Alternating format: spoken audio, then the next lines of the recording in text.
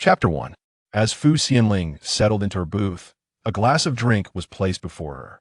She set her bag aside, exhaling softly. I do not wish to drown my sorrows in alcohol. Her friend, Cui Xiao, placed another glass in front of her, exclaiming, "Who said you came here to wallow in despair? Drink up. I shall find you a man of celestial caliber later, ensuring you experience ecstasy tonight."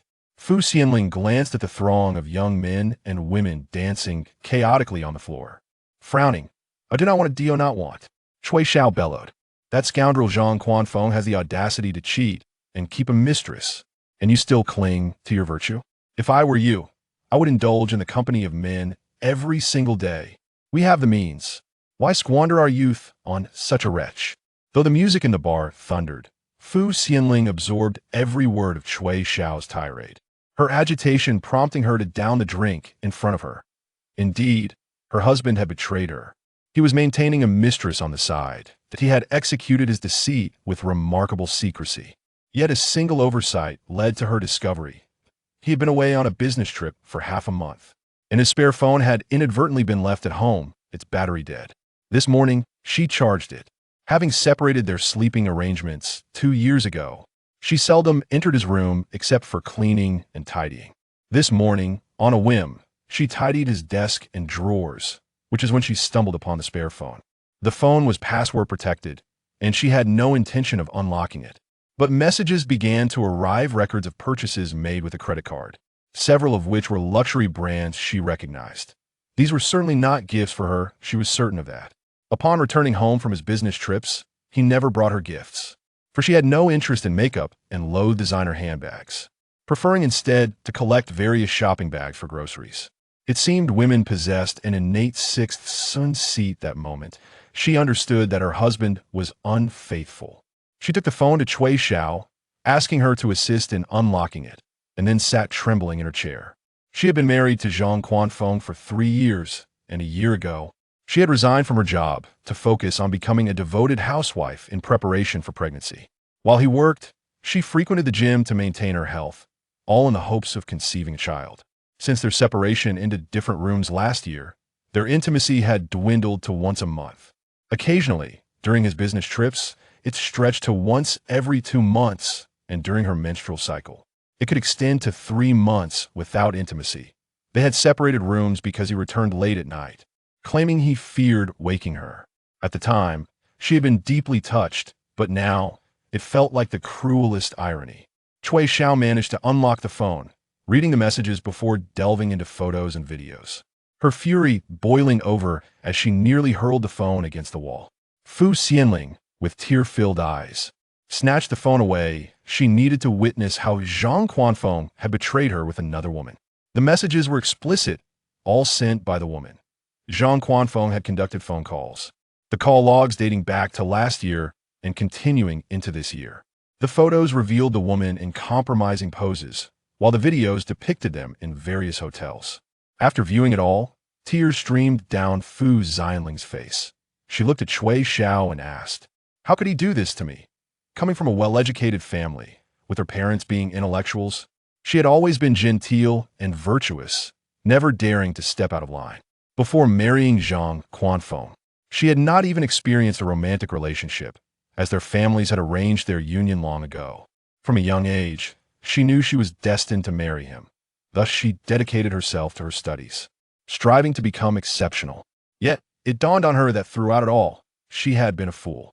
She had even naively abstained from all her cravings, including alcohol, to prepare for pregnancy. In retrospect, it was clear that Zhang Quanfeng had merely viewed her as a vessel for reproduction. Why should she bear children for such a man? She downed a second glass and wiped her tears, declaring to Cui Xiao, "I must go home. Why go back?" Cui Xiao shouted above the din of the bar. Fu Xianling sniffed, fearing she might succumb to tears in this environment. Taking a deep breath, she finished the drink in front of Cui Xiao.That, "I cannot remain here. I wish to cry." Cui Xiao escorted her to the elevator, where Fu Xianling leaned against the wall, waving her hand. "You may leave, I can manage." Seeing her eyes glistening with unshed tears, Cui Xiao refrained from cursing that wretched man again, simply advising, "Go home and get some rest. I will check on you tomorrow, all right?" Fu Xianling covered her face as she entered the elevator. Pressing the button, she took a moment to compose herself before stepping out when the doors opened. The effects of the alcohol were potent. She had never consumed more than one drink before, as her tolerance was low. Now, having had 3, the world around her swayed as she walked. She steadied herself against the wall, finally reaching her front door. After several failed attempts at entering her passcode, frustration mounted, and she pounded on the door, her eyes welling up again. Just as she was about to succumb to tears, she stifled them. Suddenly, the door swung open, and she hazily beheld the figure inside, nearly mistaking him for Zhang Quanfeng. However, the person before her was distinctly different. He wore a white tank top, soaked with sweat, revealing toned muscles beneath, with veiny arms bulging as he gripped the doorknob tightly. She stared at his face, taking a stumbling step inside, perplexed. "What are you doing in my home?" The young man was fair-skinned, with large, dark eyes that sparkled when he smiled, revealing 2 adorable canine teeth. He was tall and athletic, seemingly fond of sports. Fu Xianling often spotted him jogging to school while carrying a backpack on her way to buy groceries. He was still in college, either a sophomore or junior, that he had moved in last Christmas, distributing gifts of Christmas apples adorned with ribbons to the residents of the building. Fu Xianling remembered him well. His sunny smile was endearing and reminiscent of the playful little puppy Cui Xiao had described. With a grin, he addressed her, "Sister, you've got the wrong house, this is mine." His voice was rich and melodious. Fu Xianling recognized that the entrance was not her home. She resided on the 3rd floor, and this was clearly the 2nd. It seemed she had pressed the wrong button in the elevator. She attempted to retrace her steps, but the effects of the alcohol rendered her body sluggish, unable to keep pace with her thoughts. In her haste, her foot faltered slightly, prompting a young man to extend his hand to steady her. With her head bowed, she murmured an apology. The intoxication made her words somewhat slurred. "It's nothing. Allow me to accompany you." "Have you been drinking?" he asked, closing the door and guiding her toward the elevator. "No need. I can manage," she insisted, though her unsteady gait contradicted her words. Reaching out to grasp the wall for support, she found only air, nearly toppling over, before the young man quickly caught her. My apologies," he said, his ears reddening as he released her, yet continued to support her with caution. Fu Xianling caught the scent of sweat emanating from him. It was not unpleasant. The warmth of his body seeped through their touching skin, gradually enveloping her. A tingling sensation coursed down her spine, prompting her to wish for distance. Yet his potent masculine aroma lingered enticingly in her nostrils, further muddling her thoughts. He was remarkably warm. Oddly, she found the scent of his sweat appealing. An urge to inhale more deeply stirring within her, yet she restrained herself, sensing the impropriety of such behavior. Once inside the elevator, her embarrassment became palpable. Her face flushed crimson, her eyes reddened. The young man wrapped one arm around her waist, while the other held her wrist. Though not diminutive in stature, she appeared notably petite within his embrace. Upon reaching her door, she squinted at the keypad, struggling to input the correct code, succeeding only after 2 attempts. She mumbled her gratitude, but he simply guided her inside, taking her to the bathroom when she incoherently indicated the need. "Do you have any hangover medicine here?" he inquired from outside the bathroom door. As soon as she entered, her strength waned, and she sank to the floor, mumbling, "No, I don't need it, thank you." He seemed to murmur something in return, but she could not discern the words. It sounded like he said he would leave. She acknowledged him with a faint response and reiterated her thanks. The dizziness intensified as she struggled to remove her long dress, staggering towards the bathtub to turn on the faucet. Chapter 2. Her head spun increasingly, and she called out weakly, "Ah!" Outside, hurried footsteps approached, followed by the young man's anxious voice, "Are you all right?" Without waiting for Fu Xianling to respond, he opened the bathroom door. There she was, partially reclined on the floor. She was strikingly beautiful, her hair grazing her shoulders, her skin fair, and her eyes somewhat dazed with a hint of redness around the rims. "I'm sorry." Yu Xiangxi abruptly turned away, holding a bottle of hangover medicine, fumbling for a place to set it down. "I brought this for you." He gestured towards the door. "I heard a noise and thought something was wrong. I didn't mean to intrude." His face flushed crimson by the end of his explanation. As he prepared to exit, Fu Xianling called out softly, "Wait a moment. I shall not speak of this, you need not worry." His ears flushed crimson. He did not turn back. His fingers had already unlatched the restroom door. Fu Xianling called out from behind, Come here. She felt as though she had not consumed alcohol, but rather a raging fire. The flames enveloped her mind, for how else could she utter such words? Her gaze fixated upon him as she spoke. If you are unwilling. Yet, before she could finish, the boy had closed the door and swiftly approached her. The weight of his presence sent a shiver down her spine, and amidst the haze clouding her mind, she was acutely aware that she should not resemble Zhang Quanfeng. She had adhered to her principles for 28 years and ought not to tarnish her purity like that scoundrel. However, at the moment his lips met hers, she realized her yearning for a man's embrace and fervent kiss. Sister, may I see you tomorrow? In her dazed state, she heard him whisper in a low voice beside her. She shook her head. No. The boy ceased his words and lowered his head to capture her lips in a kiss. She was oblivious to when she fell asleep or when he departed. When Cui Xiao arrived, she was still lost in slumber. Young lady, I thought you had taken sleeping pills. Cui Xiao pulled back the curtains and reached out to touch her forehead. You've been asleep since drinking just a few glasses? Fu Xianling blinked awake, staring at her in a daze, momentarily believing the previous night to be a mere dream. What is wrong with you? Why are you in such a daze? Get up. Cui Xiao thrust her watch before Fu Xianling's face. It's already 3 in the afternoon. How can you sleep so soundly? I thought you'd sleep until noon. I even ordered food for you. I nearly called for an ambulance. Fu Xianling finally came to her senses, glancing around to find she was alone in bed. What are you looking at? Cui Xiao craned her neck to see. Nothing. Fu Xianling's voice emerged hoarsely, startling her with its raspy quality. She cleared her throat. What on earth happened to your voice? Cui Xiao stood up and walked outside. Wait, I'll fetch you a cup of honey water. Only then did Fu Xianling draw back the covers and prepare to rise, her aching limbs reminding her that the previous night had indeed transpired. She was clad in a white long-sleeved nightgown, likely donned by the boy. She typically wore spaghetti-strap nightwear in summer, not this long-sleeved attire. Suddenly recalling something, she retrieved a mirror from the bedside to inspect herself, and thankfully, he had not left any marks upon her neck. However, as she slightly lifted her garment, she was met with a plethora of kiss marks and bite impressions. No wonder he had insisted on dressing her in long sleeves. It appeared he had tidied up before departing, having changed the sheets and replaced the trash bag with a fresh one. When she stepped out of bed, her legs trembled unsteadily, just as Cui Xiao entered with the honey water. Seeing her in such a state, she gasped, Goodness, you can never drink again. I'm fine. Fu Xianling's voice was painfully hoarse, and she frowned, clearing her throat as she accepted the cup from Cui Xiao's hands and took a sip. Yet, her hand trembled violently while holding the cup. You've drunk, and now your hands are in such a state. Cui Xiao supported her hand, filled with concern. Here, let me feed you. Fu Xianling dared not reveal that she was not tormented by alcohol. After finishing her water, she gritted her teeth and made her way to the restroom. Upon closing the door, she leaned against it, gasping in pain. Her entire body ached severely, particularly her legs, which felt as though the tendons had been strained. Any movement sent sharp pangs coursing through her. The restroom had been cleaned, and as she glanced around, memories of the previous night's wild revelry flooded back. After struggling through her personal care routine, she was forcibly seated at the dining table by Cui Xiao, who insisted, Come. I've ordered a plethora of dishes, all of which have gone cold. I've just warmed them up. You should eat them while they're hot.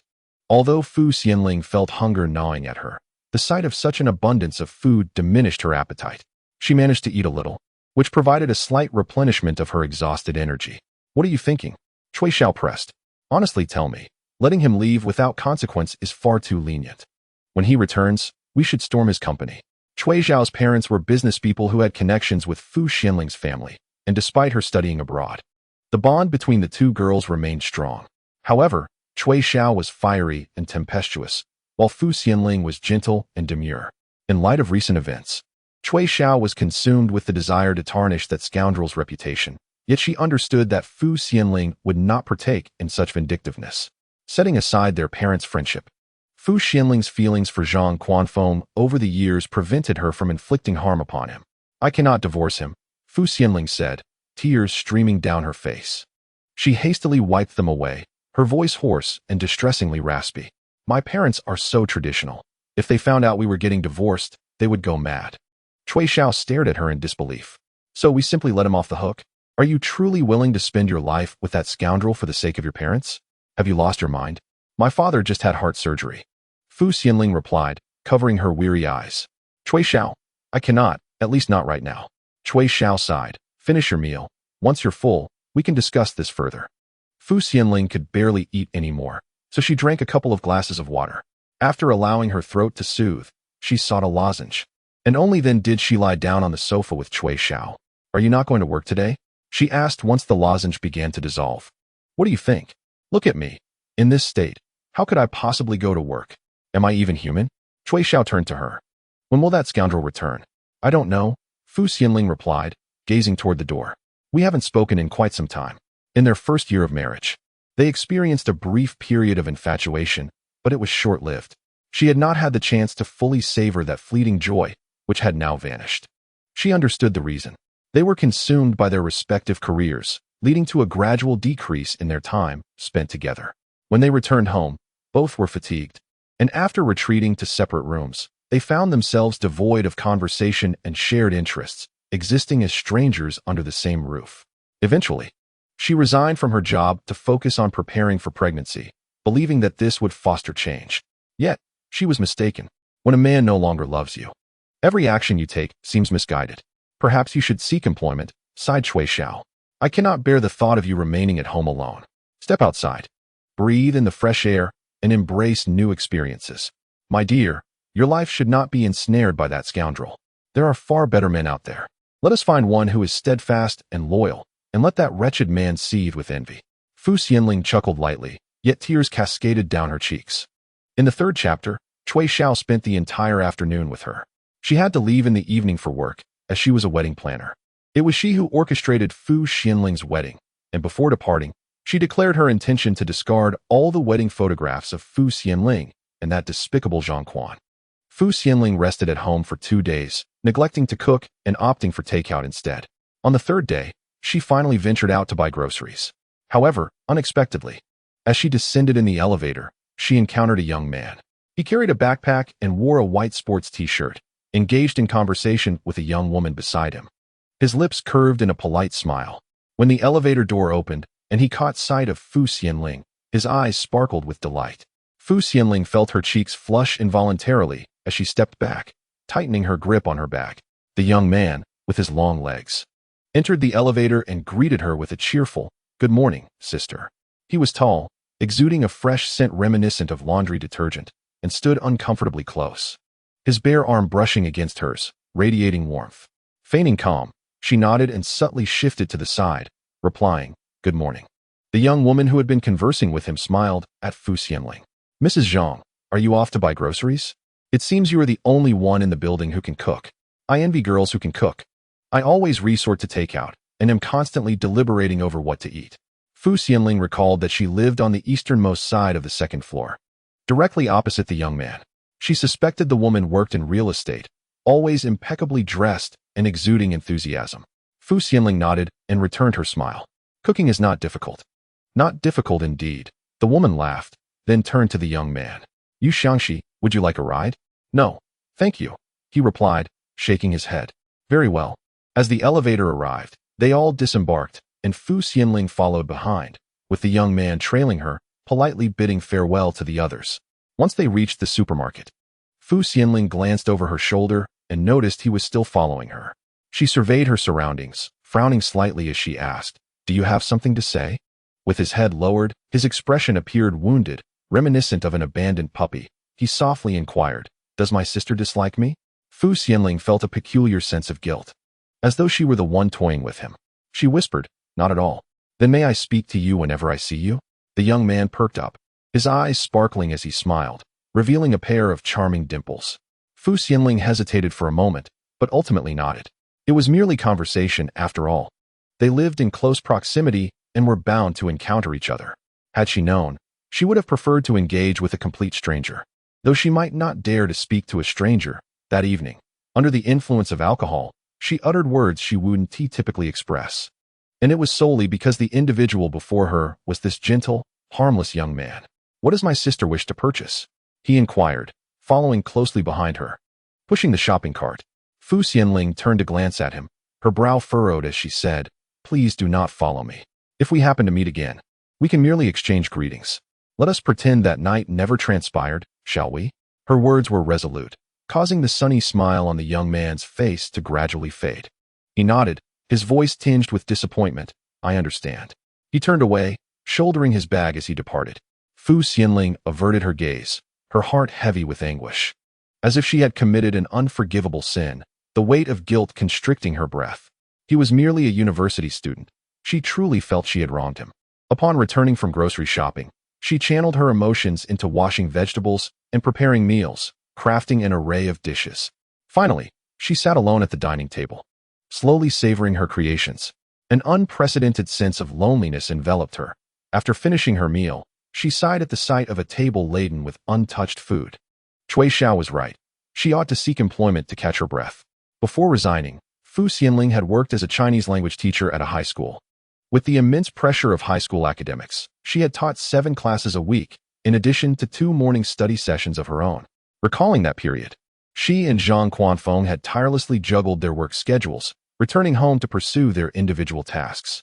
After some contemplation, she applied for a clerical position at a company, yearning for a change of environment. The interview the following afternoon proceeded smoothly. Upon returning, she visited the supermarket to purchase some ingredients, including 2 pounds of apples and oranges. To her surprise, she encountered the young man again in the elevator. He was perspiring, his face glistening with sweat, and as she stepped in, she was enveloped by the warmth of his presence, causing an involuntary shiver to run down her spine, her mind flooded with images of him pressed against the porcelain wall, leaving her parched and flustered. Sister, he greeted her, his gaze unwavering. Fu Xianling dared not meet his eyes, lowering her head and murmuring a vague acknowledgement. The elevator was empty. She stood on the left while he occupied the right. As the doors closed, he turned to look at her. Noticing the purple bruises forming on her fingers from the bag she clutched, he reached out to take it from her. Fu Xianling recoiled slightly. No need. His hand, warm to the touch, made her flinch as he brushed against her.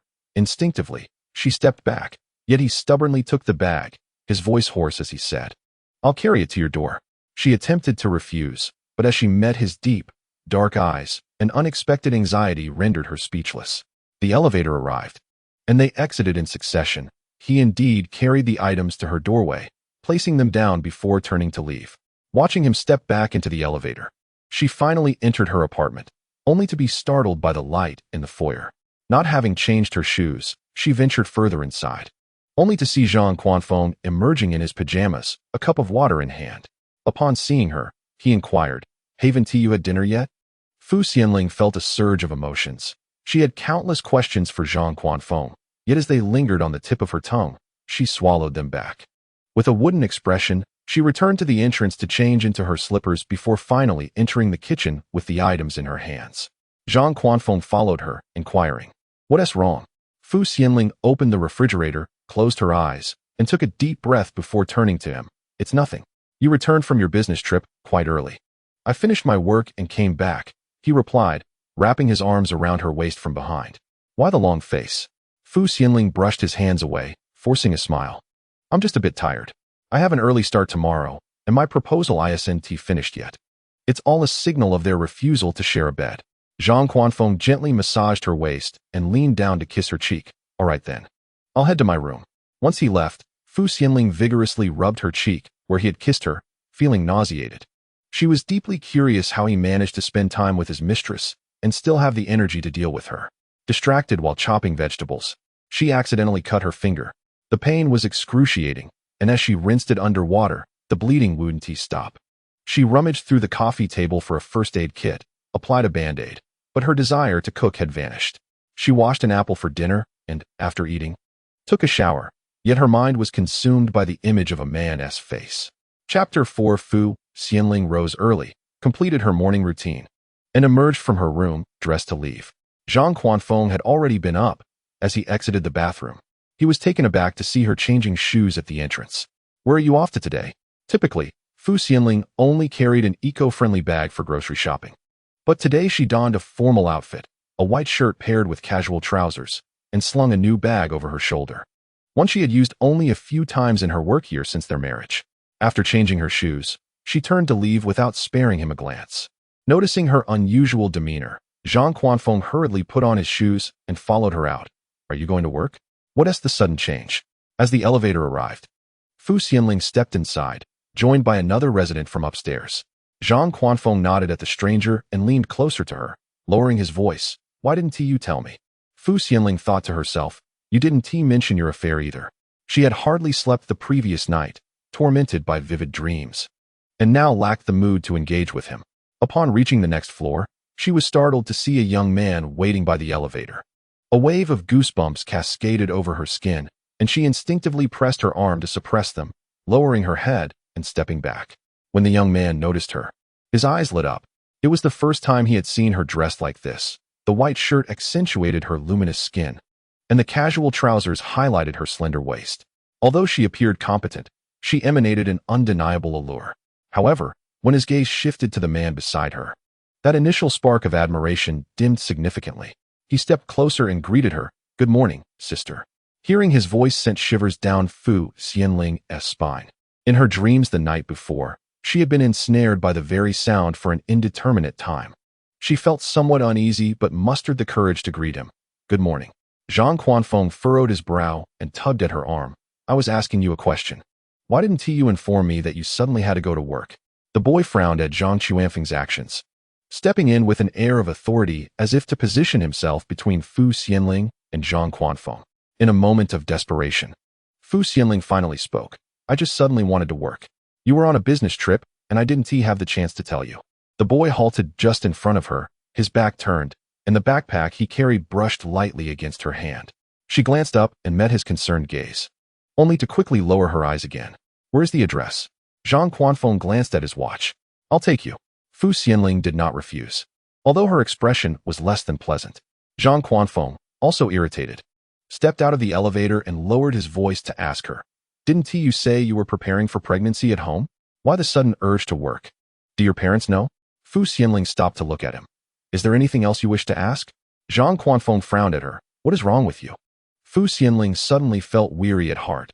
She wished she could tear off the hypocritical mask of the man before her, even to the extent of confessing her own infidelity just to bring an end to this chaotic situation. As her gaze drifted beyond him, she noticed the boy had also come to a halt, and she instinctively turned her face away. Zhang Quanfeng deserved every bit of it, yet she could not bring herself to ruin another's life. She took a step forward, and just then, Zhang Quanfeng received a phone call. He hurriedly answered, shouting after her, Wait for me. I'll give you a ride. Without looking back, Fu Xianling replied, I can go to work myself. No need for you to drive me. Zhang Quanfeng's car was still in the garage. He glared at Fu Xianling's retreating figure, composed himself, and finished his call before heading to the garage to get the car. As Fu Xianling exited the neighborhood to hail a taxi, she heard a shout from behind. Turning around, she saw the boy running towards her, a bag of breakfast in hand. He reached her and handed over his offering. Sister, please enjoy this breakfast. Fu Xianling indeed had not had breakfast. She glanced into the bag and saw buns, tea, eggs, and a packet of soy milk, items readily available at the neighborhood entrance. Yet, she hadn't ventured out for breakfast in 2 years, having prepared meals at home instead. She accepted it, thanking the boy. After all, receiving help makes one beholden. And as she got into the car, she asked, Are you headed to school? Seeing him nod enthusiastically, she made room for him.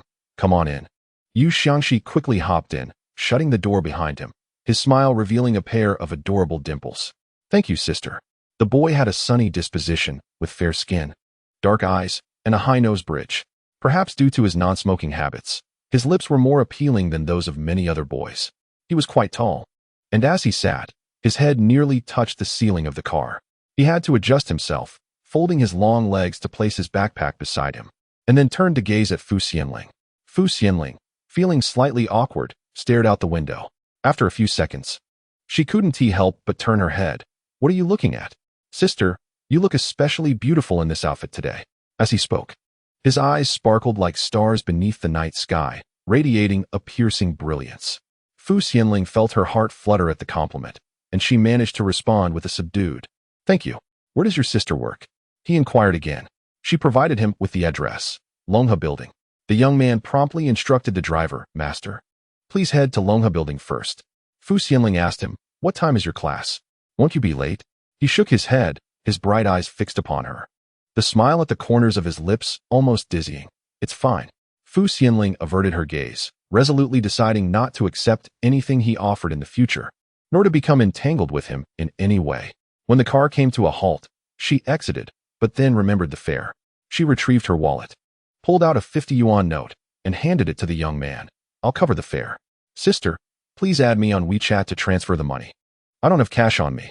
Yu Xiangxi flashed her an innocent smile, his eyes exuding sincerity. I can pay you via QR code. She opened WeChat, adopting a serious demeanor as if to distance herself from him. Yu Xiangxi looked somewhat dejected but proceeded to pull out his phone, displaying his WeChat QR code for her. Xianling was at a loss for words. She knew he was being intentional, yet she reluctantly added him on WeChat. His profile picture featured a black background with a large white character U. She knew his name was Yu Xiangxi, as many neighbors often discussed him, praising his sunny demeanor and kind heart. He frequently assisted elderly neighbors with heavy loads, effortlessly managing multiple trips without fatigue.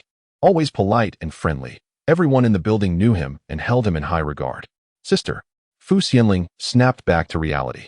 Looking up at the young man whose skin was fair, eyebrows thick, and eyes dark as coal, his pupils bright and shining. He waved at her with a smile, the creases of his lips exuding an inexplicable allure. Goodbye. Her spirits inexplicably lifted. She smiled back at him and turned to walk toward the building. At noon, Zhang Quanfeng invited her out for a meal, eager to have a serious conversation. Xianling declined, stating she was busy with colleagues from work and had planned to eat downstairs. She strived to adapt to her new surroundings, to embrace everything fresh and novel. Only when she faced Zhang Quanfeng would her heart not feel so burdened with anguish. What would life after divorce be like? As she ate, she stared at the rice in her bowl, contemplating whether Zhang Quanfeng would marry his mistress. No, he wouldn't. He had married her due to their equal social standing. After all, and what about her? If she revealed her desire for divorce to her parents, her father, with his frail heart, might end up hospitalized upon hearing the news, while her mother would surely crumble. A once harmonious home could descend into chaos because of her, and her future days would be shadowed by guilt and sorrow, while Zhang Quanfeng would be joyfully embracing his mistress. Taking a deep breath, she chewed the rice until it was unrecognizable, swallowing it down.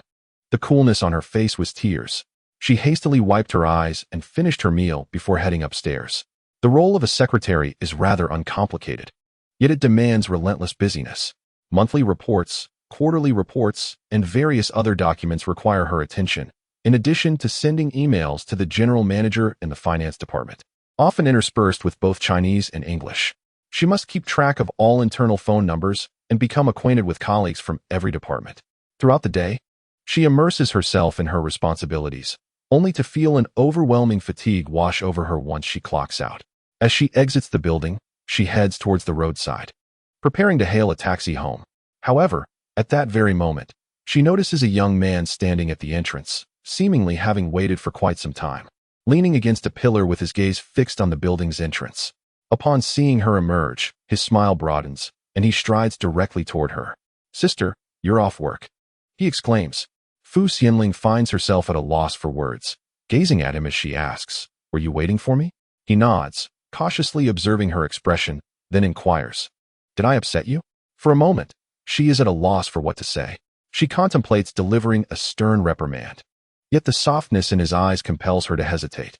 Conversely, remaining silent raises concerns about whether he would continue this behavior in the future.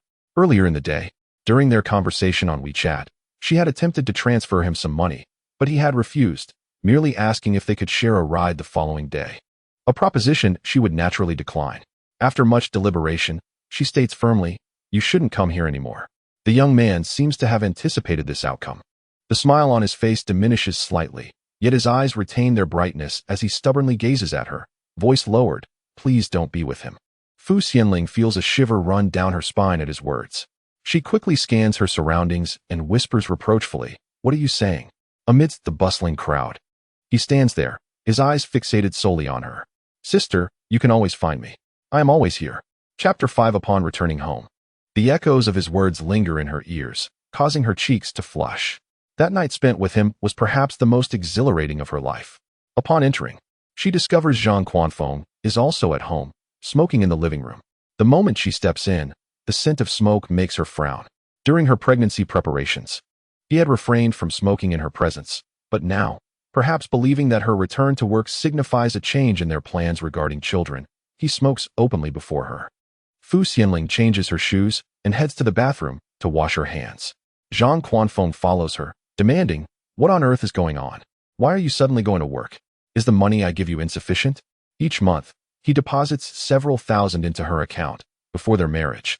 He was merely a department manager, yet now, having ascended to a director's position, his side earnings must be substantial. As she washes her face, Fu Xianling reflects that she had only applied sunscreen and lipstick before leaving in the morning, planning to wear light makeup the following day. She retrieves her cosmetics from the cabinet and arranges them neatly. Zhang Quanfeng seizes her wrist, his tone turning icy. "Fu Xianling, I am speaking to you." She turns to face him. "I am already working. What do you want from me?" "What do you mean by what do I want?" "You have informed your parents that you are preparing for pregnancy at home, and now, all of a sudden, you intend to go to work. What might they think? Surely, they would assume that something is amiss between us." "Indeed, there is a problem between us," Fu Xianling said with a sullen expression. Zhang Quanfeng gazed at her and inquired, "What problem?" Fu Xianling felt a strong urge to slap him, wishing he could grasp the meaning of pain. Yet, she suppressed all her indignation and grievances. Looking at Zhang Quanfeng as she declared, "I no longer wish to have children. I do not want to bear a child for someone like you." Her eyes were painfully teary. She had strived to excel for many years to marry the man before her, and now it all seemed like a farce. She had performed admirably, yet she could not fathom why they had arrived at this juncture. Upon seeing her cry, Zhang Quanfeng opened his arms to embrace her, saying, "Do not weep. Is the pressure too overwhelming? Just let things unfold naturally. Do not burden yourself." He likely believed her tears stemmed from the inability to conceive. Fu Xianling refrained from explaining. He did not consider that she had trained rigorously for a year before attempting to conceive, and their encounters in that year scarcely equaled that one night with another man. He gently comforted her, lowering his head to kiss her face, but Fu Xianling turned away, stating, "I am very tired today." Zhang Quanfeng regarded her for a while, then pulled her into his embrace, kissing her ear and murmuring, "It has been a long time since we were intimate." Fu Xianling felt revulsion wash over her, her mind involuntarily recalling the provocative and degrading messages sent by his mistress to his spare phone. She desperately wanted to know if Zhang Quanfeng was drawn to such lewdness, which compelled him to seek excitement elsewhere. She attempted to push him away but failed. Zhang Quanfeng sought to kiss her lips, yet she turned her head to evade him, leading him to kiss her neck instead, leaving a mark. In the videos, he did the same, kissing the mistress's neck while she called out, "Hubby." Overcome with nausea, Fu Xianling abruptly pushed him away, tears streaming down her face as she shouted, "Did I not say no? Can you not comprehend?" Zhang Quanfeng's expression turned cold. Since their marriage, he had received promotions and raises. He was no longer the same Zhang Quanfeng of old, accustomed to being revered by others outside. He felt the sting of rejection at home when treated with such disdain by his wife. He promptly exited the house. When Fu Xianling emerged, he had already left, and she had no desire to know where he had gone. While showering, she scrubbed the spot where he had kissed her with force, tears falling silently. The following morning, Fu Xianling left for work early, anxious about encountering Yu Xiangxi. Fortunately, she did not cross paths with him and let out a slight sigh of relief. Zhang Quanfeng did not return that night and sent her a message stating he was working late at the office. She read it without registering its content and did not respond. However, Cui Xiao called to inquire about her situation. She briefly shared her thoughts but felt exhausted. Only upon entering the office did the chaotic emotions begin to ease. If things became unbearable, perhaps separation was the answer. Sitting before the computer, only Cui Xiao's voice echoed in her mind. In contemporary society, numerous couples exist in a state of mere formality, bound together by collective interests that prevent them from pursuing divorce. However, separation becomes a viable alternative, allowing them to escape the sight of each other's distasteful countenance. She glanced at her phone, peering into the chat interface with Zhang Quanfeng, their conversation frozen in time since last night, where he had messaged her about working late at the office. Prior to that, he had mentioned a business trip, requesting her to prepare his luggage. The history of their exchanges was a litany of work-related travel, rendering her akin to a mere caretaker, her daily contributions limited to packing his bags, ensuring he could leave home seamlessly. Holding her phone, she hesitated, ultimately deciding against making the call. What was the distinction between separation and divorce, after all? If their parents were to learn of it, chaos would surely ensue. She exhaled a frustrated sigh. At noon, Zhang Quanfeng called. informing her that he would be away for a project inspection in a different city, and this time, his absence would be prolonged. She listened in silence, offering no response. Zhang Quanfeng had anticipated that after a night's reflection, her demeanor might improve. Instead, he hung up in a fit of exasperation, frustrated by her reticence. Fu Xianling messaged Cui Xiao, sharing that he had gone on another business trip. Later that evening, as she was finishing work, Cui Xiao arrived at her office, cheerfully gathering a group of her colleagues for a simple meal downstairs. After all, she was merely an administrative clerk, not holding any significant position, so the company lacked formal welcome banquets. Instead, gatherings occurred informally among colleagues. Cui Xiao, possessing a more vivacious spirit than Fu Xianling, took the initiative to treat everyone to dinner, subtly encouraging her peers to look after Fu Xianling. The group smiled and expressed their gratitude in return. While the others indulged in drinks, Fu Xianling had only a glass of juice in front of her. Cui Xiao recalled how Fu Xianling had become inebriated after just 3 glasses on a previous occasion, sleeping until the following afternoon, her limbs feeling uncoordinated upon waking. Thus, she ordered a juice specifically for her. Ultimately, Fu Xianling did partake in a glass of wine. As members of her team approached to toast with her, she felt compelled to join in, clinking her glass with theirs, despite her preference for juice. Although it was but a single glass, the alcohol flushed her face crimson, yet she remained mentally alert. Upon returning from the restroom, Cui Xiao noticed her condition and gently ruffled her hair, asking if she was all right. Fu Xianling shook her head, assuring her that she was fine. An undercurrent of agitation surged within her, tears threatening to spill. Finally enduring until the end of the gathering, the group exited together. The May evening air was gentle, stirring a light breeze as they lingered outside, engaging in conversation. As Cui Xiao urged Fu Xianling to hail a taxi, her gaze casually swept the area and landed upon Yu Xiangxi. The young man remained at the entrance, his backpack slung over one shoulder, his figure strikingly upright, clad in sports attire that revealed the sinewy contours of his arms. His fingers gripped the straps of his bag, and from a distance, his gaze locked onto hers. A fervent fire igniting within his eyes that traversed the intervening space, kindling warmth in her heart. She appeared as if scalded, lowering her head and hastily entering the taxi. Cui Xiao relayed the address to the driver and inquired if she could manage alone. She nodded, vaguely affirming that she could. The door to the vehicle was shut. Unable to resist, she glanced back, seeing the boy approach her direction, but the taxi had already departed.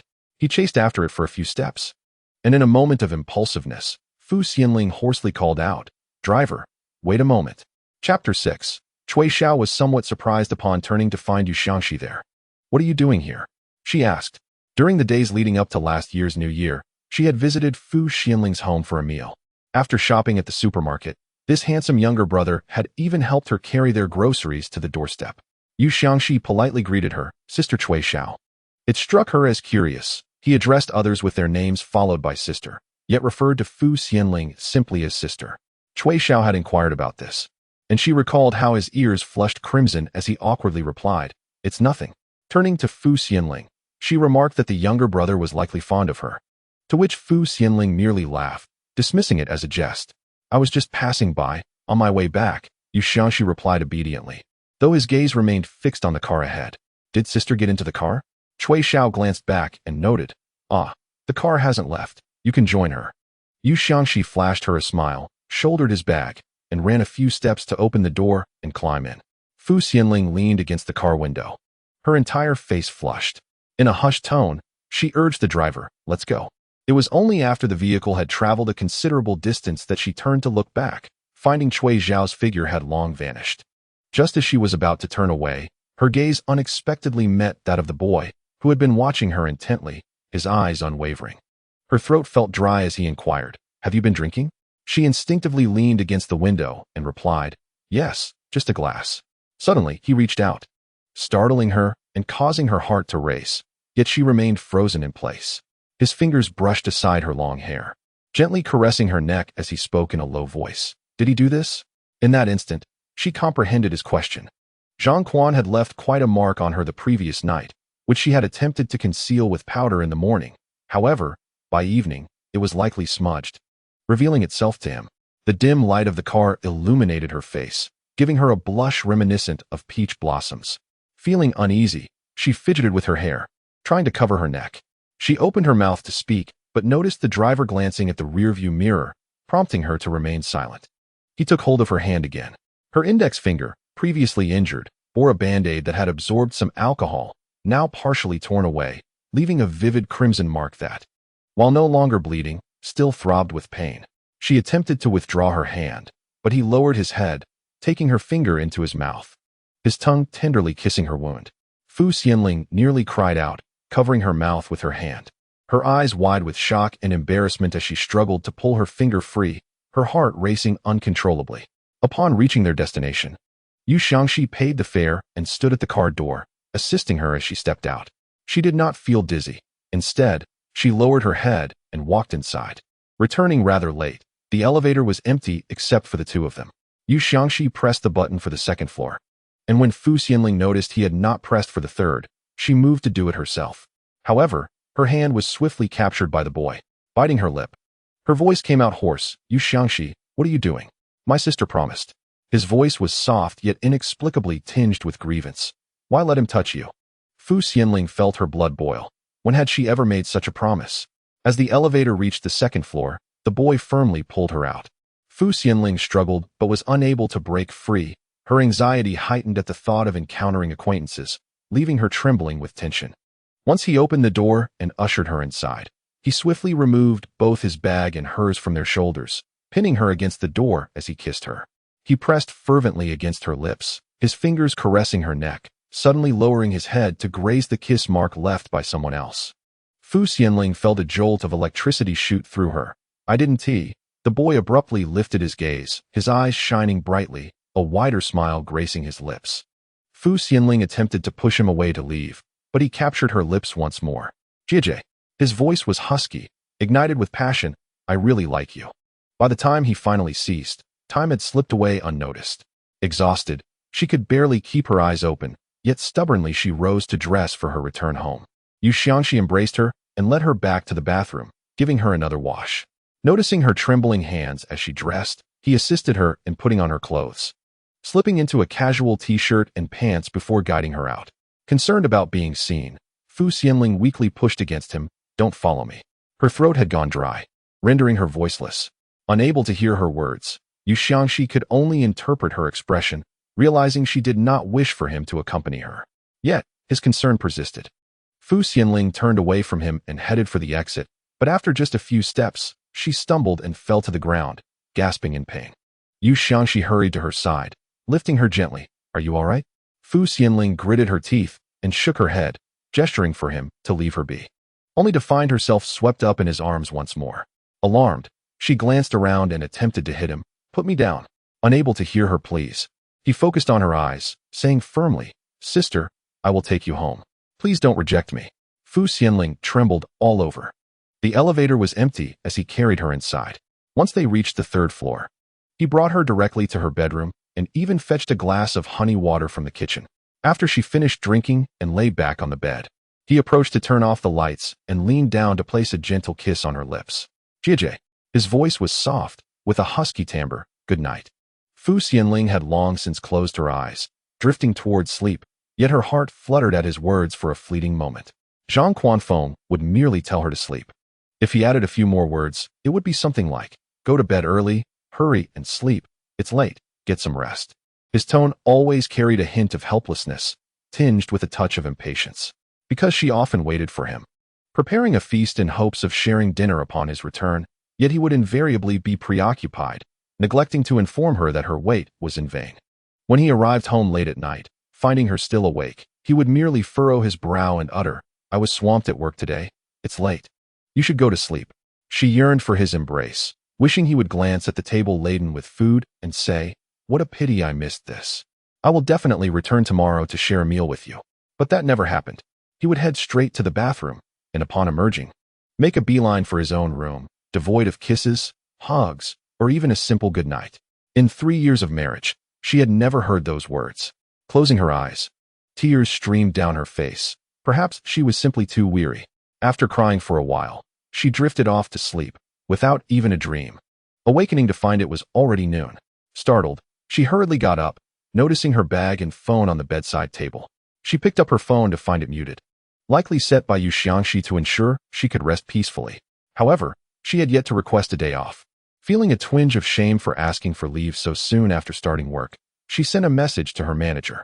When her manager called, Xianling opened her mouth to speak, her voice hoarse like a malfunctioning radio. Fortunately, her manager was quite understanding. You seem quite ill. Go see a doctor. It's all right. Come back when you're better. I'll go tomorrow. I'm sorry, manager. Xianling repeated her apology. It's nothing. Your health is paramount. Her manager expressed concern before ending the call. Xianling let out a sigh of relief, opening her WeChat to find numerous messages, some from Cui Xiao, company group messages, and others from Yu Xiangxi. Sister, are you awake? The time was 10 in the morning. She recalled the chaotic night before and instinctively pressed her fingers to her temples. Opening Cui Xiao's chat, she saw several messages sent last night. During the time she was returning home after drinking. I think that cute guy downstairs is pretty great. He definitely likes you. Just ask him. Zhang Quanfeng cheated. So don't feel wronged. If he puts a green hat on you, you can do the same to him. Let us see who gets more green. Xianling wanted to laugh, yet found herself unable to. Looking around her empty apartment, her mind drifted back to the boy's voice whispering in her ear. Sister, I really like you. Chapter 7. Xianling ordered takeout and took a shower. After drying her hair and applying a facial mask, she changed her clothes just as the doorbell rang. Opening the door, she was surprised to find Yu Xiangxi standing there, clad in a clean white athletic t-shirt, his face bright and sunlit, his sparkling eyes fixed on her, holding her takeout in hand. She was taken aback. You didn't wait at the door the whole time, did you? Sister, you're finally awake, he exclaimed. Noticing the deep red hickey on her neck, he scratched the back of his head, looking a bit sheepish. Sorry about that, sister. Xianling followed his gaze, glanced down, and without a word, took the takeout from his hands and turned to enter her room. Yu Xiangxi did not release his grip, his bright eyes feigning innocence as they glimmered with a hint of grievance.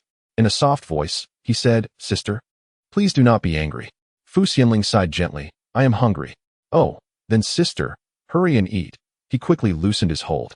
Xianling closed the door, moved to the dining table, retrieved the kanji from the takeout, and, recalling something, walked to the entrance to glance at the visual doorbell on the wall. The boy had not left. He leaned against the wall, waiting for her, his tall figure standing straight, his long legs slightly bent. He was exceptionally tall. Having stood in the elevator with Zhang Quanfeng that day, towering over him by a head, she furrowed her brow, observing him for a moment, then turned and sat down at the dining table to eat. After just a few bites, she could not help but sigh and walked out to open the door. Calling to the boy, come in. Yu Xiangxi's eyes brightened. Thank you, sister. As soon as Xianling regretted his entrance, she was utterly puzzled by her own softness. Have you eaten? She searched for slippers for him to change into. As she looked down, her pale neck revealed a deep crimson kiss mark. His voice inexplicably became husky. I'll eat at school later. Xianling tilted her head to glance at him. What time are your classes? At 1:30 in the afternoon. He entered with his bag, pulled out a Winnie the Pooh Band-Aid, grasped her hand, and placed the Band-Aid over the injury on her index finger. Xianling gazed at the adorable Band-Aid, feeling warmth spread within her heart. What would you like to eat? She moved towards the kitchen, her tone softening slightly. Sister, are you going to cook for me? The boy's face lit up with surprise and joy, his eyes shining brighter than the stars beneath the night sky. Xianling felt her cheeks flush involuntarily. She tied her long hair into a bun, walked to the kitchen, donned an apron, and said softly, hurry and tell me, or you'll miss your class. Anything is fine, as long as it's made by you, sister. I will love it all. Yu Xiangxi set down his bag and walked over to wash his hands at the faucet. Sister, let me help you. Xianling noticed his arms, fair yet strong, adorned with prominent veins. When he had first arrived last winter, she had merely thought he was a tall boy, but by summer, with his down jacket removed, his arms and calves revealed well-defined muscles developed through training. No need. She rinsed her hands under the faucet, using cold water to wash away the images in her mind. You go sit on the sofa.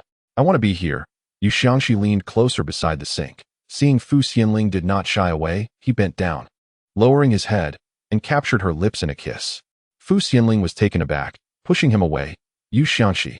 The boy tightly embraced her back, his lips and tongue enveloping hers, slowly tasting her. His breath was fresh and pleasant, and Xianling felt herself almost succumbing to the moment. She turned her head to avoid him, wiping her mouth with her hand. I'm sorry, sister. I couldn't help but want to kiss you, he said, his voice husky. Fu Xianling's ears burned with embarrassment as she opened the refrigerator, taking out vegetables and meat to wash under the faucet. The boy leaned closer, half squatting beside the sink, gazing up at her face like a puppy, softly asking, Sister, are you angry? She could scarcely fathom that a grown man would display such an expression, leaving her utterly defenseless. Blushing, she replied, No. Then may I kiss you once more? His voice was husky, yet his eyes shimmered with an unrestrained desire, as fiery as a blazing inferno. When Fu Xianling met his gaze, a shiver coursed down her spine. Before she could respond, the young man had risen, encircled her waist, and leaned down to kiss her. He captured her lips with his, tenderly nibbling, his warm breath fanning across her face. Sister, he murmured, his voice thick with a raspy allure. Fu Xianling felt a tingling sensation envelop her. Her mind consumed by the words sent to her by Cui Xiao on WeChat. Zhang Quanfeng is cheated. Don't feel sorry for yourself. If he puts a green hat on us, let us see who can wear it better. Yu Xiangxi had a hearty appetite. His dining manners were far from the delicacy of Zhang Quanfeng, yet his eating was quite appetizing. His cheeks plumped, and prominent veins ran along his neck. As he tilted his head to drink, his Adam's apple bobbed enticingly. Fu Xianling averted her gaze, focusing on her own meal. But her mind wandered back to the previous night. She seemingly had kissed his Adam's apple. Her ears flushed slightly. She stood to fetch herself some water from the kitchen. And Yu Xiangxi approached, having already finished his meal. He took the dishes to the sink, preparing to wash them. Let me do that, Fu Xianling said, taking them from him and placing them in the dishwasher.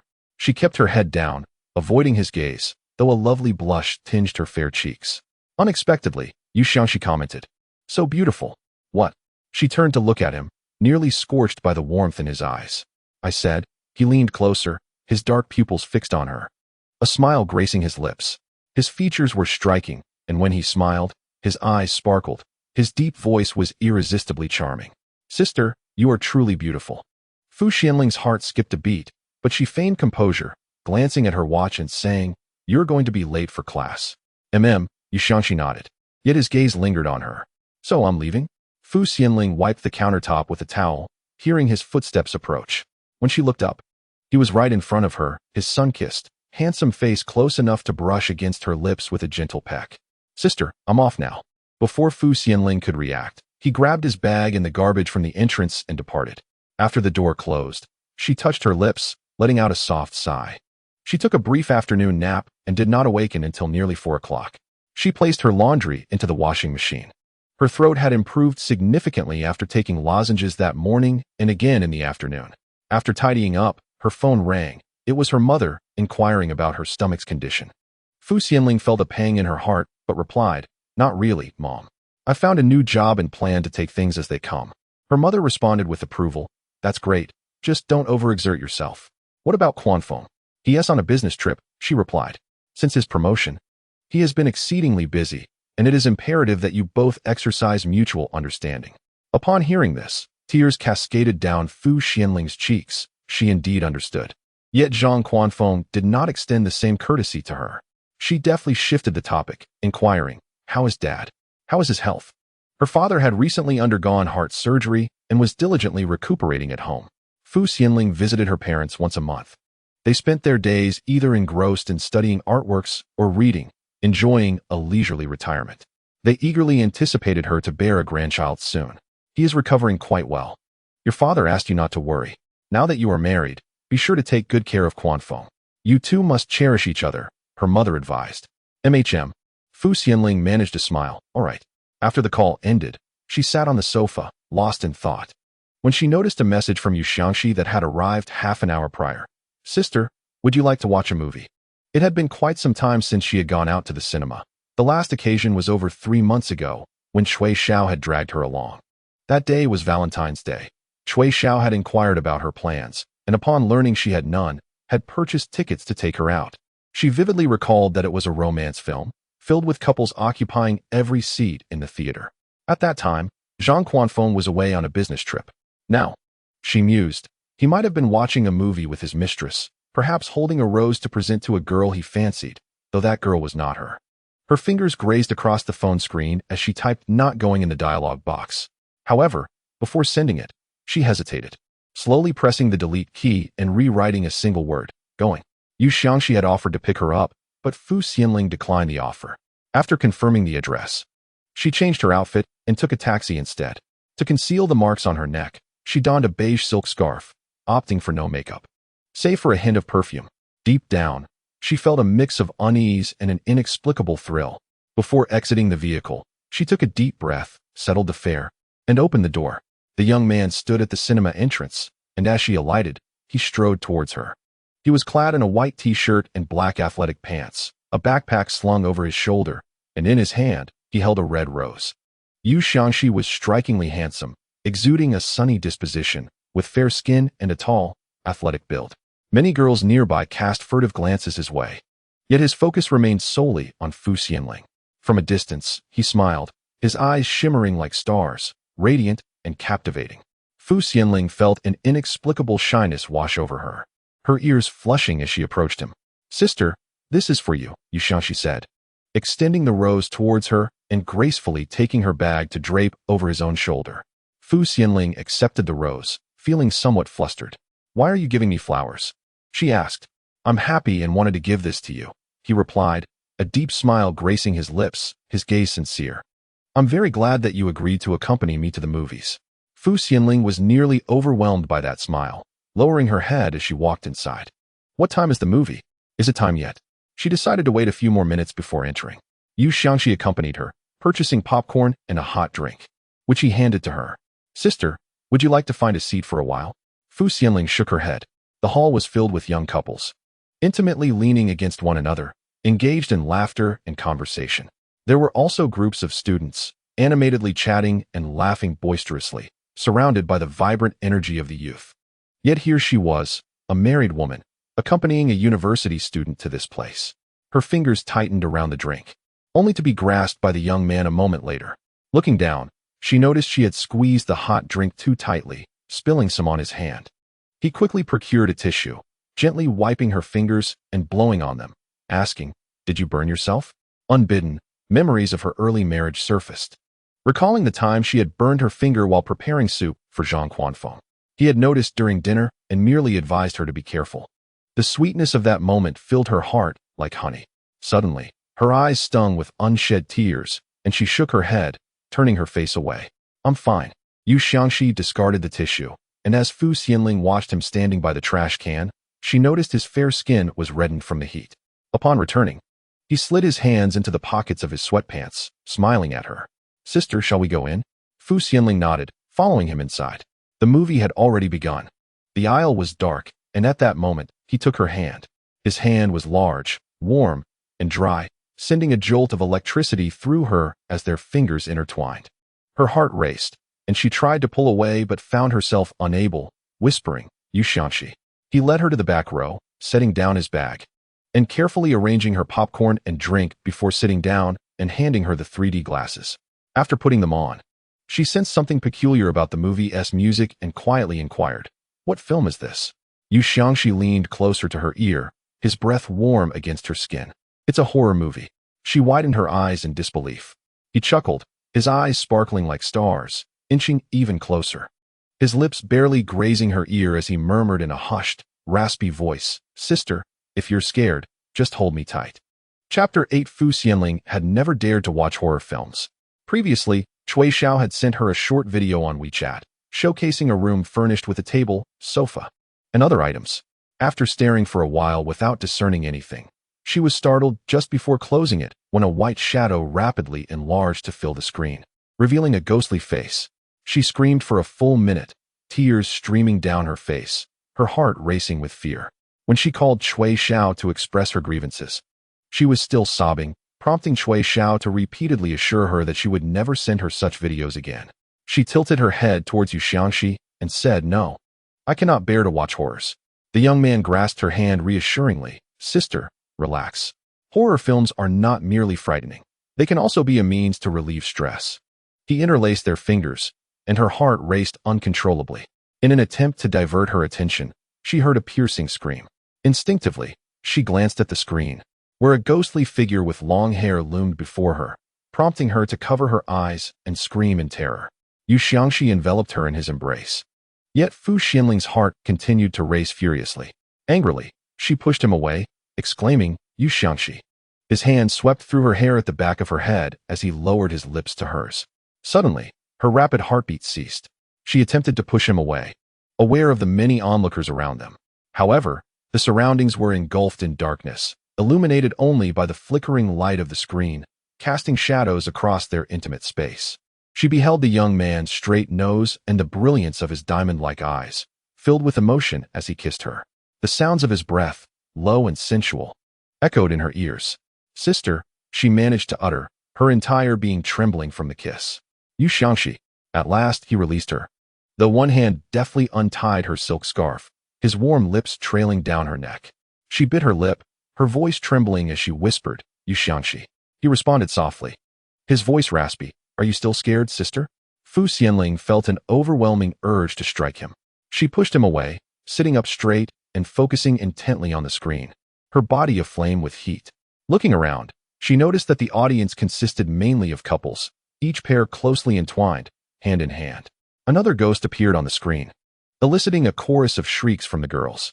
Fu Xianling gasped in surprise and turned her head away, only to be drawn into Yu Xiangxi's embrace once more. She struggled for a moment, but ultimately surrendered to his hold. The familiar scent of his sweat wafted toward her, and the sound of his strong, steady heartbeat filled her ears. The terror that had gripped her moments ago inexplicably dissipated, replaced by an indescribable fluttering sensation. "Yu Xiangxi, are you doing this on purpose?" she murmured, nestled against him, her voice muffled as if in playful complaint. He chuckled softly, his chest vibrating with the sound. "I truly intended to bring my sister here to unwind." Fu Xianling pushed him slightly away, looking up to find his eyes shining brightly in the darkness, his expression playful, with a charming smile revealing his adorable canine teeth. After a moment of shared gazes, he tilted his chin and leaned closer, gently capturing her lips once more.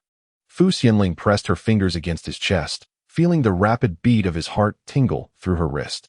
As he nibbled on her lips, the sounds of their kiss blended with the special effects of the film. Suddenly, a girl's shrill scream pierced the air, causing Fu Xianling to abruptly push him away. Her cheeks flushed.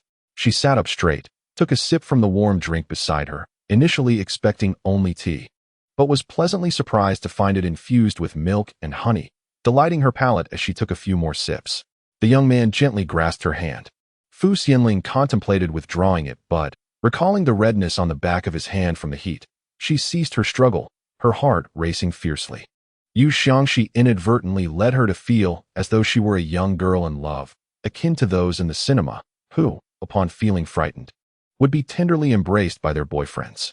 Though she was acutely aware that this was not her reality, she momentarily lost herself in this illusion, relishing in indescribable joy. As the film concluded, a group of people exited, chattering and laughing. One young man playfully mimicked his girlfriend's startled screams, eliciting laughter from the girls. Fu Xianling could not help but chuckle at the sight. Upon turning back, she noticed Yu Xiangxi imitating her, causing her cheeks to flush as she playfully pinched his arm and exclaimed, "Yu Xiangxi." He feigned innocence, crossing his arms and pretending to be pitiful, saying, "Sister, that hurts." Ignoring him, Fu Xianling grabbed her bag and walked out, her ears still flushed. After they exited, Fu Xianling visited the restroom. Upon her return, Yu Xiangxi had miraculously procured a plush toy, directly presenting it to her, saying, "Sister, please don't be angry. This is for you." She glanced at the beautiful unicorn, its plush white body adorned with a rainbow-hued horn. Accepting it, she felt an overwhelming fondness, maintaining a calm facade as she replied, "Thank you." Yu Xiangxi then handed her the silk scarf she had forgotten, glancing at the kiss mark on her neck with a hint of shyness, saying, "Sister, you forgot to wear this." Fu Xianling, blushing, tied the scarf around her neck and turned to leave. Yu Xiangxi hurried after her, calling, "Sister, wait for me." Observing her expression, he quietly inquired, "Are you angry?" Turning to face his deliberately pitiful gaze, her irritation dissipated entirely. With a hint of resignation, she replied, "No." Instantly, he brightened, carrying his bag while also slinging Fu Xianling's bag over his shoulder, holding onto unfinished popcorn and a vibrant red rose. His fair face, framed by sparkling dark eyes, revealed a charming set of tiger teeth when he smiled. Fu Xianling turned away, bewildered by how such a grown man could possess such an enchanting smile. Sister, are you hungry? Shall we go out for a meal? Yu Xiangxi approached her, walking side by side. Indeed, Fu Xianling had skipped dinner, though she wasn't particularly famished. Glancing at the time, she noted it was already 9 in the evening. Having previously returned home after work, she had rarely ventured out since resigning to prepare for pregnancy, aside from grocery shopping and visits to the gym, making it uncommon for her to be out past 8 unless called upon by Cui Xiao. Where shall we eat? She inquired, tilting her head. Yu Xiangxi pointed upstairs, suggesting, right here, if that's all right. The cinema's upper level featured hot pot, barbecue, buffets, Hunan cuisine, Huizhou dishes, and Korean fare. When Fu Xianling asked what he desired, Yu Xiangxi smiled and replied, whatever you wish to eat, I shall eat as well. His words made Fu Xianling's ears burn with warmth. Ultimately, she opted for a buffet. It had been ages since she had indulged in one, recalling only a previous outing with Zhang Quanfeng, who had been too busy and had left her halfway through their meal. Upon entering, Fu Xianling eagerly paid the bill, saying, you treat me to a movie, and I shall treat you to a meal. Yu Xiangxi remained silent, but when he settled into his seat, he softly inquired, sister, will you not come out with me again next time? Fu Xianling averted her gaze from his eyes, and as they exited the cinema, a sense of guilt burgeoned within her like rampant weeds. She reflected on her numerous missteps, lamenting the decision to involve a university student in such a predicament. Yet, she could not deny the joy she derived from the time spent with Yu Xiangxi. She was genuinely happy. I will fetch something to eat, she announced, rising to head towards the self-service area, only to be halted by Yu Xiangxi. Sister, please remain seated, I will go. He found a cup for the red rose and placed it before Fu Xianling. As she gazed at the flower, a tumult of emotions stirred within her. She lifted her eyes to see Yu Xiangxi, clad in a white t-shirt, navigating the self-service area with grace. He was tall, with striking features, and his eyes shone like deep pools of ink under the lights. Fu Xianling recalled Zhang Quanfeng. On their last visit to the buffet, she had been the one to gather the food while Zhang merely ate, occasionally frowning to comment that something was cold. She would then fetch him a hot replacement.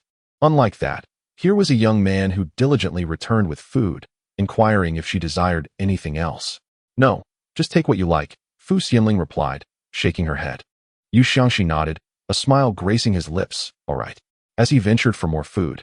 A young girl nearby observed him for a moment before pulling out her phone and approaching Yu Xiangxi to converse.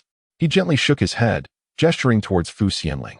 Her heart skipped a beat as she noticed the girl glance in her direction. Instinctively, she wanted to hide but steeled herself to meet the gaze. When Yu Xiangxi returned, she could not restrain herself from asking, do you know that girl? He set down his food and looked at her, saying, I do not know her. She wanted to add me on WeChat, but I declined.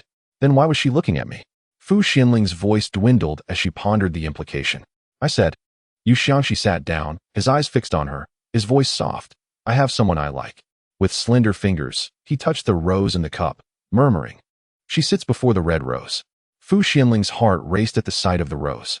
Throughout her years from elementary school to university and even into her career, she had received numerous confessions of affection. However, she had always kept in mind her intention to marry Zhang Quanfeng, politely declining the advances of others.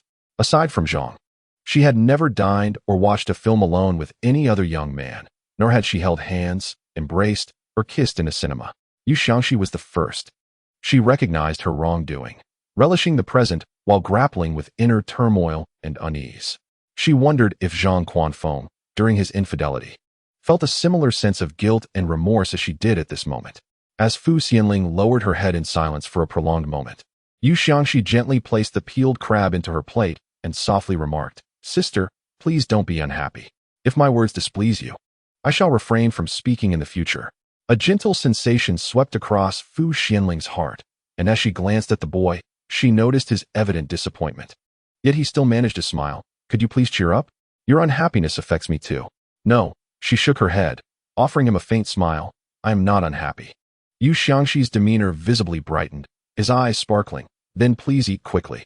He had grilled chicken wings and legs, drizzled them with oil, and added some seasonings.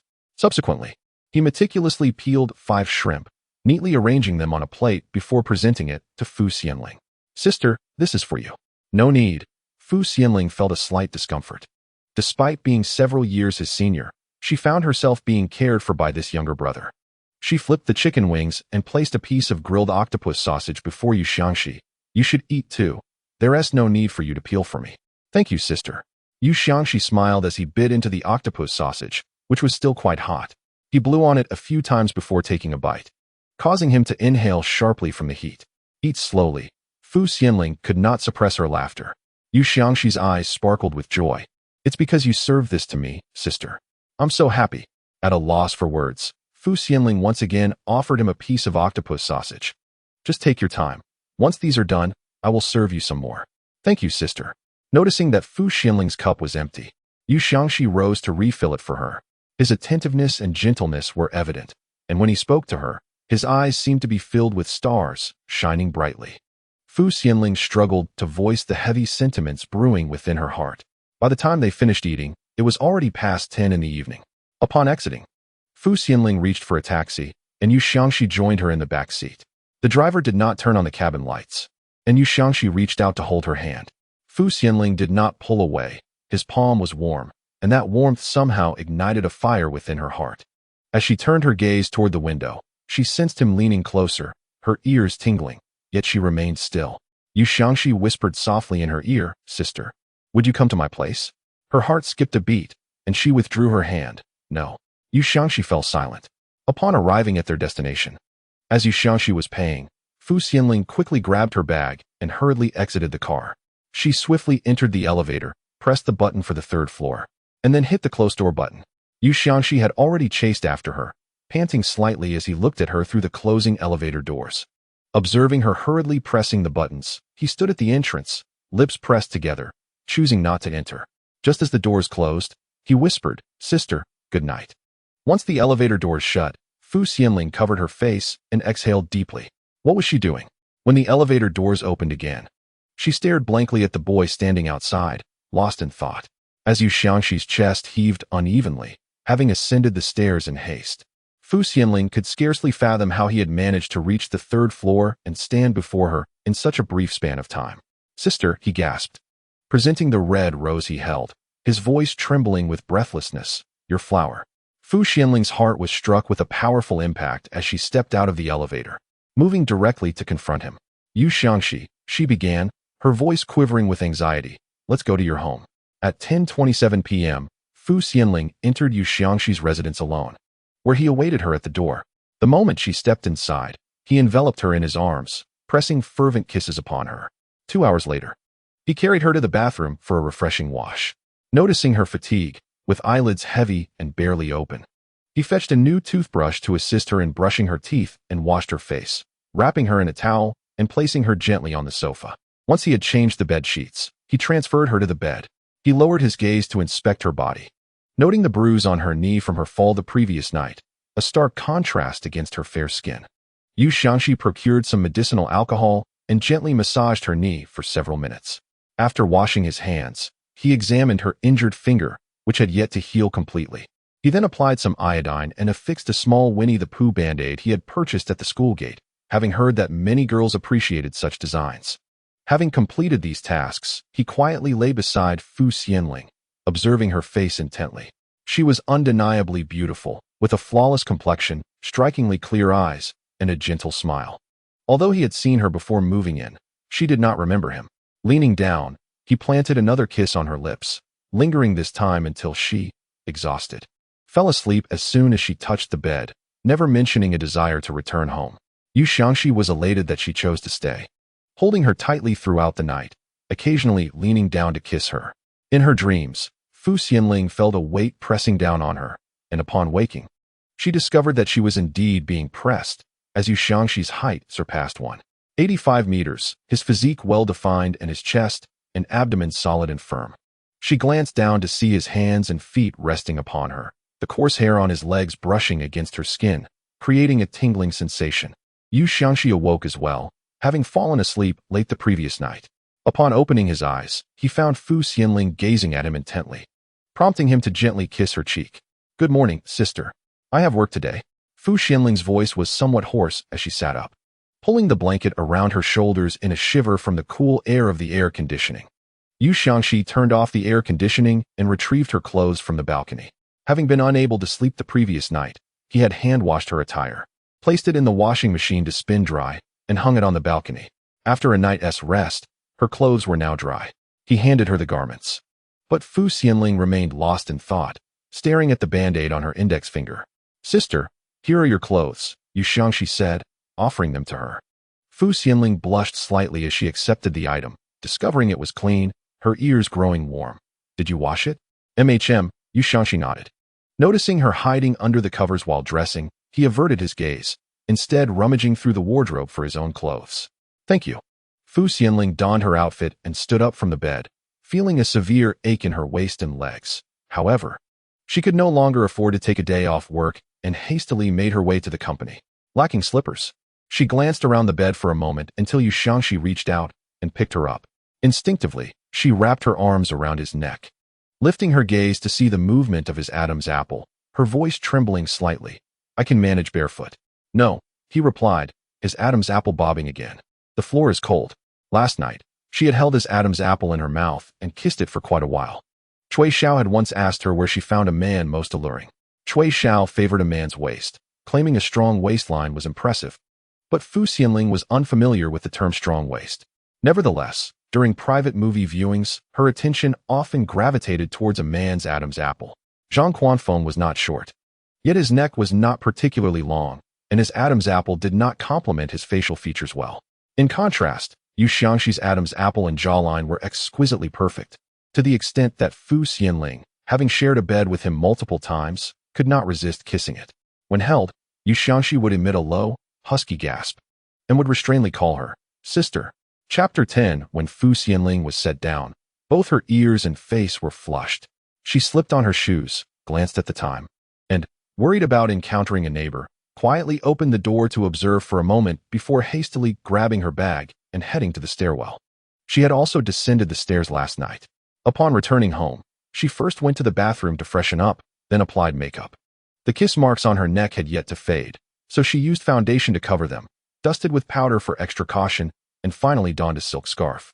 After completing her preparations in a hurry, she emerged with her bag.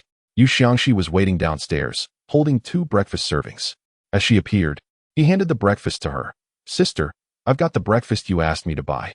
With other neighbors present, Fu Xianling dared not meet his eyes. Lowering her head to say, "Thank you." The two walked out one after the other, and Yu Xiangxi waved for a cab, turning to Fu Xianling. "Sister, it's on the way. Shall we go together?" Where was it on the way? Fu Xianling found it difficult to refute, especially with several elderly women nearby who had come out to buy groceries, greeting them with smiles. She refrained from showing any unusual reaction, responding with a few smiles while keeping her head down as she entered the car. Yu Xiangxi followed and sat in the back seat. Fu Xianling felt her cheeks flush, anxious about the neighbors gossiping if they noticed, but fortunately, a quick glance out the window revealed no one paying them any mind. She couldn't help but let out a soft sigh of relief. As the car progressed down the road, Yu Xiangxi reached out to hold her hand. Fu Xianling attempted to withdraw, only to witness him gently peel off the adhesive bandage from her index finger and replace it with a fresh one. The sun had risen, casting light through the car window onto his face, which was fair and radiant, his long, thick eyelashes framing his focused gaze on her finger. After completing the delicate task, he lowered his head and placed a soft kiss on her fingertip. Fu Xianling's heart raced, and feeling a bit awkward, she retracted her hand and turned her gaze towards the window, though her lips could not help but curve into a smile. "Sister, what floor are you on?" Yu Xiangxi inquired softly. "The 13th, Fu Xianling replied, glancing back at him and asking quietly, "What do you intend to do?" With eyes sparkling, Yu Xiangxi looked at her and said, "Then don't order lunch. I will take care of it for you." "No need. I can just order takeout," she replied. "Sister, please let me do it," he pleaded, tugging gently at her sleeve. Unable to suppress her laughter, Fu Xianling covered her mouth with her hand, her eyes crinkling into crescent shapes. Seeing this, Yu Xiangxi playfully leaned closer, shaking her sleeve gently. "Sister, can I?" The car came to a halt, and as Fu Xianling grabbed her bag, she turned to him before opening the door and said, "All right." It was Friday, and the workday was quite hectic. Her colleagues were overwhelmed with tasks. Yet, Fu Xianling felt rather cheerful. During lunch, Cui Xiao called to chat for a bit, and even asked why she seemed so happy. Fu Xianling glanced at the meal Yu Xiangxi had ordered for her, a delightful array of flavors, colors, and aromas, complete with octopus ham and a heart-shaped fried egg, accompanied by 2 fresh red roses. Biting her chopsticks, she suppressed a smile. Nothing, the food is quite delicious. Oh, Cui Xiao replied, inquiring further. Are you going home tonight or tomorrow? She was asking when Xianling would visit her parents. After a moment's thought, Xianling answered, tomorrow. All right, then come with me to the furniture store tomorrow morning. My parents' sofa is old. I'll get them a new one. And I'll also get a set for your parents. No need for that. Xianling sighed. Please don't spend recklessly. It's settled then. I'll pick you up tomorrow morning, Cui Xiao asserted decisively before hanging up. After finishing her meal, Xianling went to wash her hands, ensuring her index finger remained dry and free from the adhesive bandage. A female colleague, who had come over earlier, asked where she had gotten the bandage. Xianling couldn't recall, and the colleague expressed envy. Oh, so it was your husband who bought it. I never would have guessed. I thought men only bought the basic ones from pharmacies. Xianling's marital status was known among her peers, and it was naturally assumed that the bandage was a thoughtful gift from her husband, as was the lunch and the red roses. Why did he give you 2 red roses? A colleague curiously inquired. Remembering the single red rose from the previous night, Xianling, with a faint smile, shook her head. I'm not sure. In the evening, Xianling lingered a little longer, working overtime on a document. After sending it to her manager, she finally grabbed her bag and bid farewell to her colleagues who had plans to dine out and sing karaoke. When they invited her to join, she declined with a smile. Some colleagues jested that a gentle and demure beauty like Xianling must be heading home to prepare dinner for her husband upon his return. Xianling merely smiled and said nothing. Indeed, during the year she had been preparing for pregnancy at home, she followed this routine, cooking meals daily and waiting for Zhang Quanfeng to come home. Sometimes he would tell her not to wait, and at other times he would forget, leaving her to sit on the sofa, reading while she awaited his arrival. Those days felt quite lonely. She had few friends, with only Cui Xiao as her closest confidant. However, Cui Xiao had her own job and could not keep her company every day. In her boredom, Xianling would go grocery shopping or hit the gym. And upon returning home, it was all about cooking and reading, followed by the long wait. Now, reflecting on those times, she could hardly believe how foolish she had been, waiting for a man who did not love her to come home for dinner. As she exited the elevator, she spotted a young man waiting at the entrance of the building. Tall and athletic, he carried a bag on his back, his posture straight. Clad in sports shoes that radiated youth and vitality. He typically wore a white t-shirt, his arms displaying prominent veins. Leaning slightly against a pillar, he occasionally glanced back over his shoulder, his jawline smooth and alluring, with an enticing Adam's apple. As Xianling approached, she noticed a hair tie adorning his wrist, embellished with a small rose charm. Her gaze lingered on it, and an unexpected memory flashed through her mind, him gathering her hair and pressing her against the porcelain wall in a deep kiss. Her ears flushed, and she took a few steps forward, while the young man remained silent, trailing behind her. The vicinity of the company was bustling with dining options, and the intersection was alive with traffic. She hailed a taxi, and Yu Xiangxi joined her in the vehicle. Only when the door closed did she dare to glance at him. Just as she turned her head, he embraced her, the warmth of his body transmitting through his t-shirt, making her heart race in sync with his heartbeat. Sister, he whispered in her ear, his voice low and husky, cautious of the driver overhearing, I miss you so much. Xianling felt her heart skip a beat. Where to? The driver asked from the front. Xianling nudged Yu Xiangxi, clearing her throat as she replied. Just stop at the intersection ahead. The young man released her but reached out to hold her hand, his palm warm and dry, their fingers intertwining. Once the car came to a halt, he let go and paid the fare. Xianling stepped out and walked ahead, entering a nearby restaurant. It was not particularly quiet. The hall was bustling with patrons, and as she pushed the door open, she was enveloped by laughter and the lively din. Cui Xiao has a fondness for such places, expressing that they possess a certain authenticity, allowing one to dine with ease, unlike those hotels where silence reigns, interrupted only by the clinking of cutlery. And even the slightest indiscretion could be audibly noted. Xianling laughed heartily at this, remarking that her disposition was too wild, yet she would eventually acclimatize. However, before Cui Xiao could adapt, Xianling found herself confined at home for too long, overwhelmed by solitude, and began to long for the lively atmosphere of those earlier days.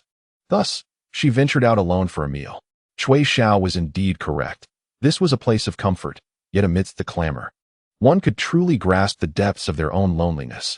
Following that meal, she never returned to such an establishment.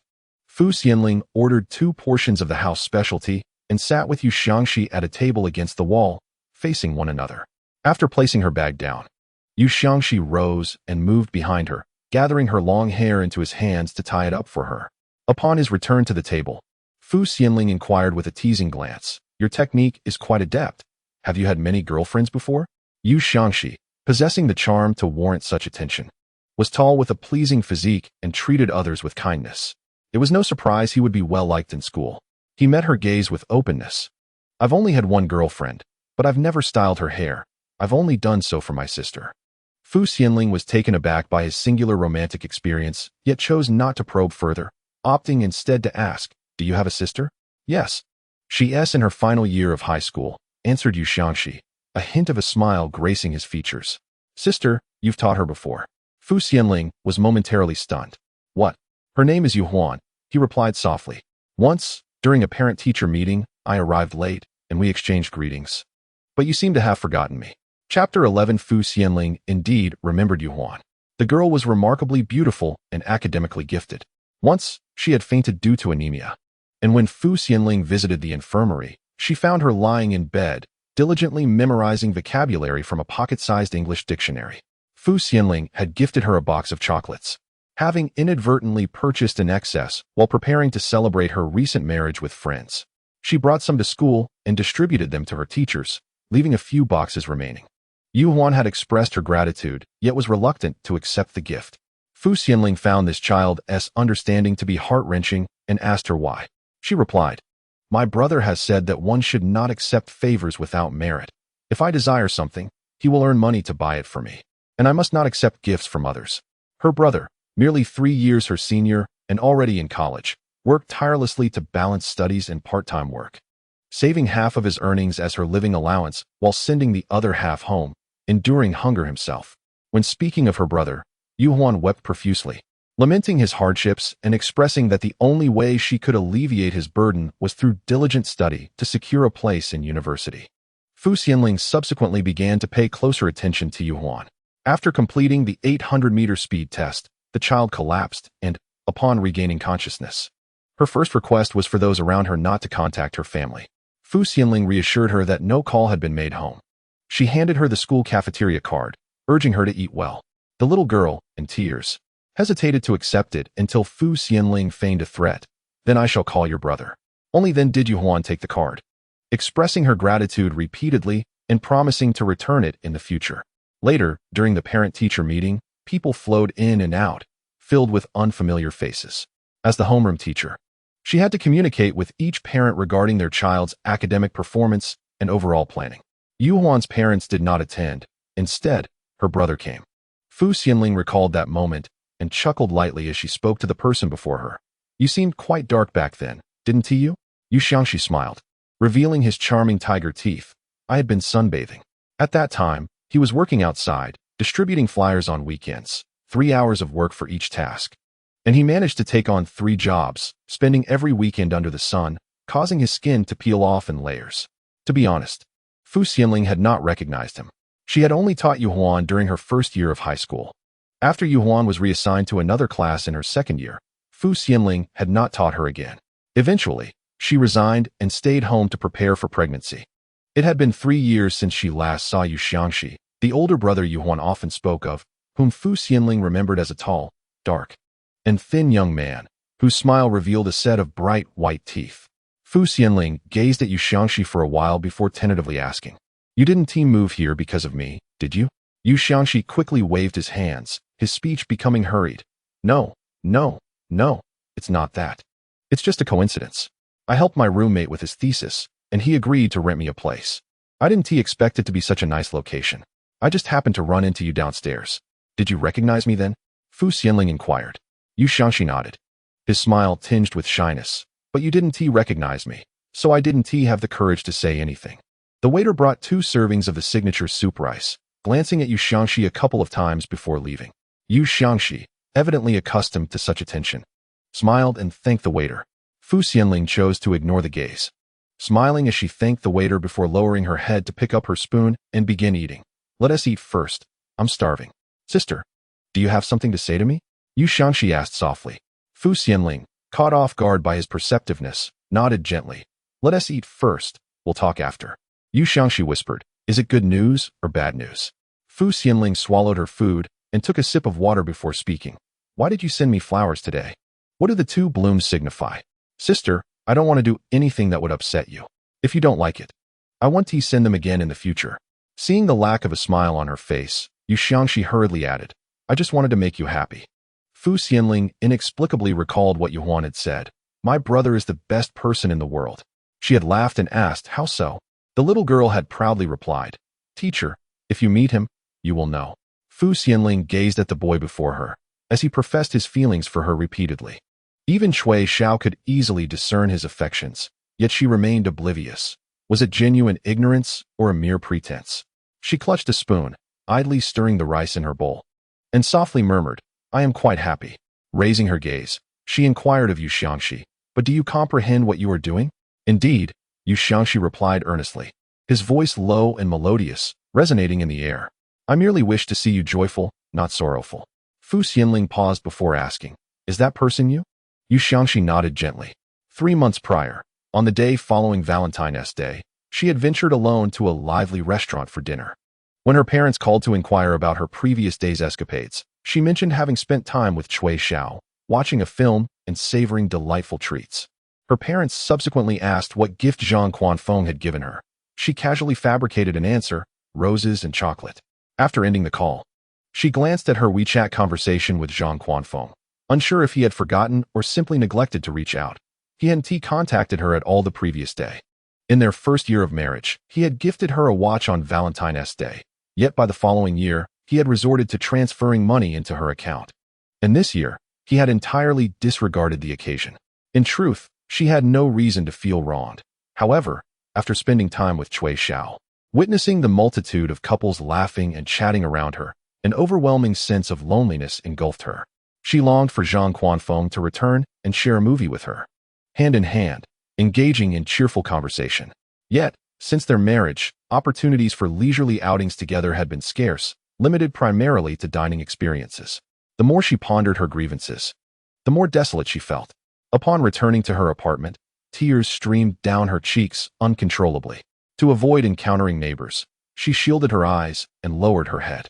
When she reached the elevator, a hand emerged before her, offering a neatly folded tissue. She accepted it, mumbling her thanks with a muffled voice. Out of the corner of her eye, she noticed a pair of sneakers, and afterward, when the elevator reached the 3rd floor, she exited and entered her home, collapsing onto her bed and weeping profusely. Fu Xianling scooped a mouthful of rice before finally admitting, I was in a bad mood that day. Yu Xiangxi poured more water into her cup, replying, Sister, you also cried when you were drunk that day. The spoon in her hand froze as she looked up at Yu Xiangxi, realizing the reason he hadn't questioned her then. Perhaps he wished to spare her embarrassment. She exhaled softly. Yes, I cried. It was quite disheartening. Disheartening was an understatement. It felt as if the sky had fallen. She was at home preparing for pregnancy, while Zhang Quanfeng was unfaithful. She had forsaken her career for love, yet in the eyes of this scoundrel, her sacrifices were worth less than dirt. Her heart ached with the realization that she had misplaced her affections and devoted 28 years of her life to a fruitless endeavor. The mere thought of Zhang Quanfeng filled her with bitterness. She sniffled, attempting to suppress the warmth pooling in her eyes, but her voice betrayed her, tinged with nasality as she uttered, He has betrayed me. The moment those 4 words escaped her lips, her tears cascaded down anew. She wiped away her tears with a tissue, forcing a smile. I'm sorry, let's change the subject. It was peculiar that she would voluntarily disclose such vulnerabilities to him. She had believed that aside from Cui Xiao, she would never reveal this side of herself to anyone else. Yu Xiangxi grasped her hand, his tone earnest. He does not love you, but I will. Fu Xianling shook her head with a smile. What love are you talking about? I am not a child. Yet, Yu Xiangxi stubbornly held on to her hand, his gaze unwaveringly serious. Sister, you are wonderful, and I will treat you well. Will you trust me? Fu Xianling believed he was indeed a good person. However, she had already erred, and there was no need to hinder a fine individual because of her own missteps. Yu Xiangxi, you are a good person. She set down her spoon, striving to muster a smile. I am very happy with you. Withdrawing her hand, She looked at the young man across from her, articulating each word with clarity. But let's end it here. Why? Yu Xiangxi gazed at her, wounded. Did I do something wrong? Or say something inappropriate? Please tell me, and I will amend it. The surrounding clamor of laughter was meant to distract her from her sorrow. Yet it did not alleviate her heartache. When she spoke, it felt as though a hand gripped her chest, suffocating her. I cannot divorce. Nor can I be with you. She looked at Yu Xiangxi, still making an effort to smile. Do you understand? His eyes were red, and he called out softly, Sister, please don't abandon me. As Fu Xianling exited the shop, her heart felt heavy and constricted. Once seated in the taxi, she glanced out the window and saw the young man standing at the entrance, watching her from afar, his fair face marred by reddened eyes. He said nothing, merely striving to offer her a smile from a distance. Fu Xianling turned her face away, no longer looking at him. As the taxi drove away, she could no longer contain her tears, feeling a deep ache within her that made her want to cry, utterly perplexed about her own emotions. She had merely felt lonely, seeking solace, and he had appeared at the right moment. She glanced at the band-aid on her index finger, her mind swirling in confusion. How could she possibly like him? Upon returning home, she visited a supermarket, bought some fruits to juice, and while in the bathroom showering, she noticed the hair tie she had been using. She took it off and examined it in her palm. The hair tie had a small red rose attached. She placed it in her makeup box, retrieved another hair tie to gather her hair, and after showering and applying a face mask, she settled into a chair by the window to read. Normally, this was how she passed her time, but today, she could not find peace. The words on the page transformed into the young man's voice. He does not love you, but I will. Sister, please don't abandon me. She closed the book, took a deep breath, removed the face mask to wash her face, and after applying her skincare products, climbed into bed to sleep. Perhaps due to an extended conversation with Yu Xiangxi tonight, she found herself reminiscing about various details concerning him. When he first moved in, their encounters in the building were infrequent, but as the new year approached, their meetings became more frequent. She would often cross paths with him in the elevator during her early morning descents or upon returning from the gym. His eyes sparkled with brightness when conversing with others, yet would turn a shade of crimson when speaking to her. As slumber enveloped her, she unexpectedly recalled his soft voice whispering, Sister, I really like you. The following morning, before 7 o'clock, Cui Xiao arrived, ringing the doorbell with no response. Without hesitation, she entered the passcode and headed straight for the bedroom, discovering Fu Xianling still asleep. She flung open the curtains, exclaiming, Young mistress, look at the time. I was planning to come over for breakfast, and yet you are still in slumber. Did you work late last night? Fu Xianling rubbed her eyes and sat up, murmuring, No, I'll get up right away. She had been restless throughout the night, plagued by dreams in which a boy clung to her, refusing to let go, and later, the dreams took a more amorous turn. Rising to visit the restroom, she changed her pants and washed them before returning to bed. Cui Xiao turned to her, poking her neck and scrutinizing for a moment, then asked, Don't tell me you slept with Zhang Xuanfan? The marks on Fu Xianling's neck had yet to fade, having inspected herself in the mirror after her shower last night. She knew they would linger for at least a week. Zhang Xuanfan had indeed been quite forceful, and later, Yu Xiangxi had left her mark as well. She pulled off the covers and got out of bed, saying, He tried to force himself the other day, but I didn't agree. Damn, you should have broken him. Cui Xiao scoffed. With his proportions, he is barely 5 centimeters at best. Fu Xianling chuckled lightly, and for no apparent reason, her thoughts drifted back to Yu Xiangxi. She made her way to the bathroom, patting her face, pondering what she was thinking so early in the morning. Upon emerging, Cui Xiao inquired, What happened to that little dog downstairs? Fu Xianling's heart skipped a beat, though her expression remained composed. What's wrong? His eyes were red, as if he had been crying. Is there something going on at home? Cui Xiao spoke with her mouth full of a freshly washed apple, her words slightly muffled. I ran into him downstairs, and didn't he have the nerve to ask, Perhaps you should check on him. Fu Xianling remained silent, merely responding with a soft, Chapter 12 Cui Xiao had a penchant for exploring furniture stores, given her profession in wedding planning. She often sought inspiration there, remarking that the staff were exceedingly handsome. Fu Xianling merely smiled. I believe your intentions lie elsewhere. You're seeking handsome men, aren't you? Cui Xiao snapped her fingers. You've caught me. Most furniture stores employed a majority of female staff, yet there were also male attendants, particularly for business and leisure-style sofas and mattresses, who were always well-dressed and quite dashing. The furniture store was expansive, with 2 entrances, and a thorough exploration would require 2 to 3 hours. Typically, wholesalers would come to buy in bulk, negotiating prices down to the lowest possible, often purchasing anywhere from tens of thousands to over 200,000. Individual buyers typically venture into the city for direct purchases, where female attendants predominantly serve. This time, Cui Xiao brought Fu Xianling directly to the furniture market, as she has always preferred to avoid intermediaries profiting from the price difference. Thus, she went directly to the source and negotiated with the main proprietor. After browsing the entire East Gate, Fu Xianling, feeling a bit fatigued in her flats, settled onto a sofa for a brief respite. An attendant poured her a cup of tea, to which she expressed her gratitude, gently sipping the warm beverage. Meanwhile, Cui Xiao had already moved on to the next shop. After a moment of rest, Fu Xianling prepared to follow when suddenly, Cui Xiao rushed over, grabbing her arm and pulling her outside. Puppy! Puppy! Upon seeing a handsome man, Cui Xiao reacted this way, a response Fu Xianling had grown accustomed to. However, she was taken aback when she entered and found herself face to face with Yu Xiangxi. The young man, donned in a crisp white shirt paired with black trousers and a matching black tie, stood tall and imposing. His fair complexion showcased a prominent nose, thin lips, and a sharp jawline, while his deep, luminous eyes sparkled with engagement as he conversed with a customer, adorned with a polite smile. When Yu Xiangxi's gaze met hers, he appeared momentarily startled. Fu Xianling, feeling awkward, attempted to retreat, but Cui Xiao tugged her inside with determination. Hey, how much for this sofa? Does buying a set come with a handsome guy? Cui Xiao inquired playfully. Yu Xiangxi's attention remained fixated on Fu Xianling, and after a prolonged pause, he replied, if she buys, it comes complimentary. Cui Xiao's mouth formed a surprised shape, and she nudged Fu Xianling, whispering excitedly in her ear, wow. He is so brazen. Are you still going to insist he doesn't like you? Go for it. Fu Xianling felt her cheeks flush, gripping Cui Xiao's hand and urging, keep your voice down. Amidst their playful banter, new customers arrived, prompting Yu Xiangxi to say to Fu Xianling, sister, please sit over there for a moment. I need to attend to these guests. Nodding in acknowledgement, Fu Xianling pulled Cui Xiao along, suggesting, let us head to the next store. We shouldn't cause any trouble. What trouble? Did you not see how his mood instantly lifted upon seeing you? He even said buying a sofa comes with a handsome guy, but only for you. Did you catch that? Cui Xiao's tone was teasing as she continued. Fu Xianling, blushing, felt the urge to pinch her. All right, enough already.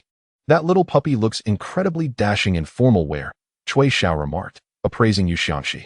He must be at least 188 centimeters tall, possibly even more. Just look at those long legs and that impressive waist. Fu Xianling abruptly covered Cui Xiao's mouth, hissing, keep it down. Cui Xiao shrugged, I'm being quiet. Why are you so flustered? There's no one else around, and he can't hear you. After a moment, she scrutinized Fu Xianling's flushed face. Why are you blushing so much? Fu Xianling felt exasperated. The customers Yu Xiangxi attended were a man and a woman. Shortly, the man headed to the cashier, while the woman lingered nearby, engaging him in conversation, her hand resting on his collar as she adjusted his tie.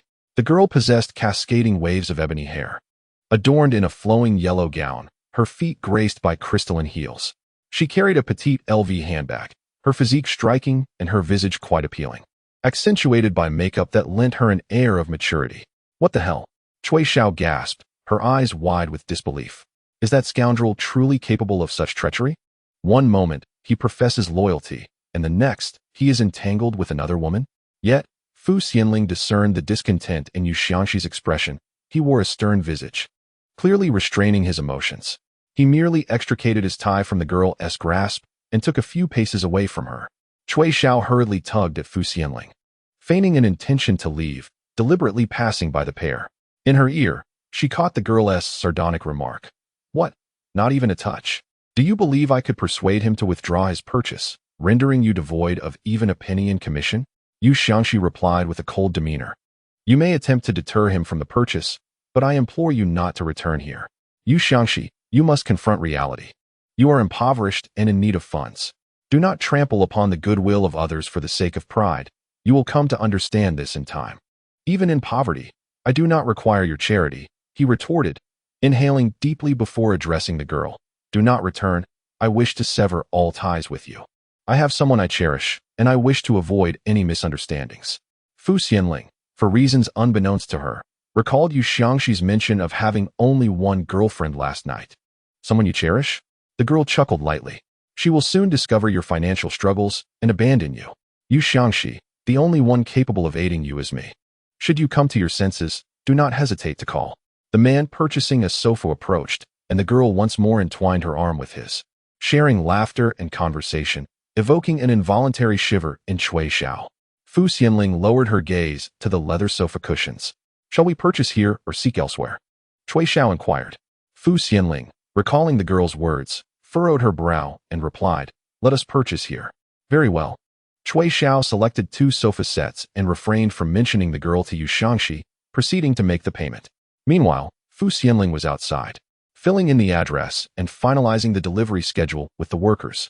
Standing before her, Yu Xiangxi waited for a moment when the surroundings were devoid of others before confiding. Sister, that was my former girlfriend. She is my senior.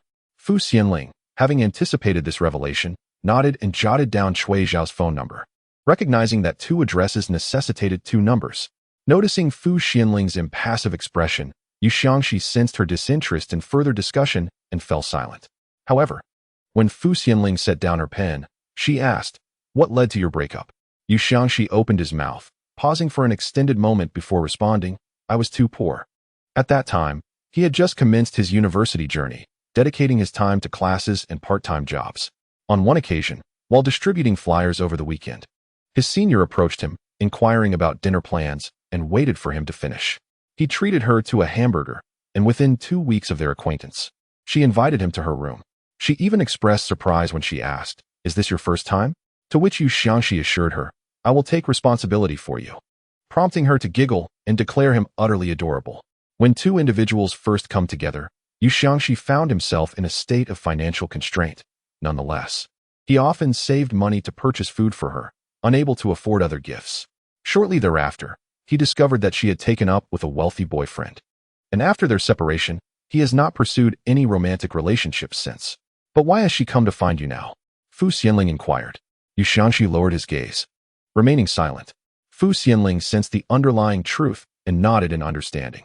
Perhaps the affluent boyfriend had failed to fulfill her needs, and she recalled the kindness of Yu Xiangxi, seeking to win him back with money, yet he turned her down.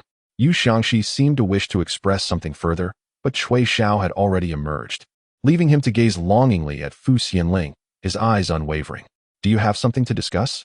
Cui Xiao raised an eyebrow at Fu Xianling. Then I shall wait for you in the car. Fu Xianling shot her a glare. No? She strode outside, with Yu Xiangxi trailing closely behind. Fu Xianling turned. Do you have more to say? Yu Xiangxi shook his head, a faint smile forming on his lips. Sister, I merely wish to see you a little longer. As Fu Xianling settled into the car, Cui Xiao whispered, what did he say to you? Nothing much, Fu Xianling replied, glancing out the window, where the boy still stood, his gaze fixed intently upon her. Cui Xiao rolled down the window, calling out to Yu Xiangxi, do you have plans for the evening? Care to join us for dinner?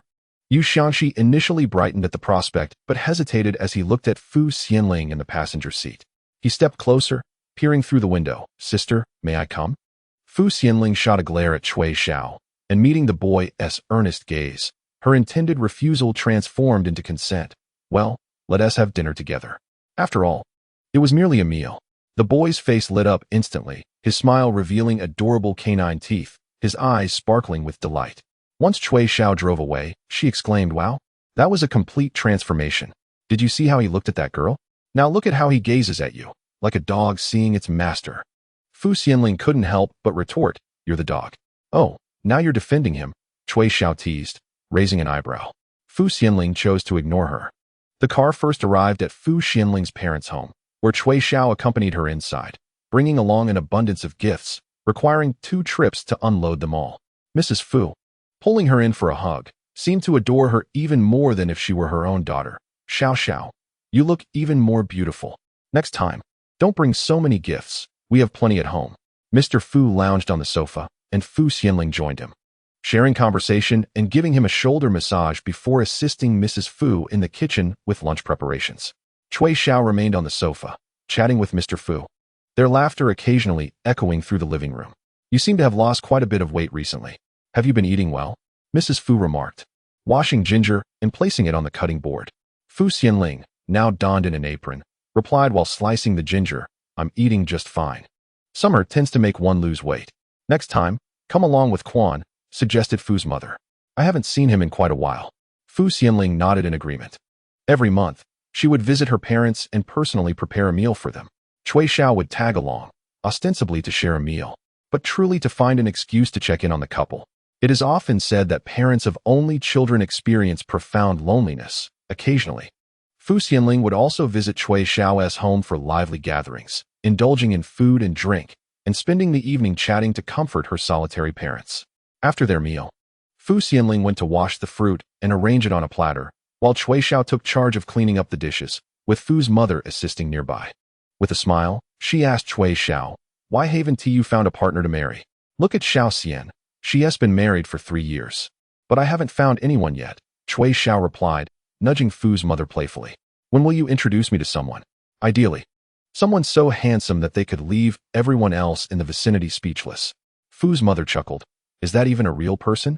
Fu Xianling joined in the laughter, remarking, she always spouts nonsense. As the clock struck 2 in the afternoon, the delivery for the sofa arrived unexpectedly, along with Yu Xiangxi.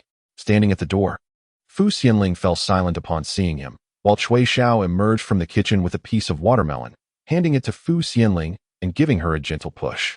Take it to him. Reluctantly, Fu Xianling walked over and offered the half piece of watermelon. Yu Xiangxi accepted it with a smile, saying, thank you, sister. He took a bite and grinned at Fu Xianling, exclaiming, so sweet. Momentarily taken aback by his radiant smile, Fu Xianling turned to retreat inside. But he called out to her, sister. What is it? She asked, turning back. His eyes sparkled, and the deep creases of his smile exuded warmth as he replied softly. Nothing, I just wanted to call you. Fu Xianling blushed and entered the house. Fu's mother was still engaging with the other workers, but upon seeing Yu Xiangxi, she couldn't help but compliment. This young man is quite handsome. Fu Xianling emerged and urged her mother inside. Mom, it's hot outside. Let us go in. Come on. Young man, you too. Fu's mother invited Yu Xiangxi inside. He was the only one dressed in formal attire, a white shirt paired with black trousers, exuding an exceptional aura. Tall and with sun-kissed features, Fu's mother took an immediate liking to him, inviting him to sit on the sofa and placing a bounty of fruit before him as she cheerfully inquired, how old are you this year, young man? Fu Xianling understood her mother's intentions to play matchmaker for Cui Xiao and stood by, merely smiling and remaining silent. Yu Xiangxi, oblivious to the subtle nuances of the conversation, felt a bit anxious and answered, I'm 23. Only 23? Fu's mother expressed surprise, glancing at Cui Xiao. Xiao is 28. The 5-year gap is nothing. Age is not an issue. Cui Xiao chimed in, grinning mischievously. Indeed, age is not a problem. I've always had a preference for younger ones, especially those with a puppy-like charm. Realizing the implications, Yu Xiangxi's ears turned crimson. He set down the fruit in his hands, hastily grabbing a tissue to wipe the coffee table clean. Auntie, I have things to attend to. I must take my leave now. As they were about to leave, Fu's mother was scolding Cui Xiao. What is wrong with you? At least try to be a little more reserved. You've scared everyone away.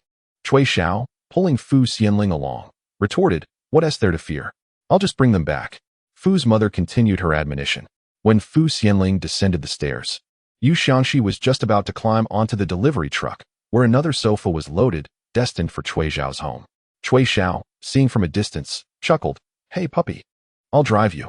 Upon hearing that nickname, Yu Xiangxi could not help but glance at Fu Xianling, who smiled slightly and playfully nudged Cui Xiao. Could you refrain from calling him that? Why not? Cui Xiao raised an eyebrow and laughed. It suits him perfectly, obedient, well-behaved, and handsome. She then turned to Fu Xianling, urging, come on, say something. He.S. waiting for your command. I don't know why he listens to you so well. Fu Xianling, fully aware of the underlying meaning, addressed Yu Xiangxi, we're headed that way too. Come down and ride with us. Thank you, sister, Yu Xiangxi responded promptly, descending with agility. Cui Xiao opened the car door, adjusting her sunglasses while pointing towards Yu Xiangxi. Oh, I'm the one driving you. Why are you thanking her? Thank you, sister Cui Xiao. Yu Xiangxi quickly expressed her gratitude. Cui Xiao insisted, no way, you must call me sister as well. Yu Xiangxi glanced at Fu Xianling, pursed her lips, and called out to Cui Xiao, sister Cui. Fine, I'll let it slide.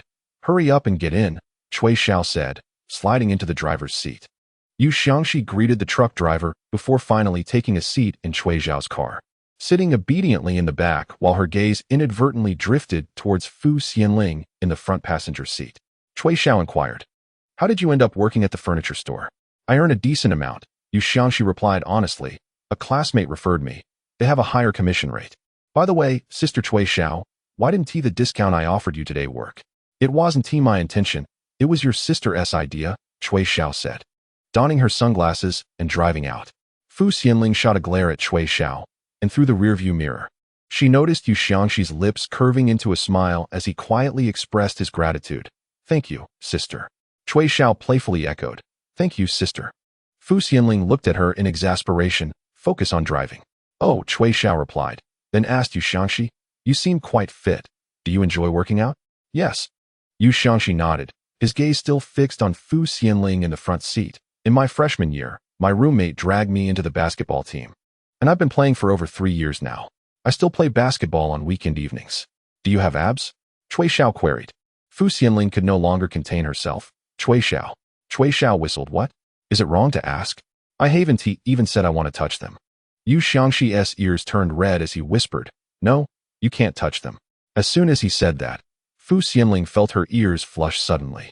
Warmth spread through her body, and she turned to gaze out the window, diverting the topic. "What about that delivery truck?" "It's following behind," Cui Xiao said, glancing in the rearview mirror before turning to Yu Xiangxi. "Hey, little puppy, do you have a girlfriend? Can I support you?" Yu Xiangxi widened his eyes in astonishment. Xianling turned to stare at Cui Xiao, exclaiming, "What are you babbling about?" Cui Xiao pointed in Xianling's direction and asked Yu Xiangxi, "I bet you. Would you be willing to serve my sister?" To which Yu Xiangxi's ears flushed crimson, and his face turned slightly red as he replied, "No need for that." Cui Xiao raised an eyebrow. "No need for that? Are you willing to serve her?" Xianling interjected, "Cui Xiao, why are you in such a hurry?" "I'm merely helping you inquire." Cui Xiao appeared remarkably composed. "Don't shout." She glanced at the rearview mirror and asked, "Little puppy, do you like her? Be honest with me." Although Yu Xiangxi's face was flushed, he nodded affirmatively, yes. In that instant, Xianling felt her heart nearly leap from her chest. Cui Xiao's voice echoed in her ears. "All right then, make sure to win her over. If you fail, call me, and I'll knock her out and send her your way. As for your job, earning that little must be insufficient. Tomorrow, I'll help you look for other part-time work, whatever it is. It will surely pay more than what you earn now." "Thank you, Sister Cui Xiao. No need for politeness. Once you succeed, we'll be like family, haha." Xianling sighed softly, helplessly covering her face, utterly taken aback by how the situation had unfolded. After getting out of the car, she headed up to the second floor where Cui Xiao's parents resided. Hearing the commotion, they came downstairs. Unlike Fu's mother, Cui's mother was delighted to see the new sofa Cui Xiao had brought home. "I was just telling your father the other day that we should go pick out a new sofa.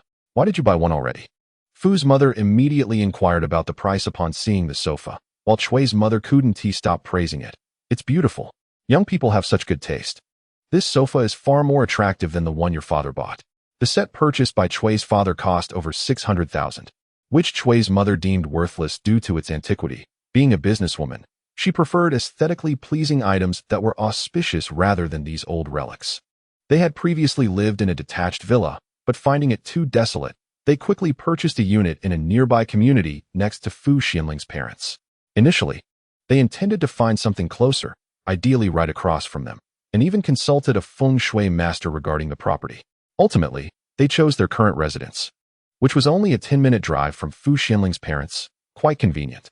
As the workers got out of the truck, they first checked the placement of the sofa in the room before beginning to unload it. When Yu Xiangxi stepped out of the car, Cui's mother's gaze fell upon him, then quickly shifted to Cui Xiao. "Is this your new boyfriend?" Cui Xiao chuckled. "Yes, what do you think? If you don't approve, I'll just find another one tomorrow." "Go ahead." Cui's mother lightly pushed her. "Be serious. Don't toy with his feelings. This one doesn't suit me." Cui Xiao replied with a smile. "I just said I wanted to support him, but he didn't agree." Cui's mother clicked her tongue in surprise. "The young man has principles. What offer did you make?" Cui Xiao held up a finger. "I'm not just supporting him for free. I have to start somewhere. Otherwise, it would sound terrible if rumors spread." Cui's mother nodded in agreement. "That amount is considerable. If you need more money, just tell Mom." "All right." Xianling, unable to bear the scene any longer, hastily ascended to the second floor. Yu Xiangxi felt his ears burn crimson as he approached the workers, ready to assist in moving the sofa. Once the sofa was relocated, Mother Cui offered the workers refreshments and, in a private gesture, presented Yu Xiangxi with a red envelope. "Here, young man, this is for you," she said. Yu Xiangxi waved his hand in refusal. "Thank you, Auntie, but there's no need for this." However, Mother Cui insisted, slipping the envelope into his pocket. "We have little to offer aside from money, but I find you quite likable. Please accept it, and next time, come to our home for a meal." Cui Xiao chimed in. "Indeed, my mother speaks the truth. All we have left is money." Mother Cui frowned. "Did I really say that?" "Well, it's close enough," Cui Xiao shrugged. Yu Xiangxi still declined the envelope, exchanged pleasantries with a few people, and departed with the workers. Fu Xianling sat with Mother Cui on the sofa for a while, engaged in conversation before rising to assist her in cleaning. She organized the contents of the refrigerator, discarding expired items. Together with Cui Xiao, she ventured out to purchase a bouquet of fresh flowers to arrange in a vase, finally leaving Mother Cui's home just before 5 o'clock. "Next time, do come and enjoy yourselves. Don't feel obligated to help with the cleaning. We have a maid for that," Mother Cui said as she escorted her out, handing her a newly purchased Hermes bag from the cupboard. "This color is a bit youthful. You should use it." Fu Xianling smiled and pushed it back. "I don't usually carry bags." "What do you mean you don't? Look at Xiao Xiao. She never carries the same bag twice," Mother Cui insisted, draping the bag over Fu Xianling's shoulder. "See how lovely it is. Take it, and come again." With that, she closed the door. Fu Xianling sighed softly, glancing at Cui Xiao. "I might hesitate to visit your home again. Last time, your mother gifted me a jade bracelet, clearly of the finest quality. I initially refused, but when I returned home and opened my bag, I found that she had surreptitiously placed it inside. She knew without asking how valuable that bracelet was, and when she suggested returning it, Cui Xiao would not hear of it, claiming they had plenty of bracelets at home." Cui Xiao laughed, wrapping her arm around Fu Xianling's shoulders. "What can I say? You've endeared yourself to her. She is always generous to those she likes." Fu Xianling smiled in silence, recognizing that Cui Xiao, much like her mother, was generous to those she cherished. At her wedding, Cui Xiao gifted her a lavish sum of 999,000, orchestrating the entire event, including the banquet, without requiring Fu Xianling to worry or contribute financially. "What is owed can be settled when you marry," she had said, and Fu Xianling had agreed with a smile. Fu Xianling embraced her. "Cui Xiao, thank you for being so kind to me all these years." "What is there to thank?" Cui Xiao replied boisterously, patting her shoulder. "You treat me well, so naturally. I reciprocate." In their school days, when Cui Xiao's parents were engrossed in their business, it was Fu Xianling who tended to her during her illnesses, comforting her through tears and later inviting her home for meals once she recovered. Two individuals, acquainted since childhood, found their bond deepening as they matured, akin to sisters, yet resembling family. Cui Xiao glanced at her watch and declared, "Let us find a place to treat our dear friend to a meal." Turning to Fu Xianling, she inquired, "What are you wearing today? Is it a suit?" Fu Xianling, having just been moved, now blushed with indignation and retorted, "Go away." Chapter 14. Cui Xiao selected a bustling outdoor eatery, ordering 2 bottles of beer along with an assortment of barbecued delicacies. When Yu Xiangxi arrived, he seemed slightly taken aback. He had changed into a white sports t-shirt paired with black athletic pants, exuding a vibrant and sunny energy. Fu Xianling, not particularly fond of barbecue, opted for a serving of fried noodles. It had been ages since she had indulged in this dish, and now, seated outside amidst the lively chatter, she felt a pleasant mood envelop her. As soon as Yu Xiangxi took his seat, Cui Xiao placed a bottle of beer before him, asking, "Do you drink?" He glanced at Fu Xianling before nodding. "Yes, but I can't drink too much." "1 bottle's worth?" Cui Xiao inquired. "Roughly," he replied. Just as he reached for a cup, Cui Xiao lightly tapped his beer bottle with hers and said, "Come on, just chug it." "All right," he responded. However, before he could drink, Fu Xianling restrained his hand, saying, "We haven't eaten yet. You should eat something first before drinking." Already concerned about him? Cui Xiao teased with a mischievous grin, then turned to Yu Xiangxi, asking, "What do you like about her?" Yu Xiangxi's ears flushed crimson, and he bit his lip, unsure how to respond. Fu Xianling placed all the skewers of meat in front of him and urged, "Ignore her and eat." The Yu Xiangxi of today stirred a sense of compassion within her. In truth, she had begun to feel this way the previous night.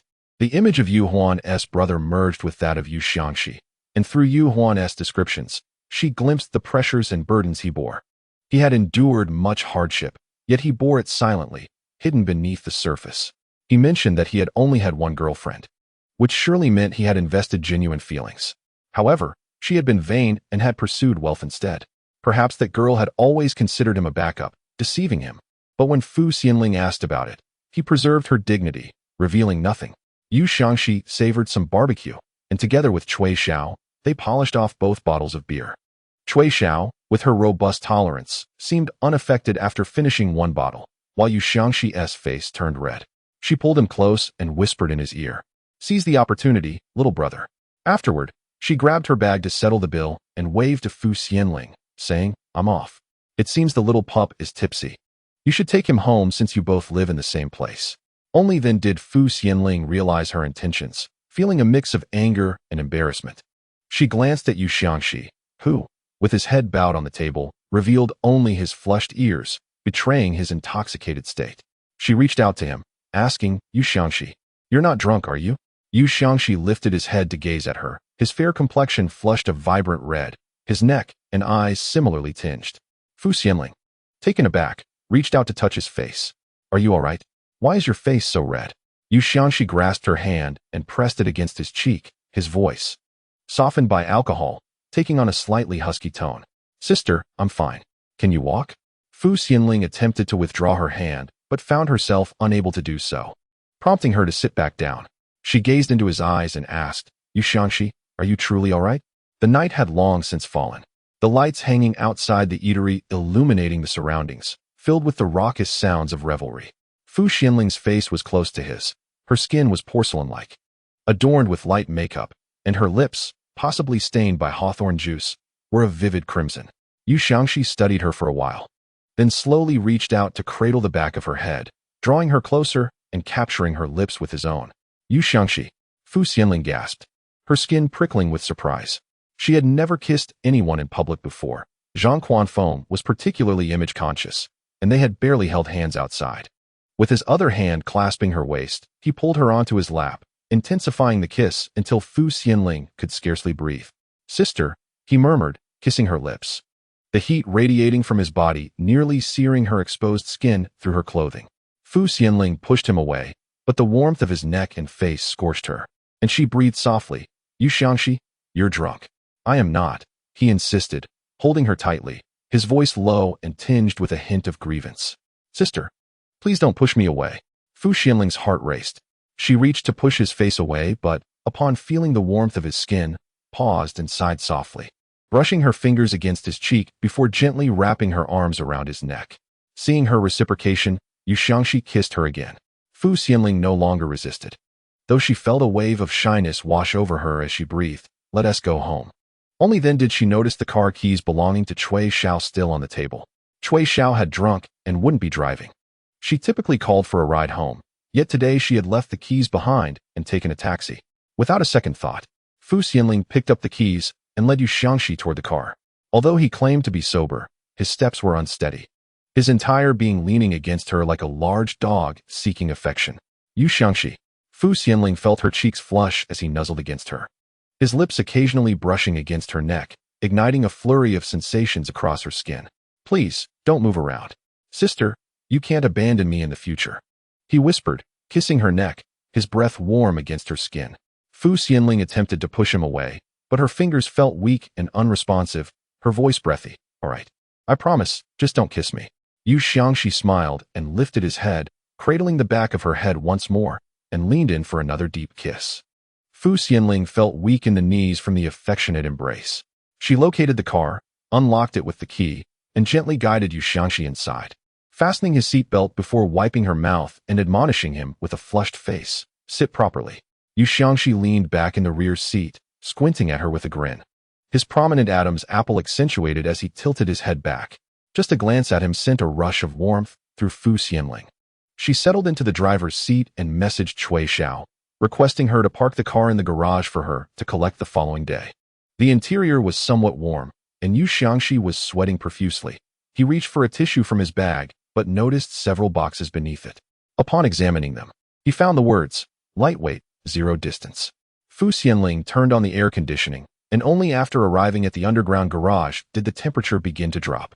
She exited the car and approached the back seat to unbuckle Yu Xiangxi, but he grasped her waist, pulling her into his embrace, and, with a swift motion, closed the car door. It was nearly 11 at night when Xianling finally emerged from the vehicle, her legs feeling weak. She leaned against the car door for a moment, waiting for him to join her before locking the car and stepping out. Yu Xiangxi approached her, half squatting with his hands behind his back. "Sister, let me carry you." Xianling hesitated, concerned about being seen, but he had already entwined her hand around his neck and, in a slow gesture, stood up, lifting her onto his back.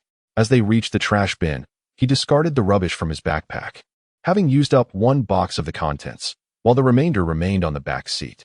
Xianling, resting against him, whispered, "Are you able to drive tomorrow for the car wash?" Yu Xiangxi nodded. "I'll drive, you can just relax." Xianling fell silent, utterly exhausted, and dozed off against him shortly thereafter. Yu Xiangxi took the elevator directly to the second floor, carrying Xianling straight to his home. He first guided her to the bathroom, helping her remove her clothes and bathing her. Xianling drowsily awakened, leaning against him as he washed her hair, a towel covering her face, allowing her only to feel his gentle fingers massaging her scalp. For reasons unknown, her chest ached, and tears streamed down her cheeks. After thoroughly rinsing her, Yu Xiangxi wrapped her in a towel and carefully placed her on the bed. Lacking skincare products, he rummaged through his belongings and eventually found a jar of cream, applying a little to her face. He then took a hairdryer, positioned himself at the head of the bed, and began drying her hair. Xianling's eyelids grew heavy, and she soon fell into a deep slumber. When she awoke the next afternoon, she noticed a message from Cui Xiao on her phone. "Looks good. The battle is fierce." Upon reading this, Xianling's mind sharpened, and her cheeks flushed. She sat up, glancing around the room, but Yu Xiangxi was nowhere to be found. After a brief search, she spotted her dress on the balcony, freshly washed and hanging alongside other garments. Wrapping herself in a blanket, she hurriedly retrieved her clothes and made her way to the bathroom to freshen up. Her waist ached severely, and her legs felt weak, making it nearly impossible for her to stand steadily. She clutched the sink and adjusted the neckline of her skirt, noting that the boy had left no other marks, save for his swollen lips, which made even brushing her teeth a painful endeavor. As she emerged into the living room, she spotted the unicorn on the sofa, the very one that Yu Xiangxi had gifted her. She picked it up for a moment and then noticed a small robot crafted from various screws and mechanical parts beside the coffee table. She scrutinized it. The little robot's back was connected to several differently colored conductors, and its head housed what appeared to be a battery compartment, while the table was littered with sketches and handwritten notes. Just as she was about to examine it further, a sound came from the entrance. Yu Xiangxi pushed the door open, carrying food in his hands. "Sister, you're awake?" Xianling's voice was still a bit hoarse as she inquired. "Did you run into Cui Xiao?" Yu Xiangxi's face flushed with embarrassment. "This morning, I went to drive the car, but it was already gone. I asked the doorman, and he said it was taken away around 1 last night." Xianling covered her face, remaining silent for a considerable time. Yu Xiangxi approached and sat beside her, quietly apologizing. "I'm sorry, sister." Unable to suppress a laugh, Xianling replied, "What are you apologizing for?" Seeing her smile eased Yu Xiangxi's worries, though he still felt somewhat awkward. "I shouldn't have been in the car, but Cui Xiao's hints were too obvious. She left the car behind and had her send me back, even leaving 3 boxes of condoms in the back seat." She opened her WeChat dialogue to find another message from Cui Xiao. "Did you lay on my passenger seat? The upholstery is all crumpled. You've got quite the stamina. Little pup." Xianling's cheeks flushed as she turned off her phone and tossed it aside. Chapter 15. Yu Xiangxi bought 2 meal sets. Having just returned from the furniture market, Cui Xiao was highly efficient. She had mentioned introducing him to a part-time job yesterday and today called him in for an interview. Yu Xiangxi politely declined, fearing he would be an unqualified newcomer who would embarrass her and negatively affect her reputation. However, Cui Xiao laughed off his concerns. "What nonsense. Just look at your prowess in selling sofas. I don't believe you lack ability. Besides, this company is teeming with talent. Everyone climbs the ladder based on their merit. If you truly lack skills, you wouldn't last long here." While Cui Xiao suggested he try selling wine, Yu Xiangxi soon learned that the company sold bottles of red wine starting at a minimum of 100,000, with a minimum order quantity of 1 case, or 6 bottles, totaling 600,000. Newcomers received no base salary, only commissions, If he could sell more than 1 million worth of wine in a month, he would earn no less than 50,000 in commission. The reason for the minimum was that Cui Xiao mentioned, if you sell 1 million in your first month, I'll have the boss give you 100,000 directly. Yu Xiangxi was not overwhelmed by the figure. He simply did not fully grasp Cui Xiao's intentions. This line may seem simple at first glance, yet it conceals a complexity that is equally profound. I have encountered individuals in sales who, after more than a year, have yet to sell a single product, while others flourish immediately upon entering the field. Some are well suited for this profession, while others are not. As for you, it appears you possess the versatility to thrive in various endeavors. Moreover, every opportunity you seize will be accompanied by benefactors. For instance, I serve as your inaugural supporter. In the future, you shall undoubtedly meet others who recognize your potential, yet it is essential to understand that my kindness towards you is motivated by my sister, while the goodwill of others may be driven by ulterior motives. Hence, I caution you with 4 words: exercise prudence. Cui Xiao has placed him at the heart of temptation, observing whether he can resist the allure of the outside world. Should he excel in this line of work, it will yield mutual benefits for both the company and Cui Xiao. Yu Xiangxi nodded earnestly, expressing his gratitude. However, the next moment, he found Cui Xiao approaching with a playful smile. Why are there only 2 boxes left in the car? Did you consume an entire box last night? Yu Xiangxi responded. Aren't you going to the furniture market today? Xianling, swallowing her food, looked up to ask him. I attended an interview at the company introduced by Sister Cui this morning. He poured a glass of water and handed it to her, adding, if I pass the interview, I will resign from the furniture market and familiarize myself with the processes there this afternoon. Indeed, Xianling acknowledged, aware of Cui Xiao's efficiency. You may pursue this path, but I wonder if the allure of profit will prove to be a blessing or a curse for you. Yu Xiangxi gazed at her with sincerity. Sister, I am aware.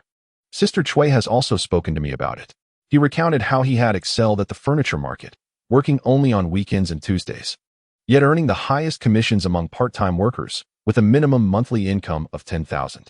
Nonetheless, this pales in comparison to the company introduced by Cui Xiao.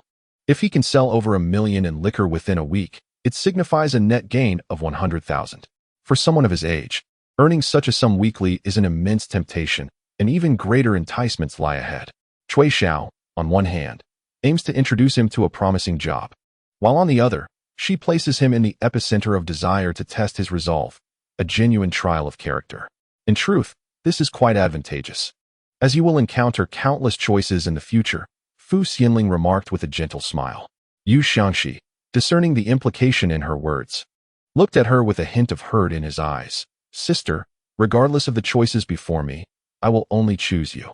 After speaking, he gathered the remnants of his meal into a trash bag and took the chopsticks and cup to wash in the kitchen. Xianling, catching a glimpse of his silhouette, realized he seemed upset. She wiped the table with a tissue, and soon after, Yu Xiangxi emerged from the kitchen, standing silently beside her, his gaze fixed upon her. The intensity of his stare nearly caused her to falter in maintaining her composure. Then, he extended his long arm and enveloped her in an embrace. Sister, please do not always think of abandoning me, would you? Xianling felt her heart soften, unable to resist the urge to acquiesce to him. However, as the words lingered on her lips, the thought of Zhang Quanfeng silenced her, leaving her in mute contemplation. Sister, Yu Xiangxi noticed her silence and sighed softly.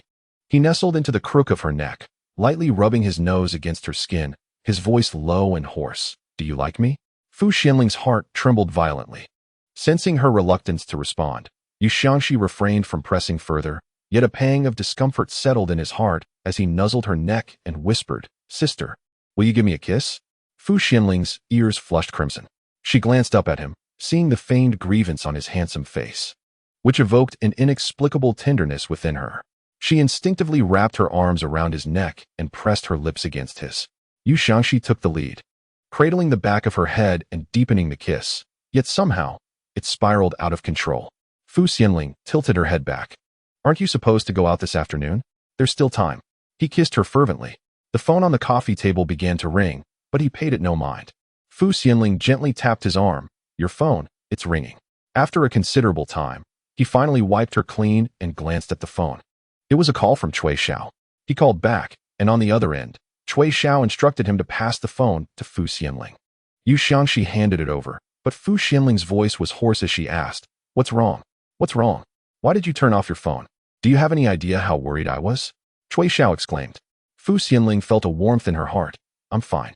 Oh, since you're fine, hurry up and come out. I'm waiting by your door to hear about last night's events. Fu Xianling hung up and headed for a shower. By the time she emerged, Yu Xiangxi had tidied up the place and was mopping the floor. I'm going home, she announced, retrieving her bag from the bedroom and picking up the phone from the coffee table to stash it away. Yu Xiangxi looked up at her, clad in a white t-shirt, his arms taut with exertion, beads of sweat glistening on his neck, and his dark eyes shining. Sister, he fixed his gaze on her, his voice low. You promised me last night that you wouldn't abandon me. Fu Xianling chuckled lightly. I'm just going home. I never said I would leave you. His eyes suddenly brightened, and with a smile, he set down the mop and rushed over, enveloping her in his arms and showering her face with kisses, leaving her cheeks flushed. All right, she said, bashfully pushing him away. Sorry, I'm just so happy, Yu Xiangxi replied, releasing her yet unable to resist kissing her lips once more. Sister, I'm so happy. As Fu Xianling left Yu Xiangxi's home and climbed the stairs to her third-floor apartment, the warmth on her face had yet to fade. Cui Xiao, having known the access code to her home, was already waiting in the living room. The moment Fu Xianling pushed the door open, she was met with Cui Xiao's eager face leaning in, her nose twitching as she sniffed. Did you take a shower? Fu Xianling, it is rather uncharacteristic of you to shower immediately upon waking. I hope that when I called, you weren't preoccupied with something of great importance. Cui Xiao clapped her hands, precisely 3 times. Fu Xianling, she could no longer maintain her composure, lowering her head to change her shoes, her face flushed with embarrassment. Incredible. I would have never guessed. The little puppy has truly broadened my horizons. Cui Xiao sighed, reclining back on the sofa with her legs crossed, taking a bite of the apple in her hand and mumbled, You should have done this long ago. If I were you, I would have sought out a little puppy the year we started sleeping in separate rooms. Oh, but back then, the little puppy hadn't moved in yet. Nevertheless, as long as my husband dares to neglect me, I shall seek out my own happiness. Fu Xianling understood she was merely comforting herself. She picked up a pillow and moved to sit beside her on the sofa. Cui Xiao offered her the apple, and Fu Xianling took a bite. Just as Cui Xiao was about to eat, she asked, You two just kissed, right? Am I indirectly kissing the little puppy by eating the apple you bit? Fu Xianling playfully tossed the pillow at her, laughingly scolding, Get lost. Cui Xiao continued to munch on the apple, and after a while, leaned closer to Fu Xianling, gesturing with her hands. Fu Xianling, confused, asked what? Size. Is the little puppy really that long? Fu Xianling picked up the pillow again to hit her, exclaiming in embarrassment. Cui Xiao, what are you doing? Is my curiosity such a crime? Cui Xiao shielded her apple, retorting, Good things should be shared, you know? Of course. I will also share the size of my future man with you. Fu Xianling covered her ears, her face reddening as she protested, I don't want to hear it. Forget it. I was going to invite you to watch. Cui Xiao lamented. It seems you've missed that opportunity. After listening to Cui Xiao ramble for a while, Fu Xianling finally revealed that she had met Yu Xiangxi 3 years prior, as her student was Yu Xiangxi's sister. What a twist of fate, Cui Xiao mused. How does that lyric go? Fate brought us together beyond the chaos of the world, yet destiny compels us to love amidst adversity. See, that is your fate and destiny. After her impromptu performance, she humorously offered the apple core to Fu Xianling as a microphone, asking, So, after all this, what positions did you both try? Fu Xianling, get lost. Cui Xiao had other matters to attend to. After chatting with Fu Xianling for a while and observing that her spirits were relatively high and not tearfully lamenting her past choices, she decided to take her leave. Good sister, thank goodness you didn't cry on my shoulder. She patted Fu Xianling on the shoulder, adding, There are plenty of good men out there. If the little puppy treats you poorly, I'll find you another one. We won't be at a loss. Fu Xianling knew that beneath Cui Xiao's sharp tongue lay a heart full of concern. Though she feigned nonchalance, it was evident she was worried about her. I'm fine. After hesitating several times, Fu Xianling, her cheeks flushed, recounted the incident that occurred when she mistakenly entered Yu Xiangxi's room while intoxicated. So, remember, no matter what happens in the future, it's never your fault, understood? Cui Xiao gaped, processing the revelation for a moment before giving Fu Xianling a thumbs up, exclaiming, Damn, why didn't you say that sooner? You owe me for car wash expenses. Fu Xianling took out her wallet and tossed it to her. Here. However, Cui Xiao caught it and swiftly emptied various hotel cards from her own wallet into it. This hotel has a splendid top floor with a breathtaking view and a beautiful night scene. Oh, and it also has a hot spring room. This one with the floor-to-ceiling windows is quite nice. And there's this one too. Fu Xianling blushed and pushed her. You should hurry and go. Cui Xiao then took out her spare car key and tossed it to her. I've left the car for you. It's parked in the garage. And here's the spare key as well. I don't drive. When Fu Xianling married, Zhang Xuanfeng's parents gifted her a car. However, due to the severe traffic congestion, she rarely used it, and the car had gathered dust for 2 years before being returned to her in-laws last year. Cui Xiao winked at her playfully. Who said you were supposed to drive it? It's meant for you to take. After Cui Xiao left, Fu Xianling examined the various VIP hotel cards in her wallet and chuckled softly while shaking her head. The entire afternoon, she undertook a thorough cleaning at home. As she was taking out the trash downstairs, she received a call from her mother-in-law, inviting her for a meal. Knowing her mother-in-law likely wanted to have a discussion, she drove Cui Xiao's car over. Zhang Xuanfeng's parents were amiable individuals, and because of the cordial relationship between their families, Fu Xianling always believed that she would find happiness after marrying into the family. Her in-laws resided in a suburban area, preferring it to the noise of the city, as her father-in-law had trouble sleeping. Thus, they purchased a home there, which took about half an hour to reach from the city. After parking the car, Fu Xianling saw her in-laws standing downstairs, each carrying bags brimming with groceries, freshly returned from the nearby supermarket. Why did you buy so much? Fu Xianling reached out to take the bags. Mom and Dad, you go upstairs. Let me handle this. These bags are a bit unclean. I can manage. Her mother-in-law smiled and said, I bought some fish and shrimp. Is there anything else you would like to eat? I can have your dad go buy it. No need. You've bought too much already. It'll go to waste if we can't finish it. Fu Xianling retrieved 2 boxes of tea leaves from the trunk. Her in-laws had no particular hobbies other than enjoying tea, which was quite similar to Fu Xianling's parents. Hence, when the two families gathered during her childhood, they would often do so over tea. Her in-laws lived on the 6th floor, and above them was a small terrace where they occasionally grew vegetables and flowers. There was no elevator, but her in-laws had become accustomed to the climb, reaching the 6th floor without even breaking a sweat. Fu Xianling, who generally maintained good fitness, felt exhausted after being pressed down for so long the previous night and after a long day of cleaning. Climbing 6 flights left her back drenched in sweat and her legs trembling. You must be tired. Sit and rest a moment. I'll have your dad prepare the fish. Her mother-in-law brought out some fruit and placed it in front of her before turning on the air conditioning. Mom, there's no rush. Let us chat for a while. Fu Xianling said as she picked up the teapot from the coffee table to refill it with spring water, then returned to boil the water for tea. Only then did her mother-in-law take a seat, while her father-in-law busied himself in the kitchen. Mom, I heard Quan Feng say you've started working. My mother-in-law hesitated and said, I once knew a traditional Chinese medicine doctor who could help you. He is quite remarkable. Just a few doses of herbal medicine could help you conceive. Mother, what did Quan Feng say? Fu Xianling inquired. He mentioned that you are under a lot of stress. I am at a loss for how to advise you.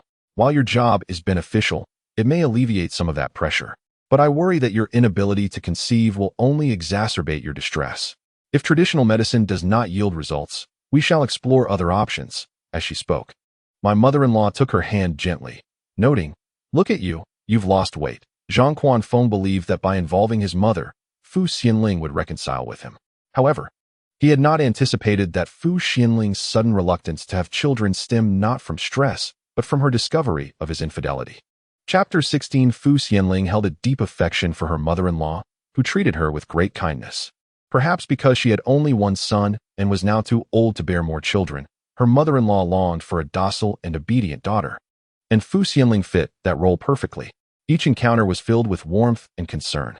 During Fu Xianling's university years, her mother-in-law would travel a great distance to deliver food and necessities, often leading her classmates to mistakenly believe she was her mother, unaware that she was, in fact, her future mother-in-law. As Fu Xianling waited for the kettle to boil, she lifted it to pour boiling water over the teacups and filtered the tea leaves before boiling water again. Mother, let nature take its course, she said, offering no further explanation. Her mother-in-law understood immediately that she was unwilling to see the traditional doctor. What if you took a leave and went on a trip? Perhaps abroad? Her mother-in-law suggested. I could arrange for Quan Feng to accompany you. Fu Xianling chuckled softly, neither agreeing nor disagreeing. Such matters were best left for her mother-in-law to discuss with her son.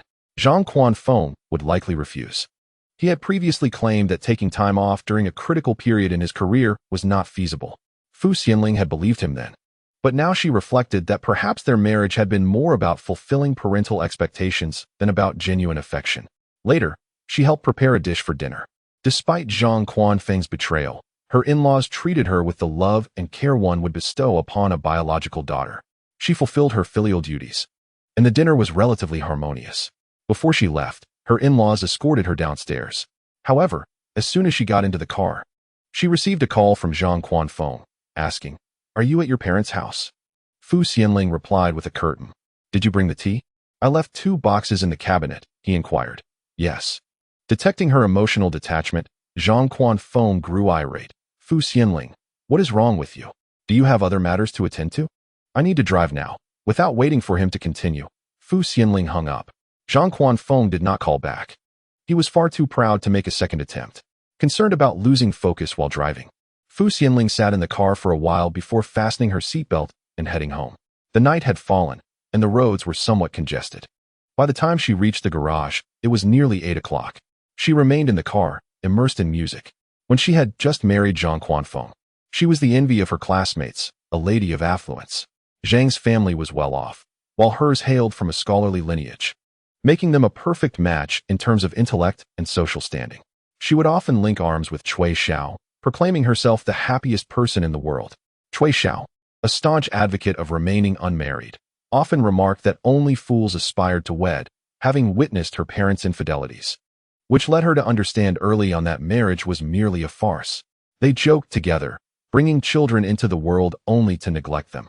Despite the affection her parents showered upon her now, in the past, she felt like a mere toy, something easily cast aside for a little money. Fu Xianling found Cui Xiao's outlook overly pessimistic. Yet at this juncture, she could not help but concede that Cui Xiao's words rang true. For some, marriage was indeed a joke. Zhang Quanfeng had played such a jest upon her, expecting her to invest her entire future in the ruse. The music in the car lamented, "Why do you not love me?" Fu Xianling switched off the music and reached for her phone, only to notice a figure leaning against the wall ahead. Yu Xiangxi had been standing there for an indeterminate time, his gaze quietly fixed upon her. Fu Xianling retrieved her phone and called him. The call was answered within 2 rings. With a smile, she inquired, "What are you doing standing there?" Yu Xiangxi replied, holding his phone, "I'm keeping you company." An inexplicable warmth washed over Fu Xianling, causing her to chuckle softly. She then asked, "How did you know I was driving back?" "I saw you at the entrance," he responded. Upon seeing her smile, he gradually returned it, saying, "Sister, do not be sad. I will perform a magic trick for you. Close your eyes." Fu Xianling giggled and complied. Before long, the car door was pulled open, and the young man exclaimed, "You can open your eyes now." When she did, 3 splendid red roses greeted her, their vibrant petals adorned with glistening droplets, and the faint scent of roses wafted to her nose. In that moment, her heart raced intensely. She placed the roses on the passenger seat, then tugged at the young man's collar, drawing him closer, and kissed him. Yu Xiangxi was taken aback yet elated. He cradled Fu Xianling's face, reciprocating her kiss with tenderness and restraint. Fu Xianling sighed softly, feeling breathless. Noticing his tall stature made him bend slightly. She gently pushed him away, saying, "You should go back now." Yu Xiangxi leaned down to capture her lips once more, savoring the moment before releasing her. His dark, luminous eyes sparkled, and his lips curled into a charming smile, revealing a pair of adorable canine teeth. Fu Xianling waited until he reached the elevator. Her cheeks flushed. She lingered in the car for a moment before finally exiting to take the elevator. The elevator was occupied, and she first returned to the 3rd floor before descending the stairs to the 2nd. Yu Xiangxi had left the door ajar for her. As she pushed the door open, she was enveloped in his embrace, waiting just inside. He was tall with long legs, and Fu Xianling had to stand on her toes to rest her chin on his shoulder. She caressed his soft hair, trailing her fingers along his neck, and with a gentle smile, inquired, "How tall are you?" "My height is 1.89 m. With shoes, it's about 191 or 92. No wonder, thought Fu Xianling, who stood at 1.68 m. With 3-centimeter heels, she reached nearly 1.71 m, appearing particularly statuesque among her female colleagues. However, in front of Yu Xiangxi, she felt diminutive. Noticing her silence, Yu Xiangxi lowered his head and asked, "Sister, what's wrong?" Fu Xianling placed her hand on his neck, gazing up at him for a moment. His features were strikingly handsome, with dark eyebrows, bright eyes, and beautifully colored lips, glistening red from a recent kiss. His nose was straight and prominent, and his jawline was clean and sharp. Fu Xianling's fingers traced down to his Adam's apple, gently caressing it a few times before she stood on her toes to kiss it. He must have just showered, as he carried the fresh scent of body wash, clean and invigorating, prompting Fu Xianling to extend her tongue for a kiss. Yu Xiangxi tilted his head slightly, wrapping his arms around her tightly. "Sister," he murmured. "I'm here," she replied softly. The boy leaned down to kiss and nibble her lips, his large hand tenderly caressing her face. "Will you come love me?" she asked, tears glistening at the corners of her eyes. Yu Xiangxi gazed at her intently for a moment and reverently kissed her forehead. After a pause, his hoarse voice filled the air. "Sister, I will always love you." During his university years, Yu Xiangxi had visited Yu Huan twice, once to attend a parent-teacher meeting and another time to help her repay a card that Fu Xianling had given to Yu Huan. He had recharged the card and returned it. Yu Huan had informed Yu Xiangxi about her homeroom teacher giving her a meal card, mentioning several times how kind and gentle the teacher was, always speaking with a smile, and how all the classmates adored her. Upon learning about the class changes, many hoped to be placed in her new class. Yu Xiangxi recharged the meal card and even bought some fruit. When he arrived, Fu Xianling was not there. Others pointed out her office seat, suggesting he could simply leave his things there, so he took a quick glance. Fu Xianling's handwriting was elegant, and seeing her notes reminded him of her smiling eyes from their last encounter. Nearby, some teachers were discussing Fu Xianling, saying how fortunate she was, married to a man of equal stature and background. Yu Xiangxi couldn't help but wonder what kind of man could win the heart of such a gentle and beautiful woman. Ultimately, he did not meet Fu Xianling that day. He received a call from the furniture store where he worked part-time, worrying about being late. So he left the meal card and fruit behind. Before departing, he left a note that read, "I am Yu Huan's brother. I am very grateful for your care of her." 2 full years later, he encountered Fu Xianling again at the foot of the apartment building they had just moved into. She was just as he remembered, warmly greeting those around her with a smile, carrying a sports bag, likely just returning from the gym. Upon seeing him, she also offered him a polite smile, as Yu Xiangxi believed she had recognized him. It was only when she passed by without a second glance that he realized her smile was merely a gesture of politeness. Each morning, she would rise early to purchase groceries, then set out for a jog to the gym around 8. She would return home at noon to prepare lunch, and in the afternoon, she would take a book with her to the gym, always clad in loose long sleeves rather than tight-fitting attire, occasionally donning sunglasses. Her petite nose and naturally rosy lips, untouched by any lipstick, added to her understated charm. By 6 in the evening, she would return home to cook, descending again around 6:40 to dispose of the trash, only to retreat upstairs, never to emerge again. As Yu Xiangxi encountered her more frequently, he became acutely aware of her routine and schedule. Initially, he regarded Fu Xianling as the sole acquaintance in the neighborhood, simply a teacher of Yu Huan, without any ulterior thoughts. However, one day, upon returning from a part-time job, he witnessed her purchasing several bottles of water for sanitation workers, standing there for an extended period. Captivated by the scene, Yu Xiangxi was acquainted with many affluent individuals, yet he had never encountered anyone like Fu Xianling, wealthy yet humble and gentle, smiling as she offered water and engaged in conversation with the workers, as if they were friends. Later, as he exited the supermarket and spotted Fu Xianling carrying a bag of fruit, he mustered the courage to call out to her, offering to help. He wished to care for her, just as she had looked after Yu Huan at school. However, when he encountered Fu Xianling entering the elevator in tears, something within him shifted irrevocably. He spent a sleepless night, perplexed by the reason behind her sorrow. Had she quarreled? Was her distress due to a fight with her husband the day after Valentine's Day? It was possible, as her husband was often away on business. In the time he had moved in, he had seen him scarcely 4 times. Lying in bed, he contemplated that if it were him, he would never allow her to cry. Yet, she was already married. As he closed his eyes, the image of Fu Xianling leaning against the elevator door, one hand covering her face, her eyes red from crying, filled his mind. In that moment, as he handed her a tissue, he fought against the overwhelming urge to embrace her. It was then he realized the undeniable truth. He was fond of her, this married woman. Chapter 17. Fu Xianling felt a pang of hunger, coinciding with Yu Xiangxi not having had dinner yet. After her shower, She slipped into one of his shirts and made her way to the kitchen to prepare a meal. Yu Xiangxi occasionally ventured into cooking as well. The refrigerator held an assortment of vegetables and meat.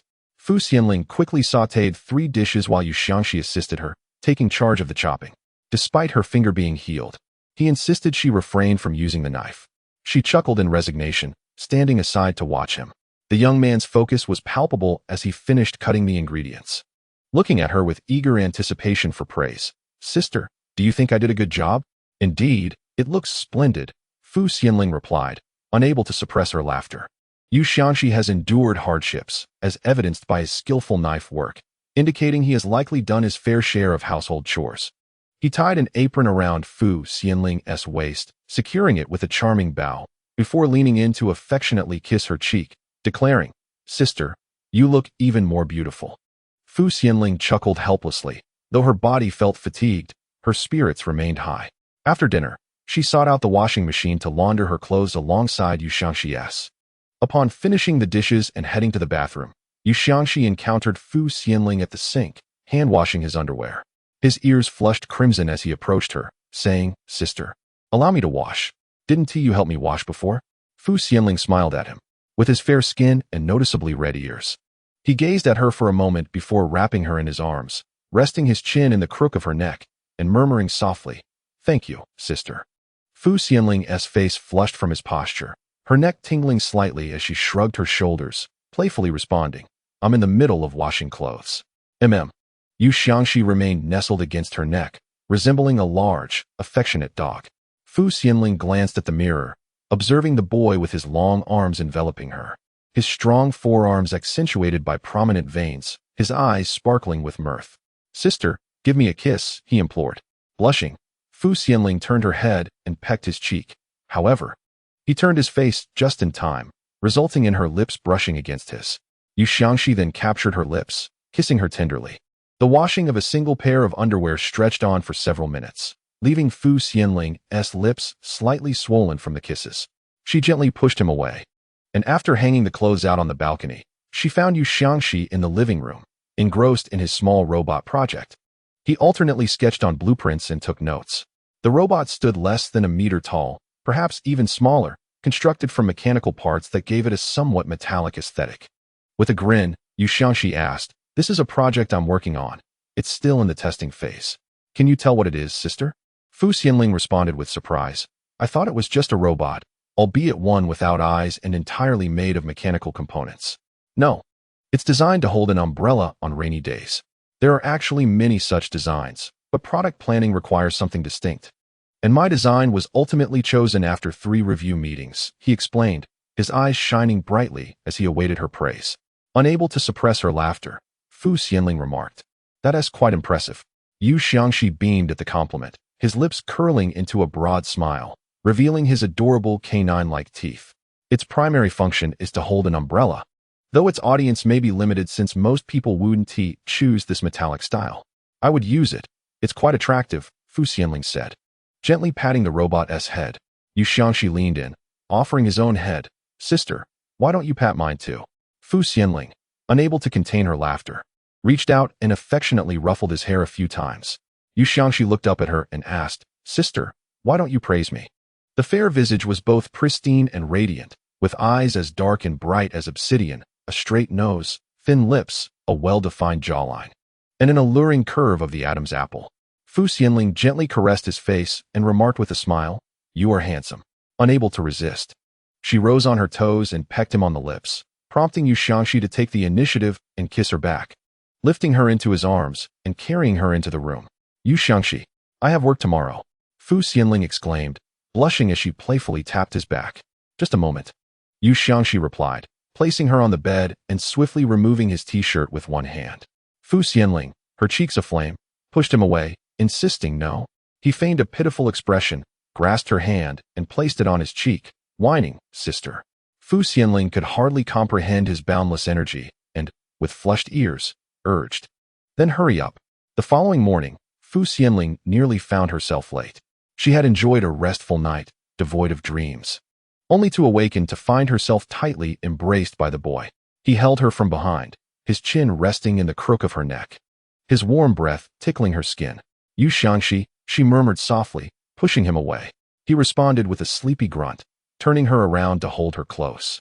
His voice gravelly yet enticing. Sister, it's time to rise. She nudged his head, his soft hair feeling delightful against her fingers, as she felt him nuzzle into her neck. His lips brushing against her skin, her face flushed crimson as she called out, Yu Xiangxi. With his eyes narrowed in a playful smile, he responded, What is it, sister? His voice, still heavy with sleep, was incredibly alluring. Fu Xianling nearly succumbed to his charm, her cheeks burning as she pushed him away, insisting, Get up and bring me my clothes. Yu Xiangxi embraced her, planting a kiss on her shoulder before obediently rising to retrieve her clothes from the balcony. When he returned, Fu Xianling was still nestled under the covers, dressing herself, while he quickly changed into his formal attire and tidied up before dashing downstairs to purchase breakfast.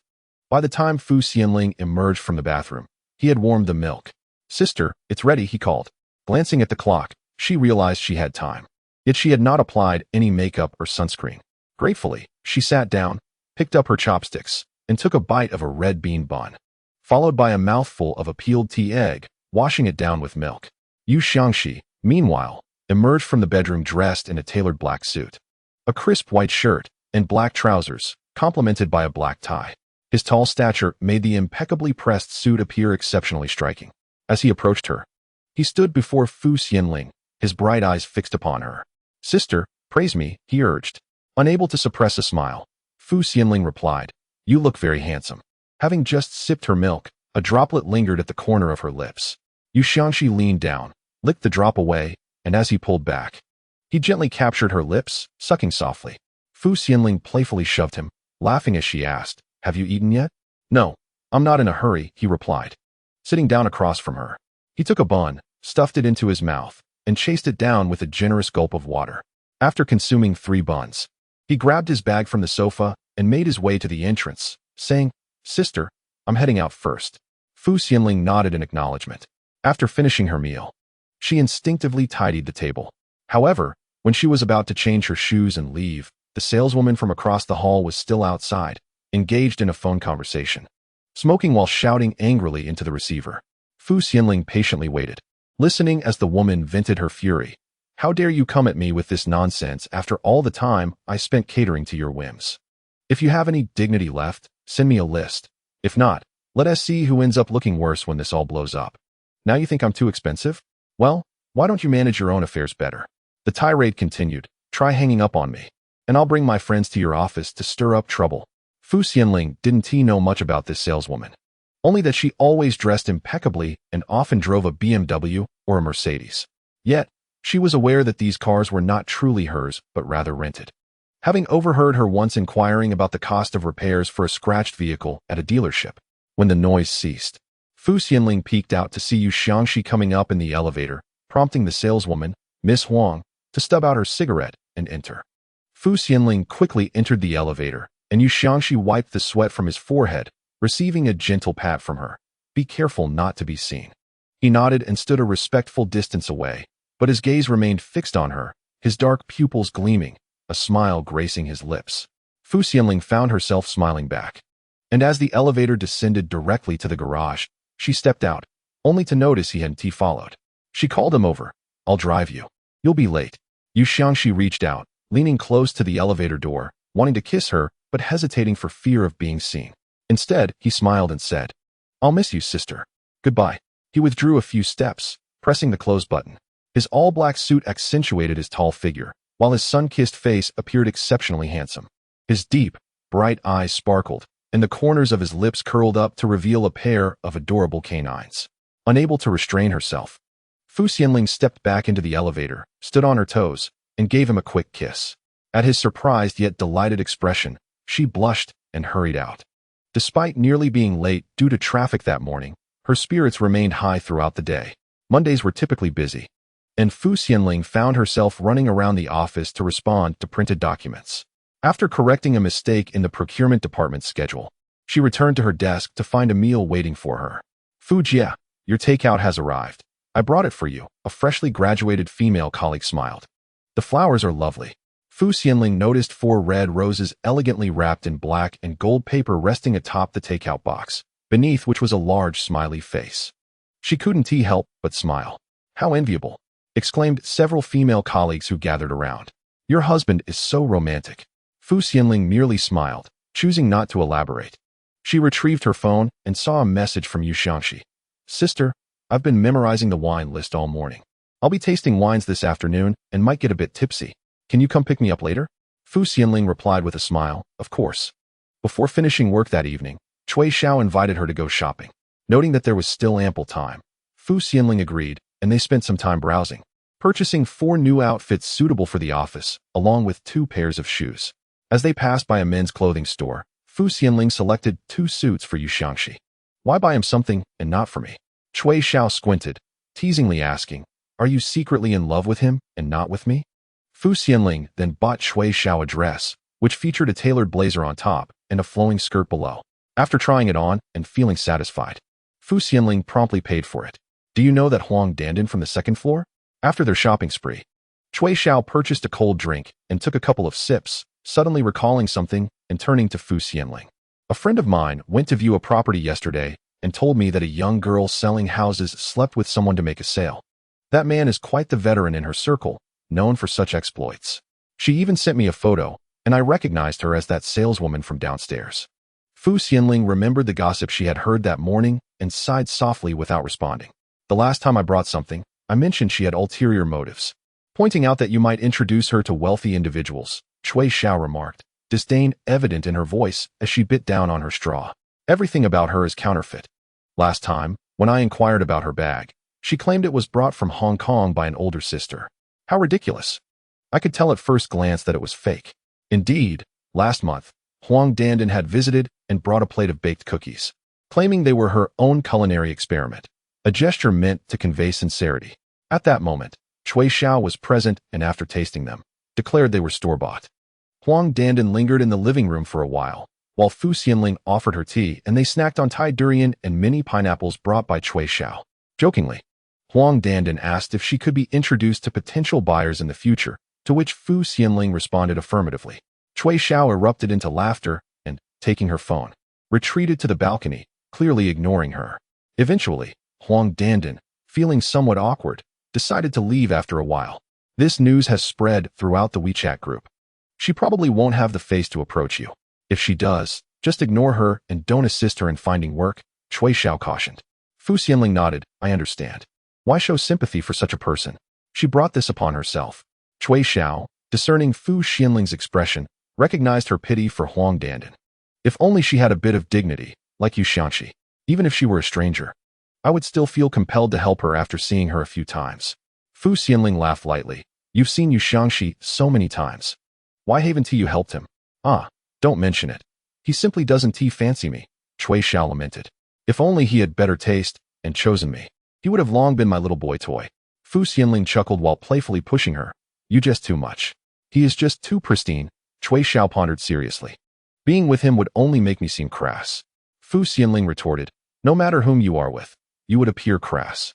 Cui Xiao, with a face full of grievance, exclaimed, "Sister, have you truly stopped loving me?" "Woe is me."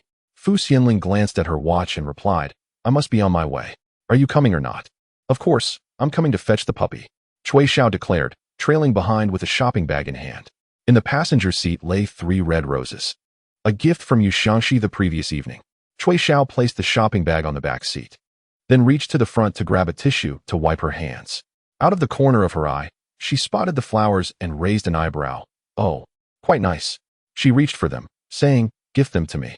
Fu Xianling, momentarily pausing while fastening her seatbelt, raised her hand to restrain her. "No." Cui Xiao chuckled mischievously, her eyes sparkling with teasing. "Why not?" Fu Xianling, aware of her playful intent, shot her a glare through the rearview mirror. "There are plenty of boys who gift you flowers. Why would you want these?" "I particularly want these." "Don't speak. Let us observe the puppy's reaction later," Cui Xiao retorted, cradling the 3 roses in her arms. With a sigh of playful resignation, Fu Xianling drove for 20 minutes before arriving at Yu Xiangxi's new company building. She had visited this place before with Cui Xiao to select wine for a wedding. After sampling a few varieties, she found them overpriced and only purchased 2 bottles to entertain friends. The owner, familiar with Cui Xiao, ultimately charged her for just 1 bottle. Yu Xiangxi had been waiting at the corner, his fair complexion slightly flushed from the wine, perhaps feeling warm. He had loosened 3 buttons of his white shirt and discarded his tie, which he held in his hand. Tall and well-built, his face radiated an innocent charm. Fu Xianling lowered the car window and smiled at him. Yu Xiangxi promptly opened the passenger door and slid into the seat, immediately leaning in to kiss her. Clutching the back of her head, "Sister," he murmured, his lips warm from the wine, passionately kissing her. Fu Xianling felt a tingling sensation run down her spine and firmly pushed him away, her face flushed with embarrassment as she pointed to the back seat. "Cui Xiao is here." Yu Xiangxi obediently settled back into his seat, turning to greet Cui Xiao awkwardly, his voice slightly hoarse from the alcohol. "Sister Cui Xiao." Cui Xiao playfully covered her face, leaving her eyes visible. "No worries. Pretend I'm not here. You two carry on." Yu Xiangxi inquired, "Where are you headed?" Fu Xianling diverted the conversation, asking Cui Xiao, "Are you going home?" Cui Xiao glanced outside. It was already dark, and the city lights had begun to twinkle.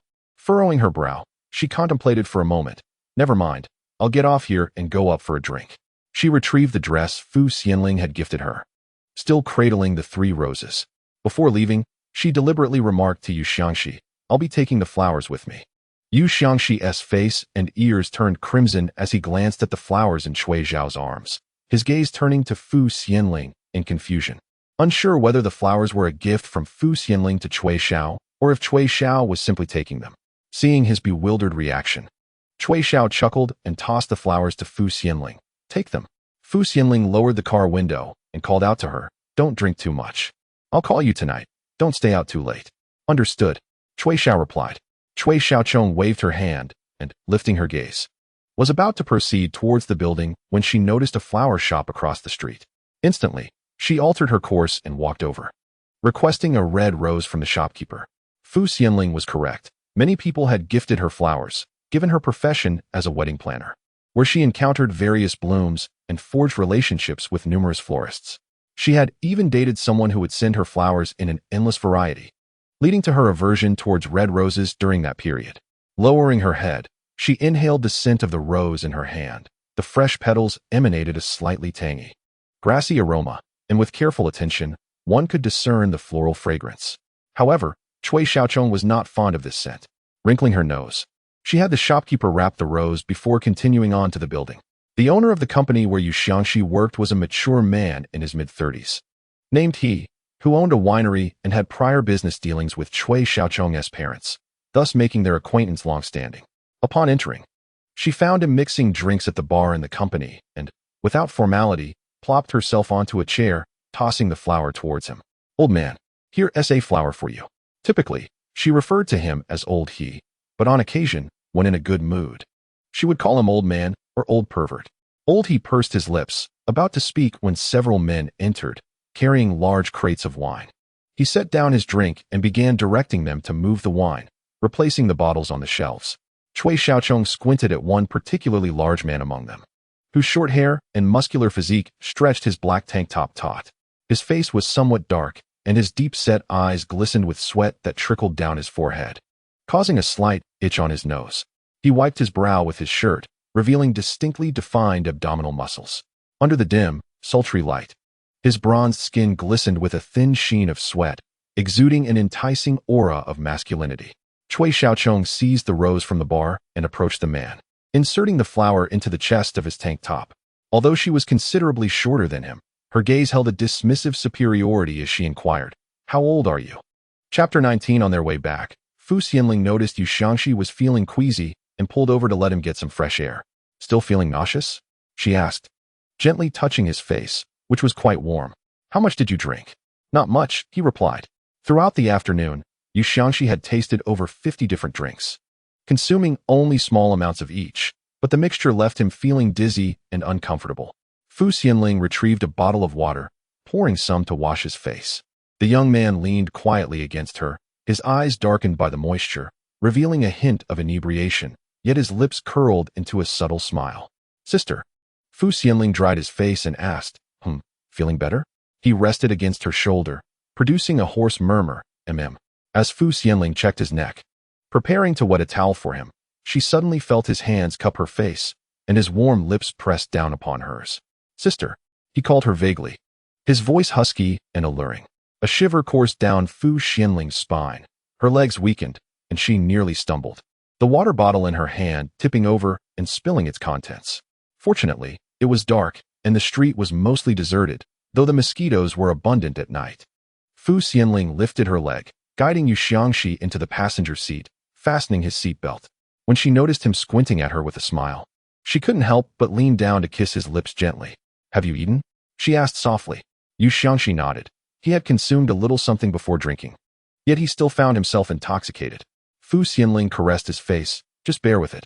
We'll head home first." Yu Xiangxi nodded, his eyelids growing heavy. By the time Fu Xianling parked in the garage, he had already succumbed to slumber. After a brief wait, noticing the garage was empty, she opened the car door and hoisted Yu Xiangxi onto her shoulder, one arm looping around his, the other securing his waist. Yu Xiangxi stirred awake, albeit in a haze, asking, "Sister, where are we going?" "We're home," Fu Xianling replied, her speech slightly labored. They managed to enter the elevator, and upon reaching the second floor, they encountered Huang Dandan, who was smoking at the entrance. Fu Xianling remained silent, guiding Yu Xiangxi towards his door. She knew the code, but with Huang Dandan watching, she turned to Yu Xiangxi and inquired, "What is the code?" "I'll help you inside." Yu Xiangxi leaned down to enter the code. After one attempt, he realized it was incorrect.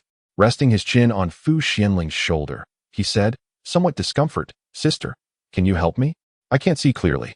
Fu Xianling bent down to input the code just as she heard Huang Dandan's footsteps approaching. From a distance, her voice reached them. "Is Yu Xiangxi drunk?" Fu Xianling glanced over, taking in Huang Dandan, who wore a light pink nightgown that revealed tattooed letters on her lower leg. Her expression was one of curiosity and confusion, but upon noticing Fu Xianling's gaze, it transformed into a friendly smile. "Mrs. Zhang, let me take him inside," she offered. Upon hearing Huang Dandan's voice, Yu Xiangxi regained some clarity, propping himself up against the door and asserting, "I'm fine, I can go back by myself." Huang Dandan hurried over, her hand nearly brushing Yu Xiangxi's arm when Fu Xianling raised her hand to block her. "Miss Huang, do not have ulterior motives towards him." Huang Dandan was taken aback. "What?" Fu Xianling looked at her with calm resolve. "I mean you, do not pursue Yu Xiangxi." She reclaimed her hold on him, bending to enter the code once more. Meanwhile, Huang Dandan's face flushed with indignation, yet she refused to back down. "Mrs. Zhang, you are already married. This isn't appropriate." Initially, Fu Xianling had feared being seen, but as she faced the moment, a newfound courage surged within her. In a soft voice directed at Huang Dandan, she said, "Mind your own business." Those words made it abundantly clear to Huang Dandan that Fu Xianling was aware of everything that had transpired. Huang Dandan's face instantly paled. "Mrs. Zhang," she exclaimed, eager to enter. Fu Xianling turned to glance at her. "I want to speak of this." Huang Dandan exhaled softly, not wishing to appear overly obvious. As Fu Xianling closed the door, she inadvertently added, "I want to say a word." Fu Xianling shut the door and paused at the entrance, preparing to assist Yu Xiangxi to the sofa. Just as she was about to exert herself, she felt the boy tighten his embrace. His voice slightly muffled as it reached her ear. "Sister, I don't like her." A subtle smile graced her lips. I know." He leaned in closer, his warm breath cascading over her neck, causing her to shiver involuntarily. "I didn't let her in." Fu Xianling ran her fingers through his soft hair, responding, "Well done." Yu Xiangxi chuckled softly, nuzzling against her neck, slowly tilting his chin up, his heated skin brushing against hers as his delicate lips pressed against her cheek. "Sister." After kissing her cheek, he captured her lips, tenderly kissing her, his breath husky and indistinct. "I really like you." Fu Xianling's heart raced violently. She caressed his face, her fair fingers wrapping around the nape of his neck, the warmth of his skin almost searing. Breathing unevenly, she gently pushed him away. "Let us go lie down on the bed." Yu Xiangxi obediently nodded, propping himself against the wall as he slowly made his way to the bedroom. Fu Xianling helped him onto the bed, assisting him in removing his shirt and pants, then went to the bathroom to wet a towel to wipe his body. Yu Xiangxi, drunk and well-behaved, was quiet and still, his skin flushed and warm. After wiping him down, Fu Xianling brought a glass of honey water for him to drink, using a tissue to clean his mouth, and then pulled up a comforter to cover him. Seeing him drowsily close his eyes and fall asleep, she chuckled lightly and turned off the light as she exited the room. She went to the garage downstairs to fetch her clothes. While in the elevator, she encountered a neighbor, which prompted her to skip the second floor. After returning home, she took a shower, applied a facial mask, and glanced at her phone, noting it was already past 11 at night. There were numerous messages on WeChat, and as she casually scanned them, she noticed Zhang Quanfeng had sent her a message, "I'll be back in a few days." Fu Xianling ignored it, shutting off her phone, discarding the mask into the trash, and as she lay in bed, her mind wandered through a myriad of thoughts. As fatigue began to envelop her, she faintly recalled the boy's husky voice, "Sister, I will always love you." She woke up a bit late the next morning, hurriedly preparing herself. Upon reaching the garage, she saw Yu Xiangxi waiting by the car with breakfast in hand, dressed in a t-shirt and sweatpants, with a backpack slung over his shoulder. His eyes lit up the moment he spotted her. "Sister, I'm sorry, I fell asleep early last night." He approached her, softly asking, "You're not angry, are you?" Noticing no one was around, Fu Xianling reached out to adjust his tie. "Why would I be angry?" Seeing her smile, Yu Xiangxi grinned, revealing a pair of adorable canine teeth. "I was worried that if I got drunk, I might say something to upset you." "Not at all. You were very well behaved." As Fu Xianling spoke, she couldn't help but stroke his soft hair. Yu Xiangxi leaned down to kiss her lips, a fleeting touch before quickly pulling away, then handed her the breakfast he was holding. "Sister, I'm off." Fu Xianling chuckled lightly. "Don't you want me to see you off?" He shook his head, saying he could simply run over. "Wait a moment." Fu Xianling called after him, retrieving a shopping bag from the back seat and handing it to him. "Here are some clothes I bought for you. Try them on, and let me know if they don't fit." "Thank you, sister," he replied, his smile radiating joy, his eyes sparkling with an unfiltered sincerity that revealed his fondness and affection for her. "Sister, shall we go play at the garden square tonight?" Fu Xianling did not refuse. "Sure." At noon, a delivery arrived with 5 roses. Fu Xianling found a vase, trimmed the stems, and placed the flowers in a spot on the table where she could easily see them. The entire company knew that Fu Xianling had a romantic husband who sent her flowers daily and even used Winnie the Pooh band-aids.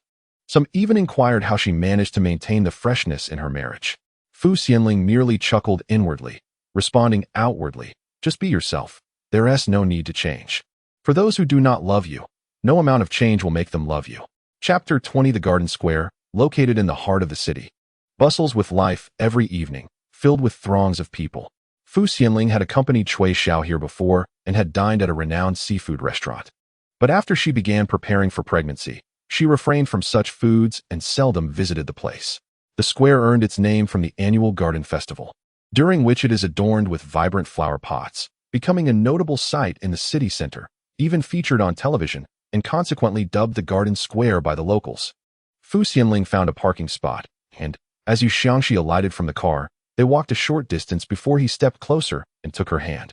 His warm palm enveloped hers, fingers intertwining as they strolled leisurely. In crowded areas, Yu Xiangxi would pull her closer, shielding her with his embrace, while in quieter spaces, he maintained his hold on her hand. They indulged in skewers, fried cakes, stinky tofu, candied hawthorn, stir-fried yogurt, and chilled cola, releasing sky lanterns and adorning themselves with glowing bunny headbands, one for each, as Fu Xianling laughed, attempting to take a photo but accidentally recording a video. The screen captured her exclamation. "Ah, I pressed the wrong button. This is a video." Yu Xiangxi wrapped his arms around her from behind, leaning in to plant a gentle kiss on her cheek. "It's all right, a video works too. Send it to me later, sister." Behind them, laughter and chatter filled the air, both wearing broad smiles. "You're standing too far back. I can't see the bunny on your head," she said, stepping back to allow him to move forward while she playfully leaned against his back. Yu Xiangxi bent slightly, crouching to fit in the frame, asking, "Is this all right?" Fu Xianling nodded with a grin. "Perfect." After the video concluded, Yu Xiangxi effortlessly lifted her onto his back. Fortunate that she had opted for trousers rather than a skirt today. The two individuals played until nearly 11 o'clock before returning. Fu Xianling, utterly exhausted, fell asleep in the passenger seat of Yu Xiangxi's car as they made their way back. Upon arriving at the garage, Yu Xiangxi parked the vehicle, unfastened his seatbelt, and leaned over to unbuckle hers. Fu Xianling, drowsily awakening, murmured, "Are we there?"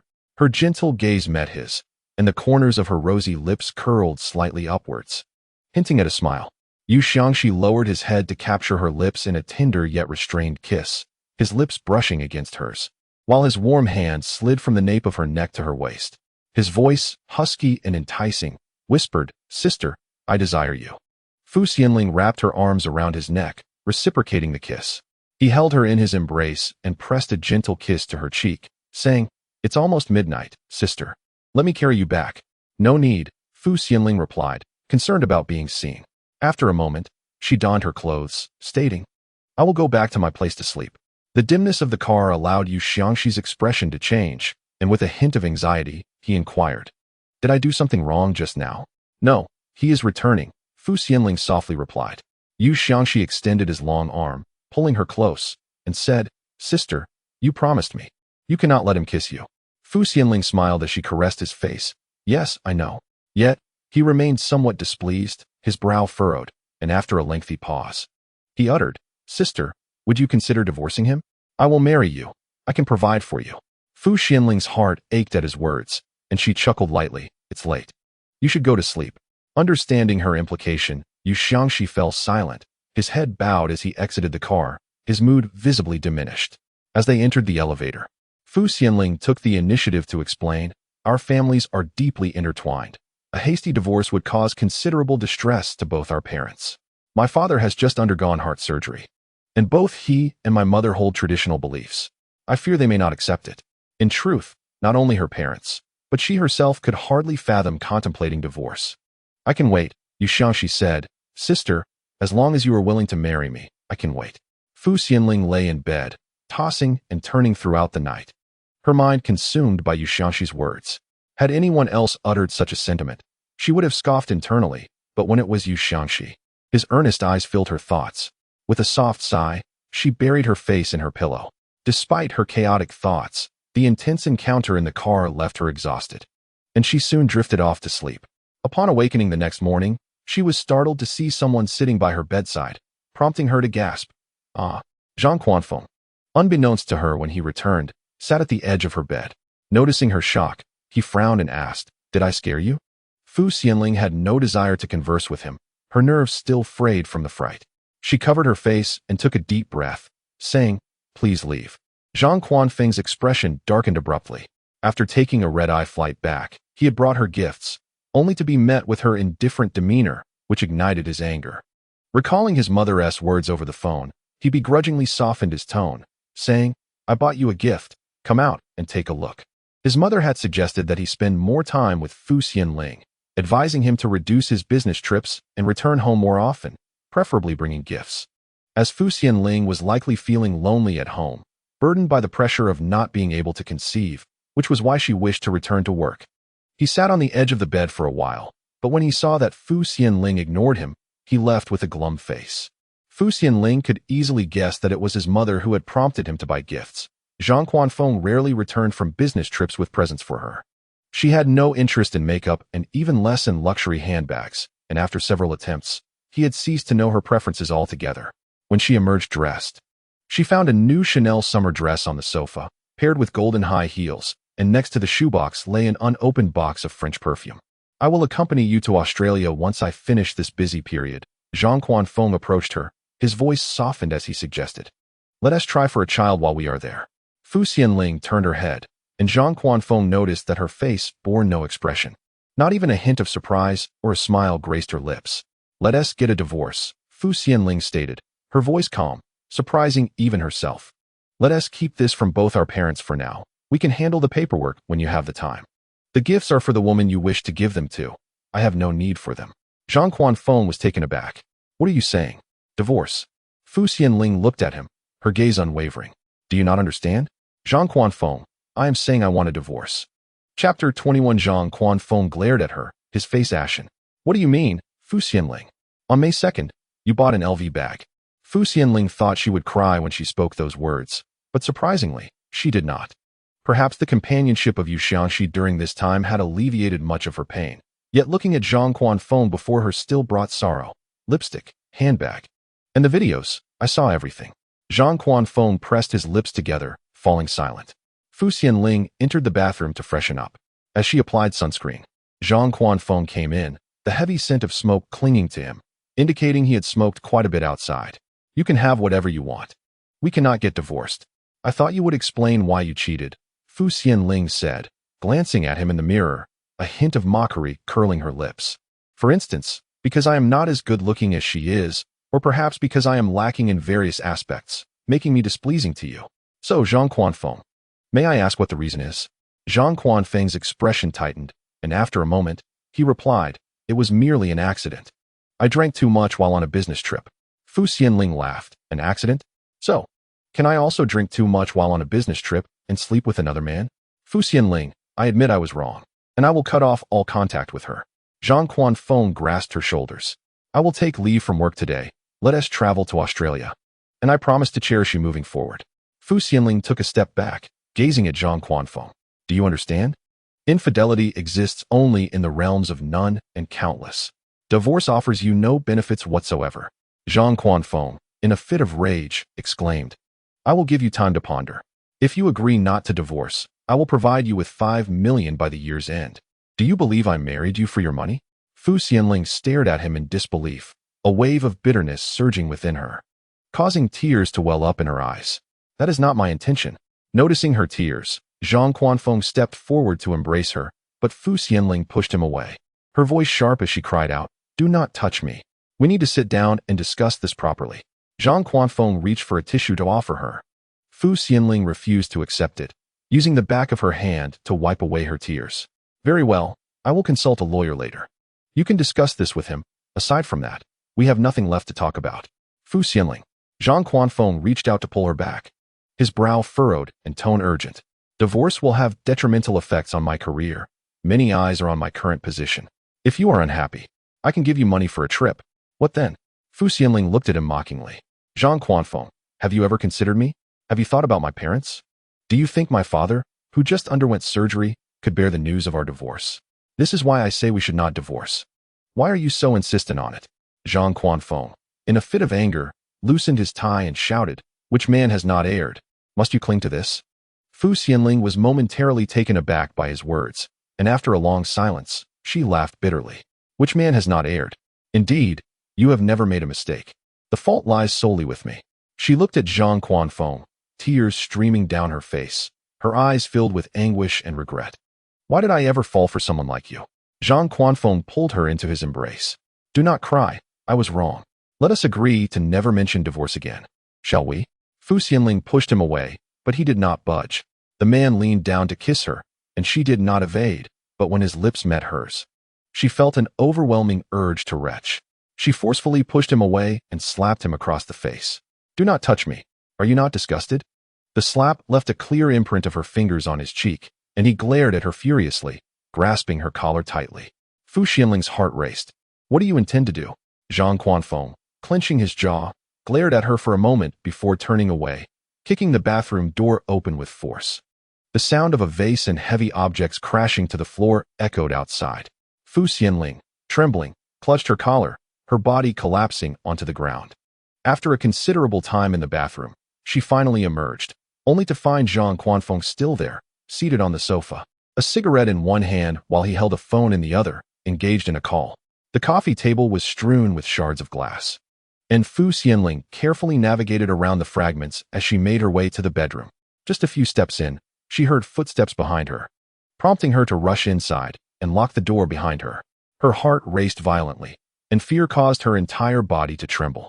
She was uncertain whether Zhang Quanfeng would resort to violence, but the scene she had just witnessed had genuinely terrified her. Zhang Quanfeng knocked on the door, inquiring, Why lock the door? Let us have a conversation. Holding her phone tightly, Fu Xianling retrieved Cui Xiao's number and dialed, shouting at the person outside, Zhang Quanfeng. There is nothing left for us to discuss. I want a divorce. I will seek a lawyer. Cui Xiao, at the vineyard, discarded her cigarette upon receiving the call and rushed towards her car. Zhang Quanfeng gritted his teeth, declaring, I can agree to any terms except for divorce. I simply want a divorce. Fu Xianling asked, her voice laced with anguish. Why are you playing such a cruel joke on me, Zhang Quanfeng? You clearly do not love me, so why did you marry me? Indeed, why? To the outside world, Fu Xianling appeared gentle, virtuous, and elegantly beautiful. Yet in Zhang Quanfeng's eyes, she seemed rather dull. Her sole confidant was Cui Xiao, whom he held in disdain. If Cui Xiao was too wild and uninhibited, Fu Xianling was excessively quiet and introverted. The unlikely friendship between these two contrasting personalities puzzled him greatly. Fu Xianling often sat alone, absorbed in her books. Upon his return home, her only inquiry was whether he had eaten. In the early days of their marriage, they had shared many conversations, and he had made efforts to understand her. However, he soon realized their preferences diverged significantly, and their shared topics dwindled. He had once harbored affection for her, admiring her tranquility and grace, her diligence and patience at work, and her gentleness with strangers. Yet, as time wore on, that affection faded, leaving only the moral constraint of her being his wife. Unlike other women who would flirt, seek to amuse him, or playfully call him husband while perched on his lap, Fu Xianling did not possess such traits. He derived a different kind of satisfaction from other women, one of admiration that Fu Xianling could not provide. He felt no remorse, believing that men of his status often had numerous women outside, and it was a common trend in his circle to swap partners for more exhilarating experiences. He thought he could behave however he pleased outside, but upon returning home, he still needed to attend to his responsibilities, which meant he could not spend too much time with Fu Xianling. He endeavored to compensate for this with financial support, sending her money each month. Knowing her frugal nature and aversion to extravagant gifts, he felt that money was the only means of making amends. Yet now, Fu Xianling rejected monetary compensation. She sought a divorce. Suddenly, a wave of panic washed over Zhang Quanfeng. The women outside were merely after his wealth. But Fu Xianling was different. She came from a prestigious family, possessing both education and refinement. At various gatherings, he had witnessed the wives of CEOs engaging warmly with her.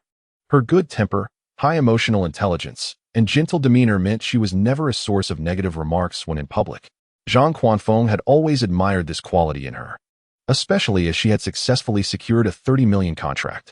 To him, although Fu Xianling could not provide the novelty and excitement that other women might offer, she remained his wife, now, in the future, and always.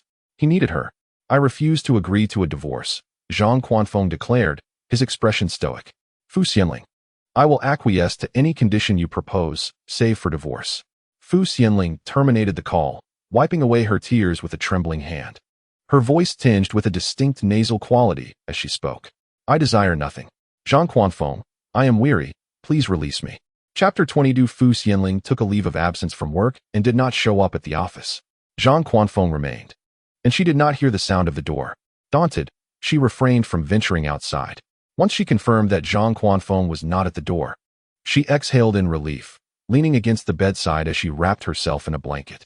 In May's warmth, she was drenched in cold sweat from fright.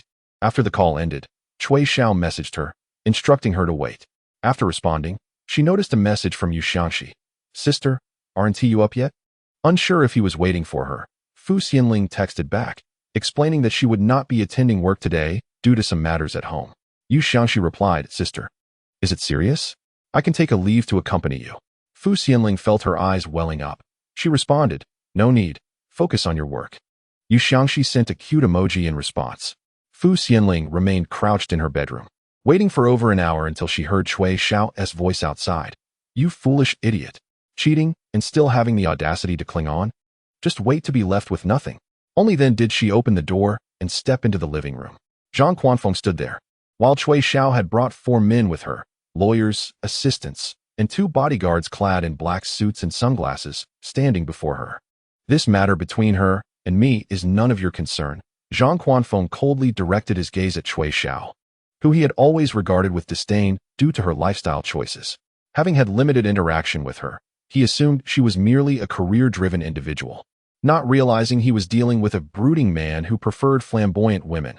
Otherwise, he would not abandon a gentle and virtuous woman like Fu Xianling for an affair. None of your concern? Cui Xiao scoffed. Let me tell you, Zhang Quanfeng, Fu Xianling's affairs are very much my business. She turned to the lawyer behind her, instructing, The evidence of infidelity is irrefutable, audio, video, and text messages. Explain to him how the divorce proceedings will unfold. The lawyer unfurled a document and approached Zhang Quanfeng. Mr. Zhang, according to the video and message records provided by Ms. Cui, your infidelity dates back to April 2 years ago. Zhang Quanfeng, his face ashen, interrupted sharply, silence. The lawyer persisted, continuing to read from the document. The woman appearing in the video has been identified. Zhang Quanfeng, gritting his teeth, shouted, Divorce. I will discuss this face-to-face with Fu Xianling. Upon hearing this, Fu Xianling slowly made her way to the living room. Looking at Zhang Quanfeng as she said, Very well. Go ahead. Zhang Quanfeng glared at her with fury. Fu Xianling, if you choose to divorce me, you will never encounter anyone superior to me. Think carefully. Before Fu Xianling could respond, Cui Xiao burst into laughter. Come on, brother. Who do you think you are? Are you Jin Xingwu or Peng Yuyan? You really think too highly of yourself. I couldn't even bear to look at that footage. How could you have the audacity to share it? Zhang Xuanfeng's face flushed with rage, and he shot a glare at Cui Xiao before directing his gaze back at Fu Xianling. Fine, if you want a divorce. Let's split the assets 70-30, as I earn the most.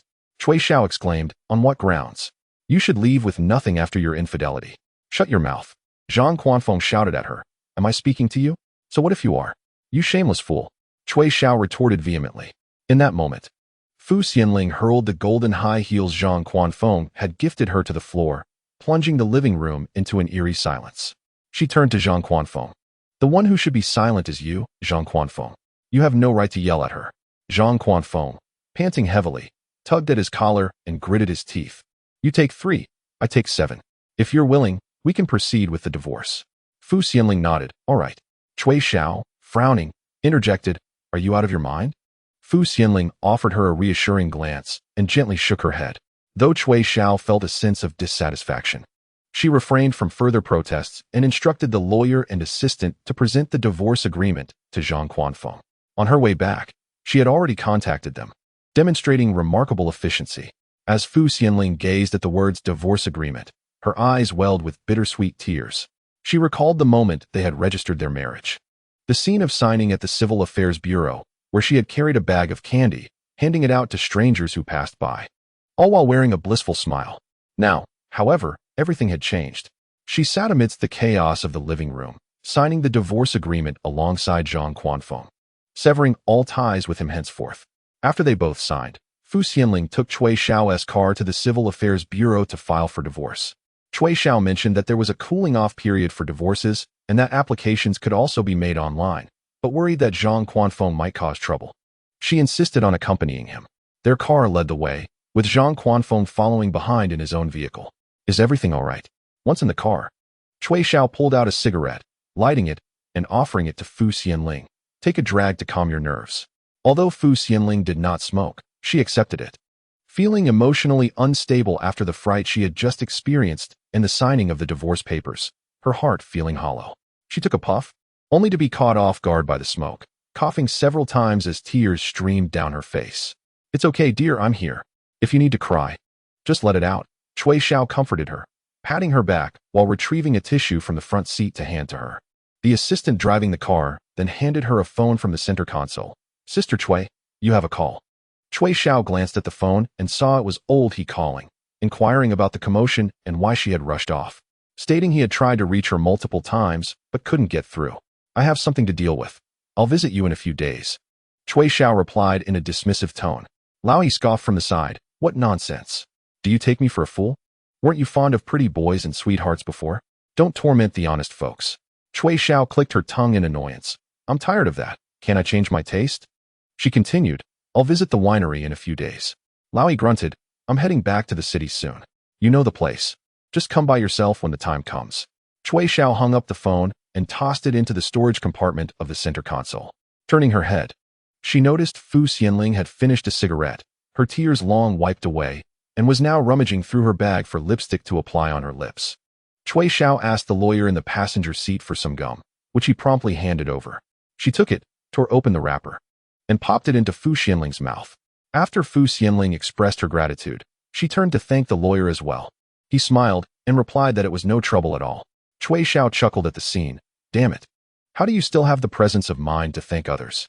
Fu Xianling chuckled lightly in response. She was accustomed to it. Her parents had instilled in her the values of being well-read, courteous, and obedient. From a young age, she had internalized these lessons, forming an ingrained habit of thanking others regardless of the situation. Upon arriving at the Civil Affairs Bureau, Cui Xiao prepared to get out of the car. But Fu Xianling insisted she stay put, saying she could manage alone. So, Cui Xiao waited inside the vehicle. After about half an hour, she finally saw Fu Xianling and Zhang Quanfeng emerge one after the other. They exchanged a few words at the entrance before Fu Xianling turned and started walking towards Cui Xiao. What did he say? Cui Xiao inquired. Fu Xianling gazed ahead, her brows slightly furrowed. He said he brought gifts for my parents and wants to visit them with me tomorrow. Cui Xiao erupted in anger. Is Zhang Quanfeng out of his mind? Fu Xianling settled into the back seat, letting out a sigh. He doesn't want anyone to know about our divorce. And my parents have been eager to meet him. And what about you? Are you still pretending to be his wife? Cui Xiao, fuming, lit a cigarette for herself. Aren't you afraid he has ulterior motives? That man is definitely trying to exploit the cooling-off period to win you back through other means. Don't fall for it again. He has too many schemes and is surely looking to use you for his own gain. I know, Fu Xianling replied wearily, closing her eyes. Once we get the divorce certificate, you can publicly be with your sweetheart. I'm worried Zhang Quanfeng might find some leverage and stir trouble with my parents. Cui Xiao took a drag from her cigarette. I have 2 wedding banquets to attend tomorrow afternoon and need to work late tonight, so I can't accompany you. Fu Xianling chuckled softly. No need. You go ahead. I'll find an opportunity to bring my sweetheart along. Cui Xiao turned to her. So, are you going or not? Fu Xianling affirmed, I will. Chapter 23. Fu Xianling and Cui Xiao had lunch outside, and upon returning home, they found the living room had been tidied up. Zhang Quanfeng was seated on the sofa, and upon seeing her return, he asked, Have you finished your meal? Fu Xianling did not expect him to still be there. Standing at the entrance of the Civil Affairs Bureau, he stated his intention to move out, leaving the house for her. She had been gone for 4 hours. Who would have thought he hadn't left yet? She paused at the threshold, her gaze calm as she regarded him. Is there something you wish to convey? I called you, but you didn't answer, Zhang Quanfeng replied. So, please speak your mind. Fu Xianling had received 2 calls from him during dinner, which she had not answered. After switching off her phone and finishing her meal, she had returned. I'll come to pick you up tomorrow, and we can return home together. Would you like to accompany me to buy gifts? Zhang Quanfeng stepped forward, moving a few paces closer, and continued. If you maintain this demeanor, our parents will inevitably become suspicious. Fu Xianling felt a bitter laugh within her. After 3 years of marriage, she had always been the one to purchase gifts for their visits home. Now, on the verge of divorce, he suddenly remembered the need to buy gifts for his in-laws. But alas, it was too late. You need not buy gifts. I will handle that myself, and I will drive there independently, she replied, her tone sharp and her expression even colder. Zhang Quanfeng took another step forward. Fu Xianling, please don't be angry. After all this time, he still thought she was upset. Fu Xianling was at a loss for words, fatigue overwhelming her as she pointed toward the door and said, Leave. If you do not depart, I will vacate this house. His expression shifted, but he managed to respond patiently, Fine. He took only a briefcase, leaving everything else behind. Before exiting, he tossed the spare phone into the trash right in front of her. Fu Xianling regarded it as if it were invisible. After he left, she changed the code on the entrance lock and sent the new password to Cui Xiao, then began to tidy up the space. Later that evening, perhaps due to having consumed cold juice, her period arrived earlier than expected. After taking a shower, she lay down for a while, waking to find the sky had darkened. Checking her phone, she noticed 2 missed calls from Cui Xiao and numerous messages from Yu Xiangxi.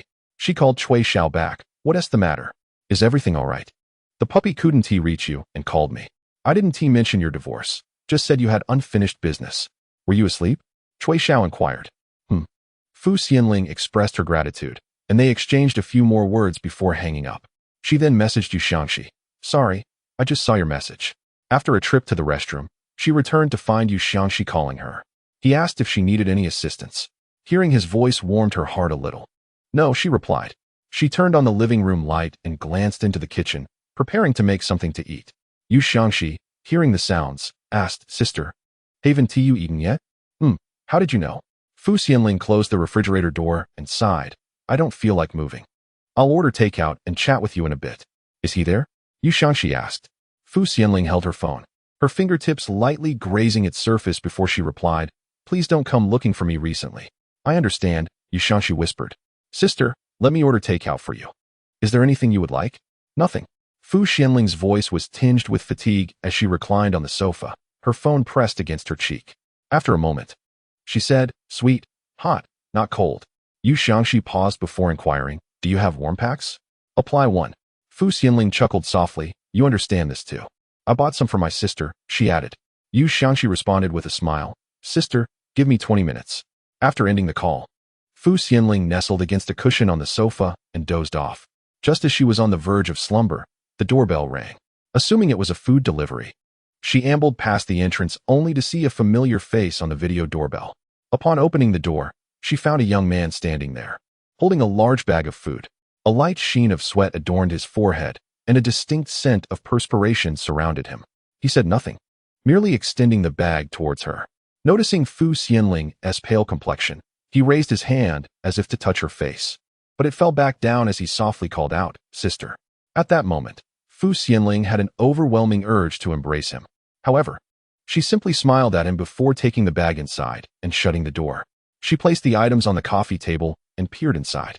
There was a large package of cute bear warm packs, a cup of hot milk banana drink, a cup of hot cocoa, a bowl of silver fungus longan red date soup, a portion of soup dumplings, a serving of small wontons, and at the bottom, a pack of chocolate. She tore open a warm pack and affixed it to her abdomen, then inserted the straw into the hot drink. As the first sip slid down her throat, an unexpected tear trickled down her cheek. Sniffling, she diligently finished the meal before retrieving her phone to check messages. Yu Xiangxi had sent her a message on WeChat. "Sister, I've noted the date. I will take good care of you from now on." The tears she had so painstakingly held back began to flow once more. The next day, as Fu Xianling stepped outside, she appeared radiant. She wore a light touch of makeup, adorned her lips with a soft pink gloss, and donned a beige casual ensemble that exuded both grace and beauty. She opted for a taxi instead of driving, and upon exiting the community, she spotted Yu Xiangxi standing at the bus stop with breakfast in hand. His workplace was merely 6 stops away by bus, a more economical choice than a taxi. Fu Xianling slowed her pace, instinctively moving toward him. Long before she reached him, he had already noticed her. With neighbors nearby, he simply smiled and greeted her. "Good morning." "Good morning," Fu Xianling replied, her bag slung over her shoulder as she stood beside him. When a taxi arrived, she chose to remain with Yu Xiangxi and boarded the bus with him instead. Lacking a bus card, Yu Xiangxi kindly swiped his for her, grinning joyfully as he followed her inside.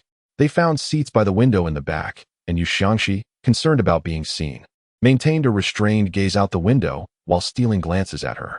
Fu Xianling chuckled lightly. "Did you wash your hair this morning?"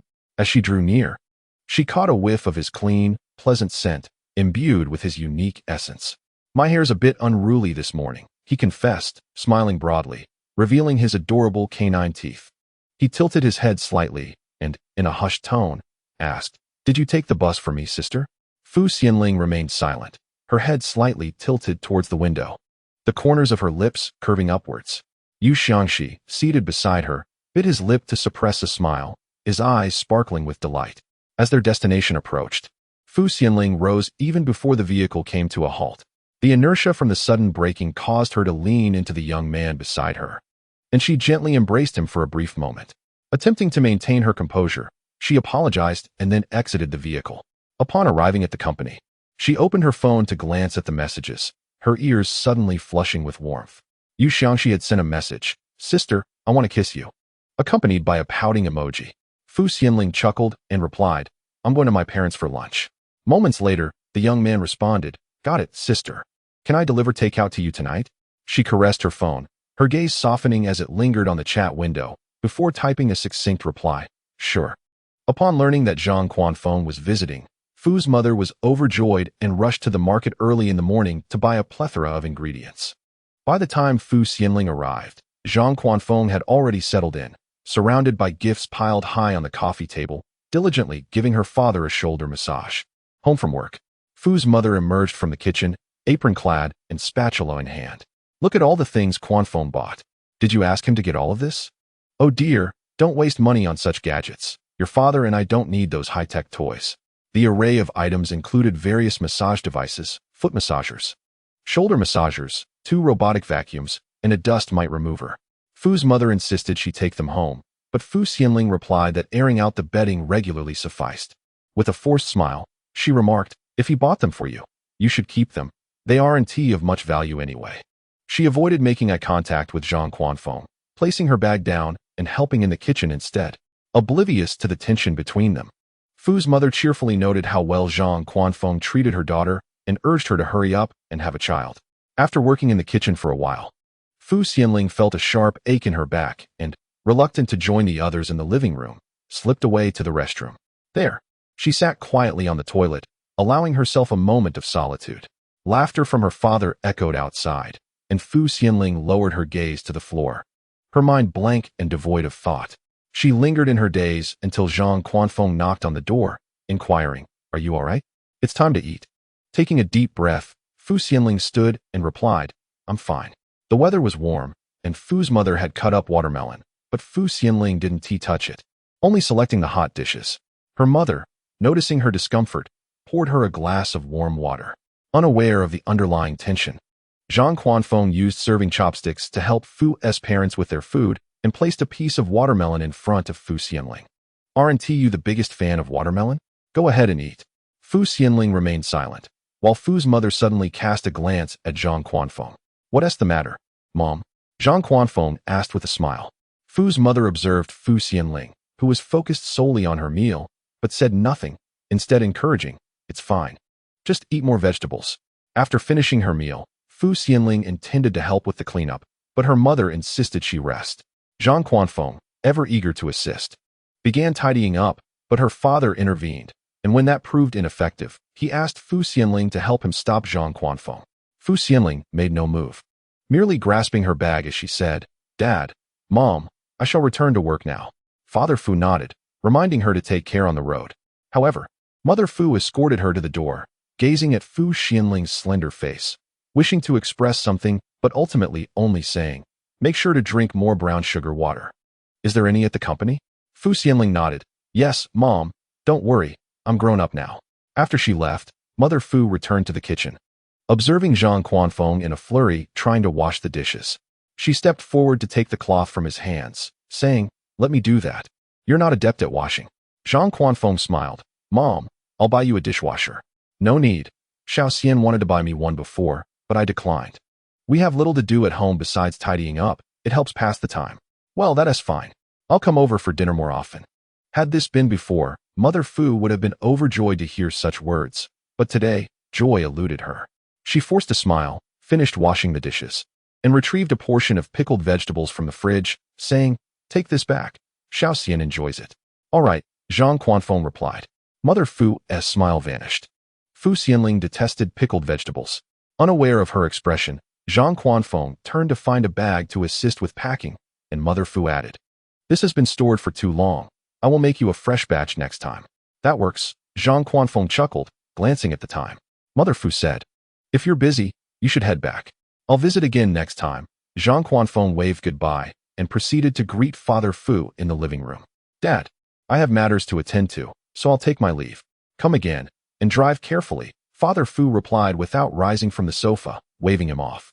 Once Zhang Quanfeng departed, Mother Fu hurriedly removed her apron, swiftly retrieved her bag from the room, and headed out. Father Fu inquired, "Where are you off to?" Mother Fu thrust the urinal into his arms. "I'm stepping out. Call me if you need anything." She pressed her phone into his hand, changed her shoes, and after a moment's thought, grabbed a hat and sunglasses before opening the door and exiting.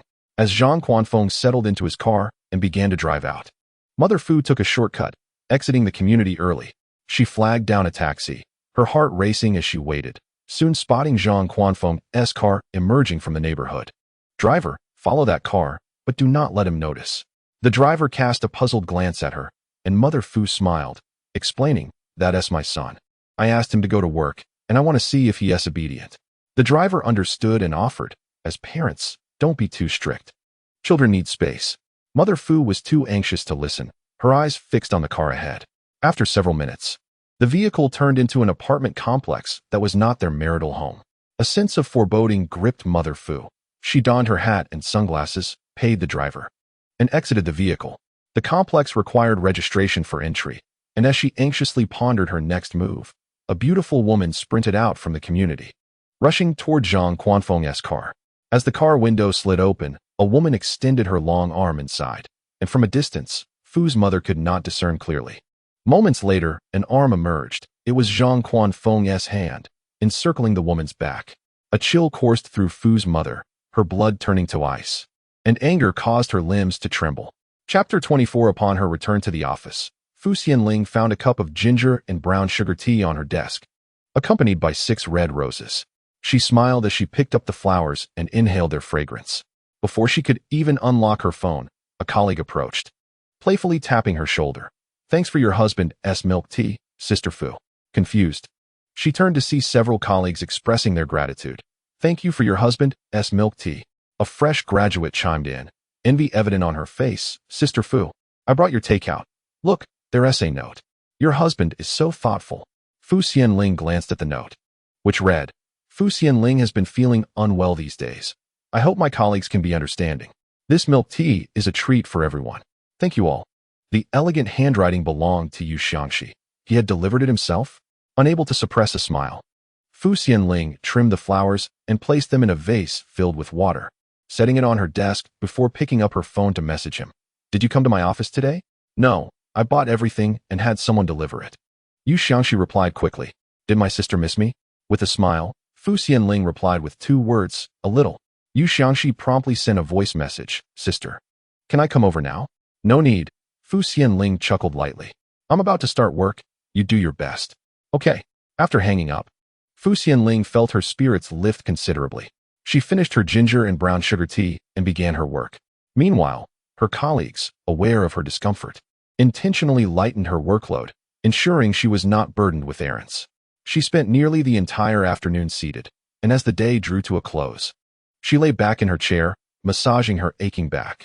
When the phone rang, she initially thought it was Yu Xiangxi, but upon glancing at the screen, she saw it was her mother calling. She answered, Mom, what's wrong?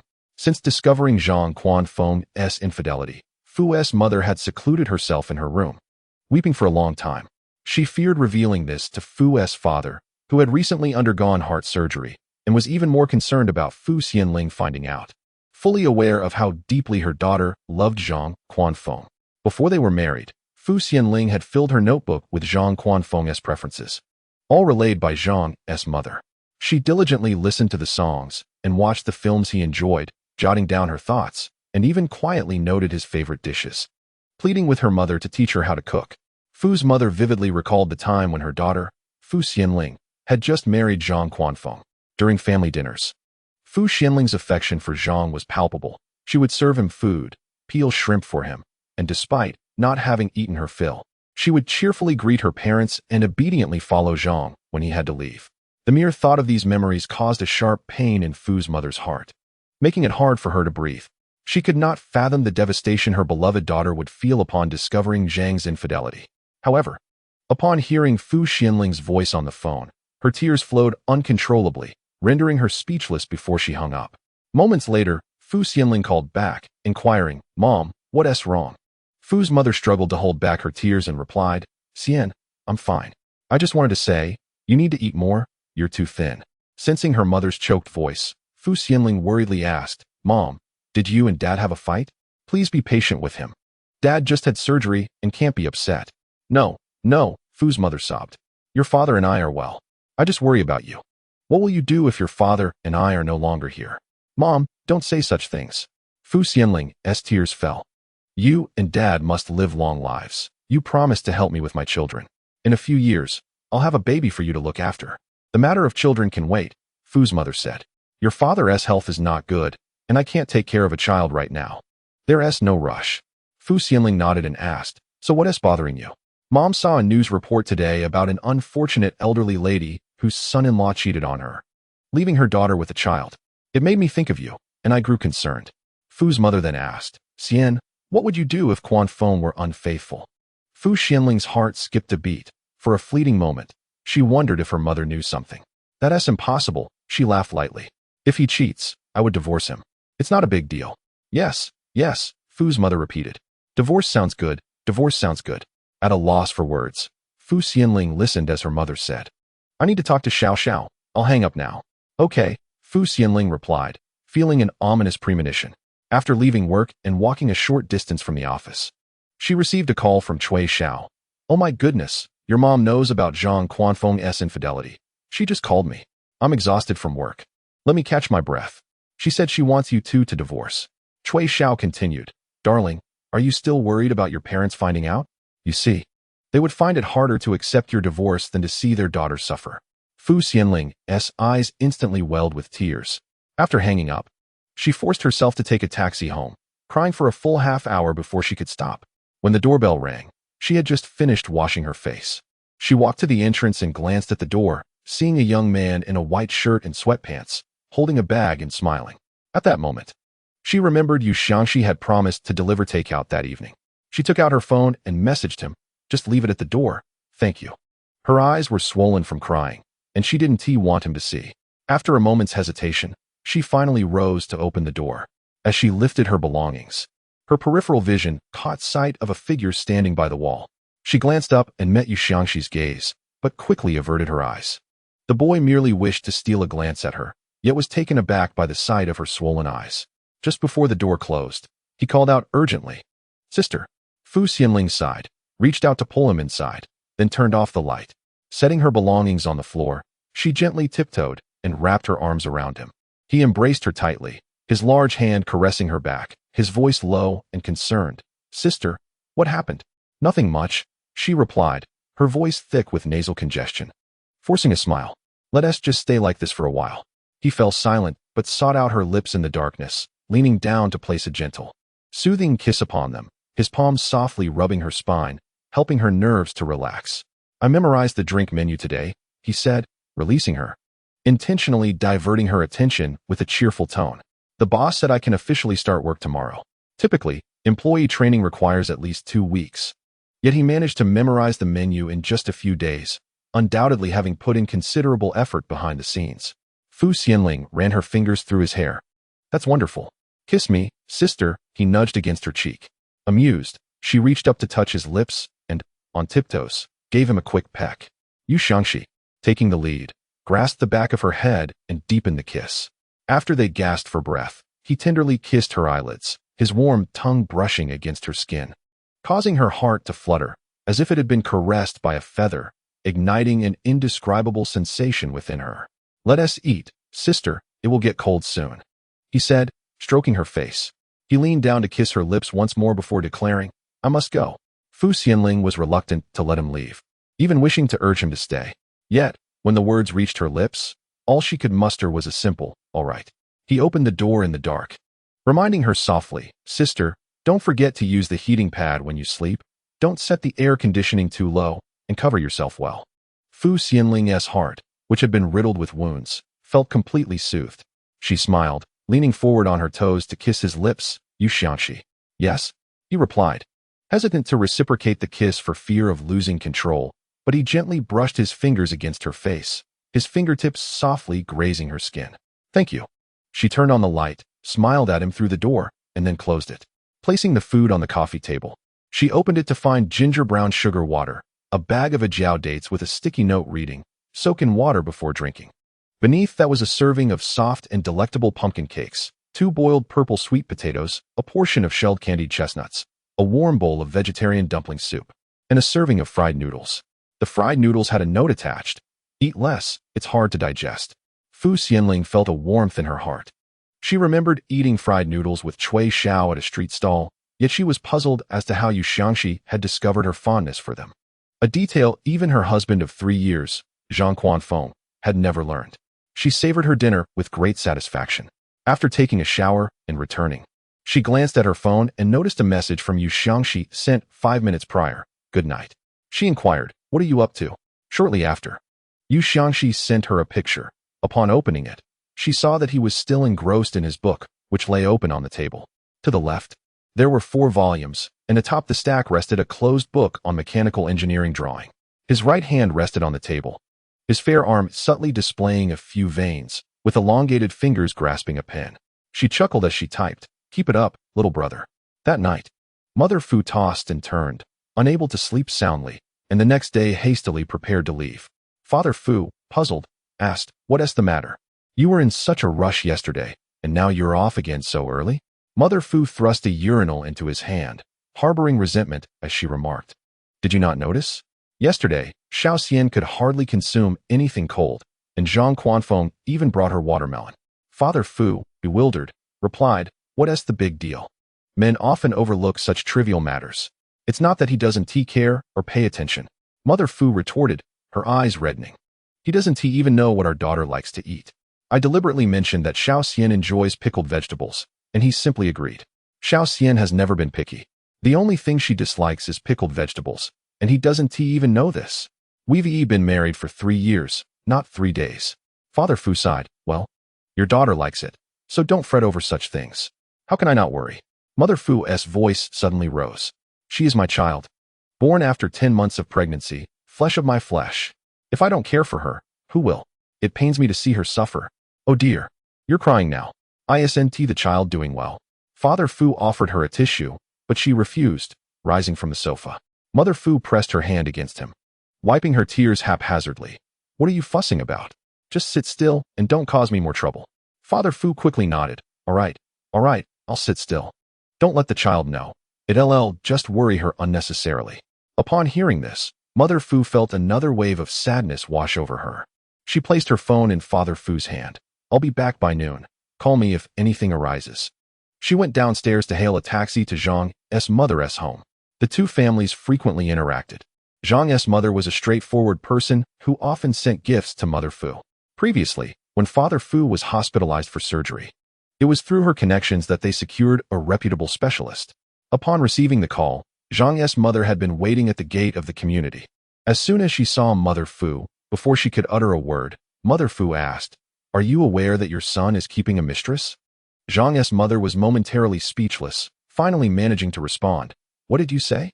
When Zhang Quanfeng moved into his new apartment, he had his assistant hire a cleaning lady.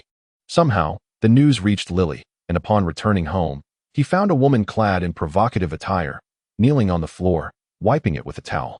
The frustrations he endured with Fu Xianling swiftly transformed into desire, which he unleashed entirely on Lily. Having already given her a sum of money to ensure she would not return, she nonetheless lingered in his new apartment. Day or night, she would climb onto him, bare-skinned, awakening his desires with her lips. Zhang Quanfeng occasionally found himself reminiscing about Fu Xianling during such moments. She was perpetually shy, unable to fully express herself in bed, as if any intimacy would tarnish her soul. The scene would be perfect if only he could replace Lily's face with that of Fu Xianling. When the doorbell rang, he assumed it was his assistant and opened the door with the remote control. To his surprise, moments later, he found his mother storming into his bedroom, followed closely by Fu's mother. He had just managed to put on a shirt, while Lily stood naked at the edge of the bed. Zhang Quanfeng quickly donned his shirt and exclaimed, "Mom, why didn't you give me a heads up before coming over?" "Give you a heads up?" Zhang's mother yelled, throwing her bag at his face. "How dare you even suggest that? You shameless scoundrel. Do you see what you've done? Is this what you call being human? Are you even human anymore?" Lily, startled, instinctively covered her chest and took a step back. After striking Zhang Quanfeng, his mother lunged at Lily, seizing her head and delivering several slaps. "At such a young age, you've already begun to entice a married man. How dare you?"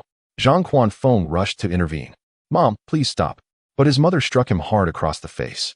"Am I causing a scene? You forsook a wonderful wife like Xiao Xian for this. Do you truly believe you will ever encounter another woman as remarkable as Fu Xianling? Dream on. You will never meet someone like her again in your life." The slap left Zhang Quanfeng reeling, blood trickling from the corner of his mouth, his head spinning, his ears ringing with his mother's final words. "Do you think this woman is after anything other than your money? Look at Fu Xianling. She liked you for who you are. How could you treat her this way?" Zhang's mother, furious and crying, continued to strike him before turning her ire on Lily, whose screams occasionally pierced the air. Fu's mother stood quietly at the doorway, observing the chaos.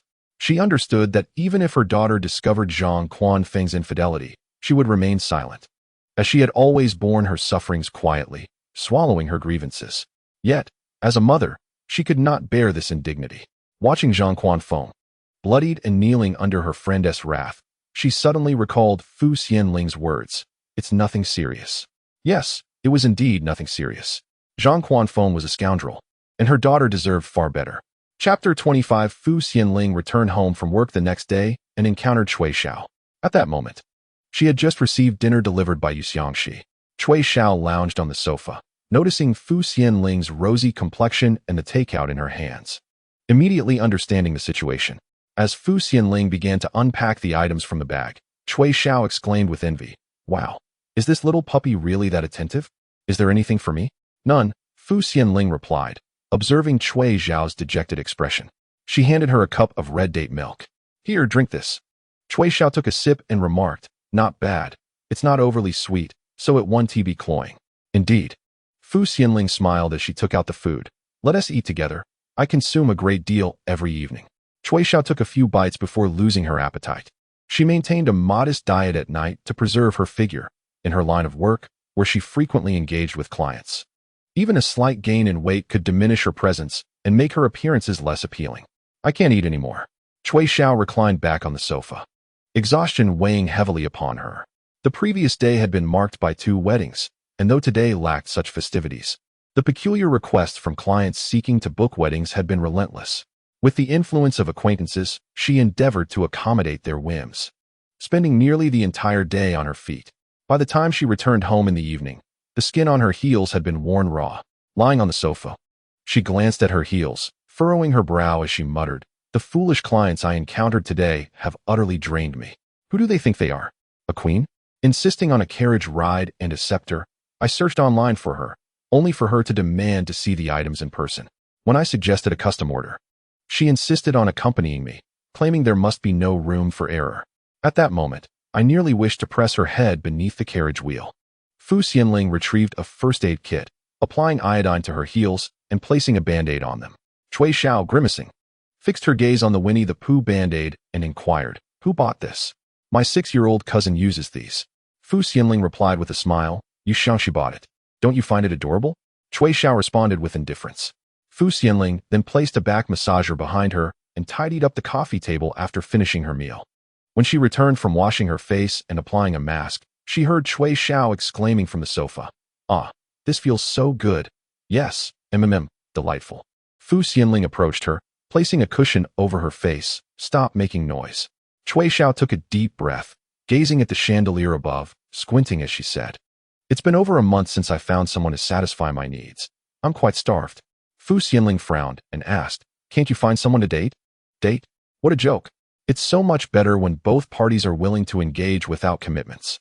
Dating is entirely different. It brings complications." Cui Xiao lazily stretched. "Last week, I had my eye on a man, but he wouldn't let me sleep with him. I offered him 50,000 for a night. And his friend was wide-eyed, yet he didn't even glance in my direction. How infuriating. Once I'm done with my current workload, I'll seek him out." Xianling washed some fruit and placed it before her, sighing softly, "Just be careful not to get burned." "Burned? What do you mean?" Cui Xiao laughed as if she had heard a joke. "Have you ever seen me fall for someone? If a man isn't willing to accept 50,000 for a night, it simply means he is not interested in you," Xianling advised.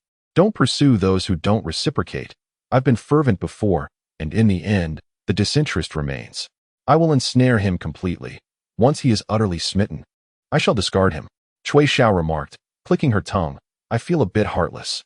"Remove the feelings and just be heartless," Xianling said as she took the fruit away, her voice echoing, "You are indeed a heartless woman." Cui Xiao feigned tears, wah wah wah. That night, Cui Xiao stayed over, sharing the same bed with Xianling. The two conversed for an extended period, and the matter concerning Zhang Quanfeng was known to Xianling earlier that morning while at the office. It was neither her mother nor her mother-in-law who disclosed this information. It was Zhang Quanfeng himself who conveyed it to her. His tone was notably harsh, bordering on furious. "Xianling, is this your plan? To drive me away and then summon my mother? Excellent. I always believed you to be gentle and virtuous, yet it seems you possess many ulterior motives. Oddly, if this had happened in the past, Xianling would have been utterly devastated, or at the very least, disheartened for a considerable time. However, gazing at the roses on the table and the stickers on her computer, an inexplicable tranquility washed over her. She responded into the phone, "It wasn't me. There's nothing else. I'm hanging up now." After ending the call, she maintained her composure, even rising to photocopy documents for distribution in the office. Yet, during lunch, upon receiving a call from Yu Xiangxi, she was momentarily dazzled by the smile on his face when she reached downstairs. In that instant, her heart raced with an overwhelming desire to embrace him, to kiss him. Yet, she refrained from taking any action. Instead, she approached him, accepted the items from his hand, smiled in gratitude, and waved goodbye as she turned away. "Have you developed a fondness for puppy dogs?" Cui Xiao teased with a mischievous grin. "Is it because his skills are impressive?" Xianling, blushing, playfully nudged her. "That's not the reason." "Uh-huh. So you admit you like him?" Cui Xiao exclaimed. Xianling buried her face under the blanket, then after a moment, lifted it to declare, "Yes, I like him." "What of it? Do you have any objections?" Cui Xiao laughed uncontrollably, no objections whatsoever. I wholeheartedly support you. She then buried her head under the blanket, whispering, Yu Xiangxi, did you hear that? Your sister just confessed her feelings for you. Fu Xianling abruptly yanked the blanket from Cui Xiao, her face aflame as she attempted to snatch her phone, only to discover that although the screen was lit, no call had been made. It was evidently a ruse. Cui Xiao, she exclaimed, exasperated. Cui Xiao burst into laughter. What is the matter? After a playful scuffle, Fu Xianling softly remarked, Cui Xiao, since meeting Yu Xiangxi, I have realized how fortunate it is to be loved by someone. I hope that the person you encounter in the future will cherish you as much as you cherish him. That is something I may never experience, Cui Xiao replied wearily. I want tea like anyone else. You speak so definitively, Fu Xianling retorted skeptically. Believe it or not. Oh dear, enough of this. I'm so tired. With that, Cui Xiao drifted off to sleep. Fu Xianling took out her phone and saw a good-night message from Yu Xiangxi. She smiled and replied with a good night of her own before finally closing her eyes and peacefully succumbing to slumber. The following morning, Fu Xianling awoke late. As she entered the bathroom, she called out, Cui Xiao. Cui Xiao, lounging in the bathtub, squinted up at her. What is all the fuss? I haven't even called yet. I just planned to take a bath. It's so comfortable, just a little indulgence, Cui Xiao replied. Fu Xianling emerged with her electric toothbrush in hand, and even with the bathroom door closed, she could hear the sounds within. When she finished brushing her teeth and re-entered, she caught Cui Xiao planting a kiss in the air, saying, until next time. Chapter 26. On Saturday morning, Fu Xianling took Cui Xiao's car to buy some groceries, then went to her mother's house to prepare a sumptuous meal. After enjoying dinner with her parents, she returned to the kitchen to tidy up. Recently, Fu's mother had been persuaded by Zhang's mother to give Zhang Quanfeng another chance, pleading with her not to disclose this to Fu Xianling. Despite her refusal, she picked up the phone, uncertain if her daughter could handle the truth, and thus had postponed the conversation.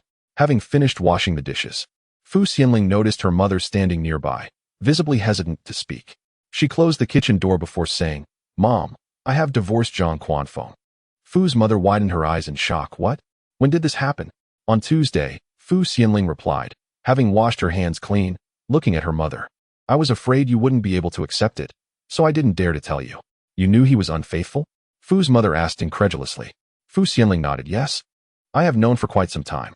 Fu's mother felt a pang of heartache, stepping closer to her daughter and gently caressing her face. Silly girl, if you were unhappy, you should have told me. If I had known, I would have been able to accept it. Holding back her sobs, tears streamed down Fu's mother's face. Fu Xianling's eyes immediately reddened, and she embraced her mother, patting her back. Mom, please don't cry. It's my fault. How can that be? You have always been wonderful. My daughter, Fu's mother said through her tears, pulling her closer. Don't worry, from now on, I will take care of you. Fu Xianling shook her head, her voice thick with emotion. Mom, I'm so sorry. After wiping her own tears, Fu's mother reached out to dry her daughter's tears. What are you apologizing for? You have done nothing wrong. Both of them were careful not to let Fu's father hear them, stifling their cries as they remained in the kitchen for over an hour before finally washing their hands and emerging. Fu's father noticed their red eyes and, feeling a sense of unease, asked, What happened? Is everything all right? Fu Xianling smiled. Mom was sharing stories about her experiences when she was pregnant with me. Carrying Fu Xianling had been a challenging ordeal for Fu's mother. In fact, she had another child before Fu Xianling, but due to her frail health, she had suffered a tragic miscarriage after being jostled by someone on the street. By the time she reached the hospital, the baby was already a stillbirth. Fu's mother wept for a long time, and it was not until the following year that she welcomed Fu Xianling. In the early stages of her pregnancy, she faced signs of a threatened miscarriage and spent 3 months in the hospital to ensure the pregnancy continued. After being discharged, she was exceedingly cautious, ultimately giving birth to Fu Xianling safely. The couple decided against having more children, believing that Fu Xianling's safe arrival was already a divine blessing. Why bring this up? Fu's father said, casting a disapproving glance at Fu's mother, concerned that she might inadvertently place undue psychological pressure on Fu Xianling, especially since she was already struggling with fertility issues. With age, I will refrain from discussing it in the future, Fu's mother replied, moving to the coffee table to peel a pomelo and offering it to Fu's father. Have some of this. Fu Xianling joined them, and the three of them chatted and laughed until evening. It was only after leaving her parents' home that she received a call from Cui Xiao. Hurry up and come pick me up. Where have you been? Fu Xianling inquired. I came to intercept someone, but I couldn't find him. That scoundrel is avoiding me. He mentioned they were coming today to deliver wine. I waited for 3 hours and didn't see a single shadow. Cui Xiao fumed. Let's go over there tonight. Where to? Fu Xianling took a turn out of the neighborhood. To the winery. Cui Xiao recalled something and said, all right, could you stop by the supermarket on the way and pick up a few boxes of Okamoto? The largest size? As Fu Xianling's car arrived at the building, she spotted Cui Xiao and Yu Xiangxi standing at the intersection, accompanied by a man, who was Cui Xiao's assistant. As soon as Fu Xianling parked, Cui Xiao signaled her to get out with her index finger.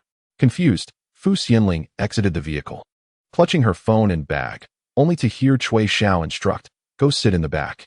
Oh. As Fu Xianling made her way around the front of the car, she caught sight of Yu Xiangxi. He hadn't changed his clothes. The white shirt tucked into black trousers accentuated his long legs, and his hair appeared well-groomed. With his fair complexion, he looked particularly handsome today. Sister, he greeted, as he approached her, revealing a bouquet of 8 roses from behind his back, smiling charmingly, showcasing his adorable canine teeth. Fu Xianling accepted the flowers, smiling in gratitude. All right, you too. Can you save the flirting for later? Cui Xiao, already seated in the passenger seat with her seatbelt fastened, lazily rested her right arm on the window and asked Fu Xianling, did you get the things? Fu Xianling's face flushed instantly. Cui Xiao. Cui Xiao pointed her index finger at Yu Xiangxi and teased. What? When I asked you to buy something. The little puppy was right there. He told me to ask for the largest size. Yu Xiangxi appeared quite embarrassed. I didn't. Fu Xianling pulled him into the back seat. She's just teasing you. Don't pay her any mind. Cui Xiao called from the front. You actually don't believe me? Fu Xianling. Our love is over. Fu Xianling placed the flowers aside, leaned back against the rear seat, and smiled as she asked, have you eaten? No. Cui Xiao and Yu Xiangxi replied in unison. Fu Xianling chuckled, glancing over at Yu Xiangxi. The car interior was dimly lit, with only the faint glow from the streetlights illuminating the boy's sun-kissed features. His bright eyes were fixed on her, with a deep smile etched on his lips. Cui Xiao's assistant drove them away, and Fu Xianling leaned closer to Yu Xiangxi, planting a soft kiss on his lips. Yu Xiangxi reciprocated with a gentle kiss before pulling back. Have you been drinking today? She asked. Yu Xiangxi shook his head lightly. No need to drink. I remember the taste. Cui Xiao couldn't help but turn her head. Why didn't you tell your sister? You've only been working for a few days and already have a tab open. You went back to school yesterday, right? It's been less than 2 days. Fu Xianling's eyes sparkled with amusement. Really? That's impressive. Yu Xiangxi smiled and took her hand, kissing it gently, his warm tongue brushing over her previously injured knuckle. Fu Xianling attempted to withdraw but found herself unable to. The boy continued to kiss her tenderly, his warm tongue brushing against her fingertip, lingering on the small scar left behind. She felt engulfed by a fiery sensation.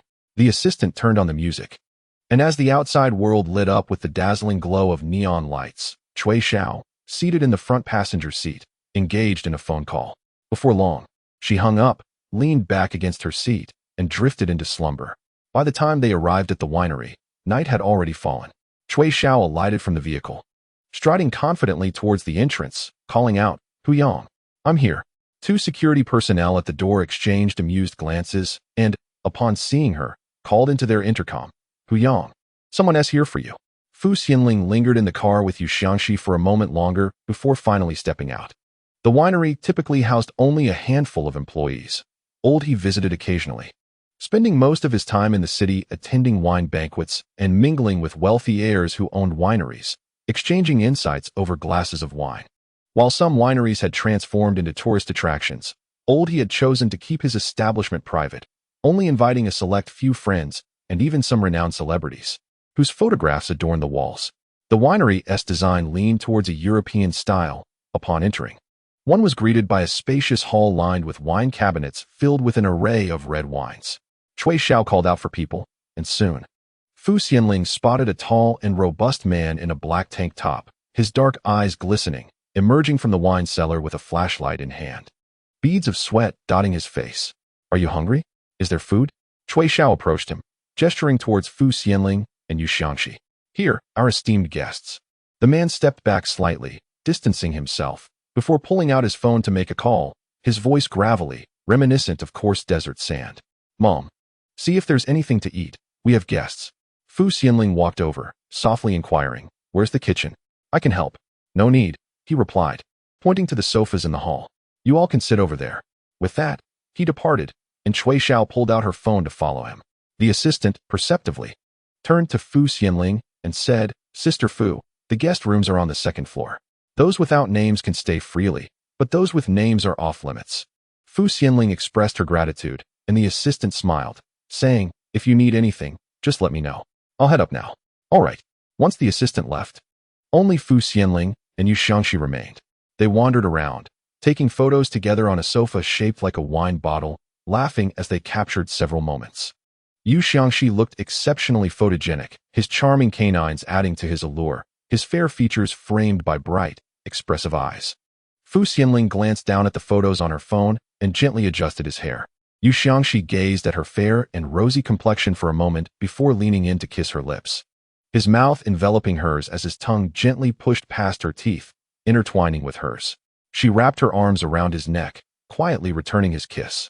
As she heard his slightly hoarse voice inquire, Sister, have you missed me? Fu Xianling couldn't help but chuckle softly and nod, I have. He tightened his embrace, laughter bubbling from his throat. Sister, I missed you especially today. Fu Xianling found it hard to fathom how such sweet words could evoke such profound joy. Her heart felt as if it might overflow. They lingered in each other's arms until they were interrupted by the voice of a middle-aged woman, speaking with a thick accent and dialect. Time to eat. Fu Xianling responded, and led Yu Xiang to a table where a woman clad in a blue floral shirt was setting out 3 dishes.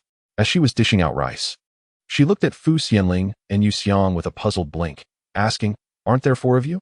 Fu Xianling smiled and explained, I called her. Cui Xiao said she didn't want to eat. Nonchalantly hanging up the phone, Fu Xianling took a deep breath and said, Auntie, she won't be joining us. It will just be the 2 of us. Have you eaten yet? The aunt smiled warmly. Her complexion was dark, sun-kissed, and her demeanor was quite amiable as she replied, No, you should eat. You are the guests. Just leave the dishes for me to clean up. Yu Xiang thanked her, and after wiping his chopsticks clean, he passed them to Fu Xianling, then sat down to eat. He was ravenous and soon finished a bowl of rice, prompting the aunt to quickly refill his bowl, chuckling, Young man, you are quite handsome, just like a young lady, with such fair skin. Yu Xiang. Fu Xianling burst into laughter, choking slightly as she turned her head to cough for a while. Yu Xiang poured her a glass of water, helping her drink and gently patting her back. Are you all right, sister? Fu Xianling waved her hand. I'm fine. Her face flushed crimson, tears streaming from her eyes due to the coughing. Yu Xiang tenderly wiped them away with his fingertip.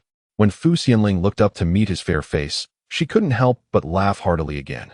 Initially, Yu Xiang felt displeased at being compared to a young lady, but seeing her so joyfully amused, he found himself smiling as well. Is it really that funny? Fu Xianling's laughter shook her shoulders. Yes, it is. It had been a long time since she had laughed so freely. After an arduous meal, her face was sore from smiling. She returned to the car to retrieve her bag and the flowers, sending a message to Cui Xiao. I didn't lock the car. There's something you wanted in the back seat.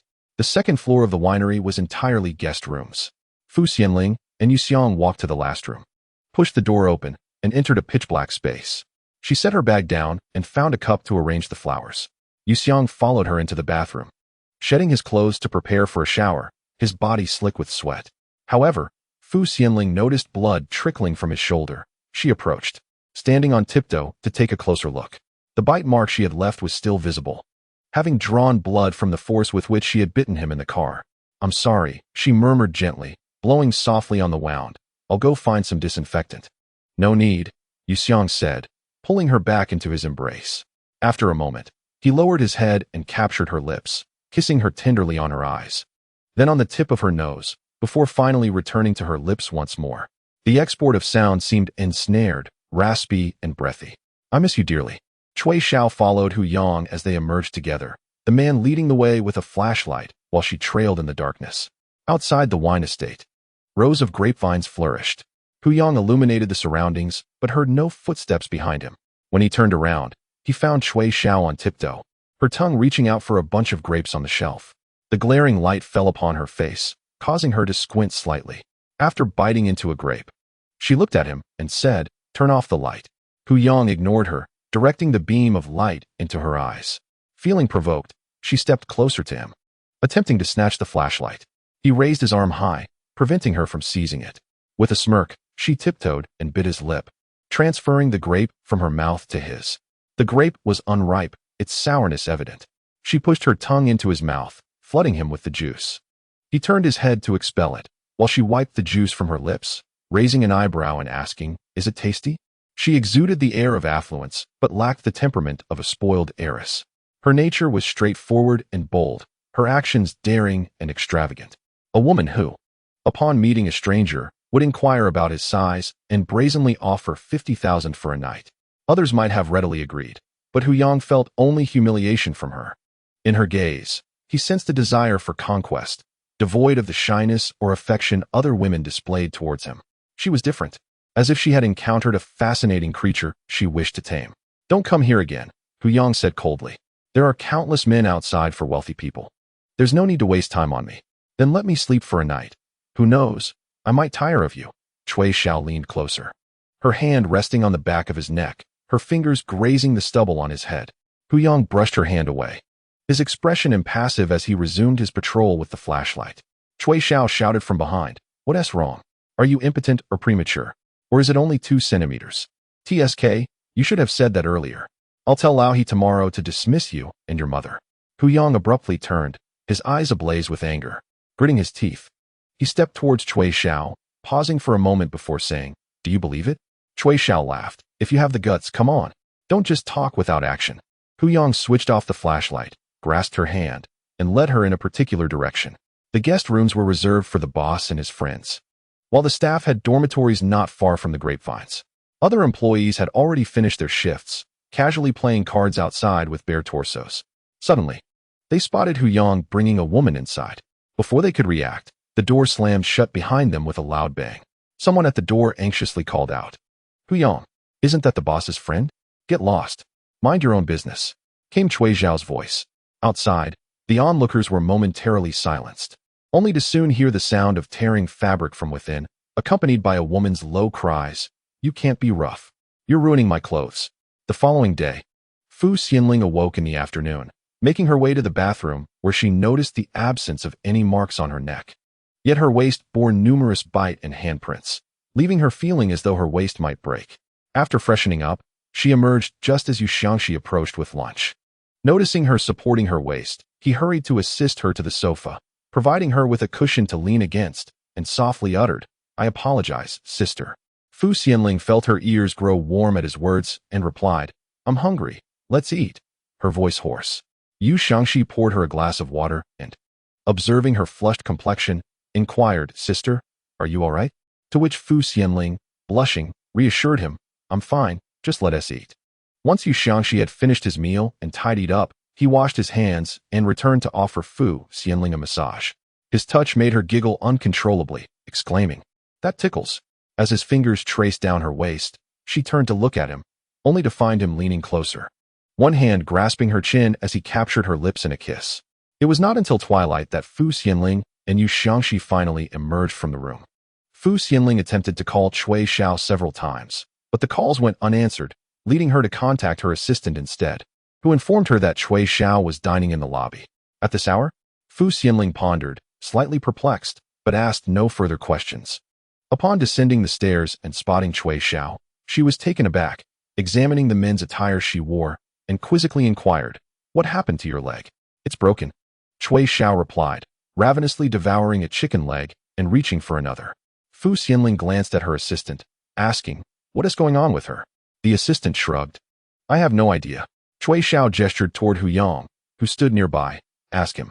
Xianling regarded the man, noting his black tank top and the several bite marks marring his bronzed arms, and a realization dawned upon her. She looked back at Cui Xiao's leg and declared, "Let us go to the hospital." "Let me eat something first," Cui Xiao insisted, unceremoniously finishing 2 bowls of rice, belching, and taking a sip of water before thanking Hu Yang. "Thanks for the hospitality, I'm leaving now." Hu Yang frowned at her for a moment, then silently approached and scooped her up in his arms. Cui Xiao raised an eyebrow and laughed. "Are you going to miss me?" Hu Yang strode outside, reaching the vehicle where the assistant opened the passenger door. He placed Cui Xiao inside, but before he could speak, his mother rushed over from the lobby, calling out from a distance, "Wait." Hu Yang approached her, asking, "What's wrong?" She gave a lot of money. Return it to her. I don't need so much. His mother insisted, placing a roll of money in his hand. This cash had been pressed beneath Cui Xiao's plate. Hu Yang's expression darkened instantly as his mother urged. Aren't you taking her to the hospital? Don't let her be taken advantage of without assuming responsibility. Just leave it be. Go home, Hu Yang replied sternly. After his mother waved goodbye to Xianling and the others, he stepped toward the passenger side and tucked the roll of money into the pocket of Cui Xiao's shirt. He called her name for the first time, his tone laced with fury, his voice rough and gravelly. You dare try that again. Cui Xiao could hardly contain her laughter. What? Are you going to hit me? In the back seat, Xianling blushed and covered Yu Xiangxi's ears. Yu Xiangxi retorted. You said last night that you would kill me. Cui Xiao escalated the provocation. Look at me now, perfectly fine. What are you going to do about it? God knows how much pain she was in while uttering those words. Hu Yang, with his deep, dark eyes fixed on her, finally gritted his teeth and demanded, address. Cui Xiao presented her phone to him. Enter it yourself. Her screensaver displayed a photograph of her bare back, adorned with a tattoo of French letters. Hu Yang did not take her phone. He merely repeated, address. Cui Xiao provided the location of her apartment, and then watched as the man walked away without a backward glance. Once he had departed, Xianling smacked Cui Xiao's shoulder. You scared me to death. He was about to devour you, and you still provoked him. Cui Xiao hissed, hugging her shoulders and howling for a moment before saying, where's the fear? He is quite adorable. Xianling frowned, staring at her shoulder. What happened to you? Cui Xiao undid a few buttons, revealing her back, covered in bruises and bite marks. Gasping as she said, that damn dog almost bit me to death last night. And you just gave him the address. Xianling exclaimed, her face etched with worry. It was well known that being bitten to death was merely a figure of speech. Cui Xiao turned to her. Look, as long as I still have breath in me, I can still bite. Xianling took a deep breath. Shut up. Chapter 28. The assistant drove Cui Xiao to the hospital first. The doctor inquired about her injuries. Cui Xiao responded with a casual, oh, I got hurt kneeling on the ground. The doctor looked surprised. Xianling was beside herself, taking deep breaths. The assistant fetched a wheelchair, and together with Yu Xiangxi, they helped Cui Xiao into it and wheeled her to get x-rays. After the examination and plastering, they were done just before 10 in the evening. Cui Xiao tapped her plastered leg and asked the doctor, does this thing withstand falls? Xianling covered her mouth, thanked the doctor, and wheeled her out. The assistant took over, saying to Xianling, Sister Fu, you should go rest. I'll take the boss back. All right, thank you. Xianling turned to Cui Xiao. Are you still hungry? What do you want to eat? Cui Xiao, utterly exhausted, reclined in the wheelchair, her eyelids heavy. Not hungry. Just tired. If you want, come to my place. I can disinfect those wounds and apply some medicine, Xianling offered. No need. Cui Xiao waved her hand. I have things to do when I get back. Take it easy. Got it. The assistant hailed a cab for Cui Xiao. While Xianling drove Yu Xiangxi back, noticing a basketball court beside the hospital where several young men were playing. Xianling glanced at the rearview mirror. Noticing the boy fixated on the basketball court, she halted the car and inquired, shall we play? It was quite late. Yu Xiangxi shook his head. With a light chuckle, Xianling urged, show me your skills. Leaning closer, Yu Xiangxi pressed a gentle kiss against her lips, a smile gracing his features. All right. Upon securing the vehicle, she observed him already on the court, leaping gracefully to intercept the ball in an instant. With a few powerful strides, he positioned himself beyond the three-point line. His body arched backward as he soared upward, releasing the ball in a splendid arc. A resounding clang echoed as the ball swished through the net. Xianling applauded from the sidelines, and the boy cast a radiant glance her way, his eyes shimmering with an intense brilliance. Beside the basketball hoop stood a towering streetlight, its golden glow illuminating his face and accentuating the vitality and sunshine of his youth. He shed his shirt, revealing a sculpted torso. The other boys on the court leaned in, laughing. How did you train for that? Wow, those abs are impressive. Yu Xiangxi wiped his sweat with his shirt, carelessly tossing it aside before leaping for a rebound. His height and leaping ability were remarkable, and he playfully showcased his ball handling skills. After a vigorous session lasting over 10 minutes, he descended, drenched in perspiration. Xianling retrieved a bottle of water from the car and offered it to him. He took a sip and poured the remaining water over his head, panting heavily from the heat. Xianling fetched a towel to dry his face. As she tended to him, she noticed his unwavering gaze upon her and playfully asked, What's on your mind? They just asked me if you were my girlfriend. He replied. Fu Xianling glanced towards a group of young men resting on the opposite side of the court, still discussing her and Yu Xiangxi, their eyes filled with envy. What did you say? She inquired. He gently shook his head. I didn't say anything. Why not? She pressed. After a brief pause, he confessed. I was afraid it would upset you. A warmth surged within Fu Xianling's heart. She used the towel to dry his hair, but he grasped her hand, his dark, luminous eyes reflecting sincerity. Sister, I meant no other intentions. Please don't overthink it. You are permitted to have other intentions, she teased, using her fingertip to wipe a droplet of water from his nose. Yu Xiangxi appeared momentarily bewildered. Sister, I don't quite understand. Fu Xianling chuckled softly and entwined her fingers with his. Let us head home. Sister, what did you mean just now? He persisted, still confused. Nothing much, she replied, her lips curving into a smile as she walked back with a light step. Yu Xiangxi seemed to grasp the implication, yet remained uncertain. He playfully dashed ahead, lifting her by her calves and spinning her around. Yu Xiangxi, she exclaimed, laughter threading through her voice. Put me down. Not a chance. He carried her to the edge of the basketball court, gazing up at her. Fu Xianling placed her hands on his head, her eyes lingering on his face before she lowered her lips to meet his. The dim glow of the streetlight enveloped them in a soft, ethereal halo. Fu Xianling gradually acclimated to the rhythm of her work, and her colleagues became accustomed to the daily lunch and red roses her husband delivered, along with afternoon milk tea and desserts. Because everyone shared in the experience, many co-workers developed a fondness for her unseen spouse. Her mother-in-law, having learned of her employment at Longhe Building, procured a plethora of meals from a 5-star hotel, arranged for them to be packed and brought over, sharing some with Fu Xianling's colleagues. A wave of envy swept through the group. Foie gras? Oh my goodness. Sister Fu, you are truly fortunate. Zhang's mother cheerfully addressed everyone, expressing gratitude for their care towards her daughter-in-law, encouraging them to indulge in the feast, where drinks were also available. She had purchased an abundance of freshly squeezed juices, as Fu Xianling had a penchant for them, acquiring nearly 50 servings and over 100 bottles of Evian, enlisting a driver and assistant to make 2 or 3 trips to deliver everything. Before long, messages flooded the group chat. Is Sister Fu a young lady experiencing life? She must have married into a wealthy family. Wow, I believe she didn't just marry into one. She embodies it. Did you see the trash can her best friend gifted her? It costs 60,000 yuan. I feel like I'm worth less than a trash can. Sob, sob, sob. Indeed, Sister Fu was wealthy in her own right, though she remained low-key. Her clothing bore no visible labels, and it seemed her car and handbag were gifts from her best friend.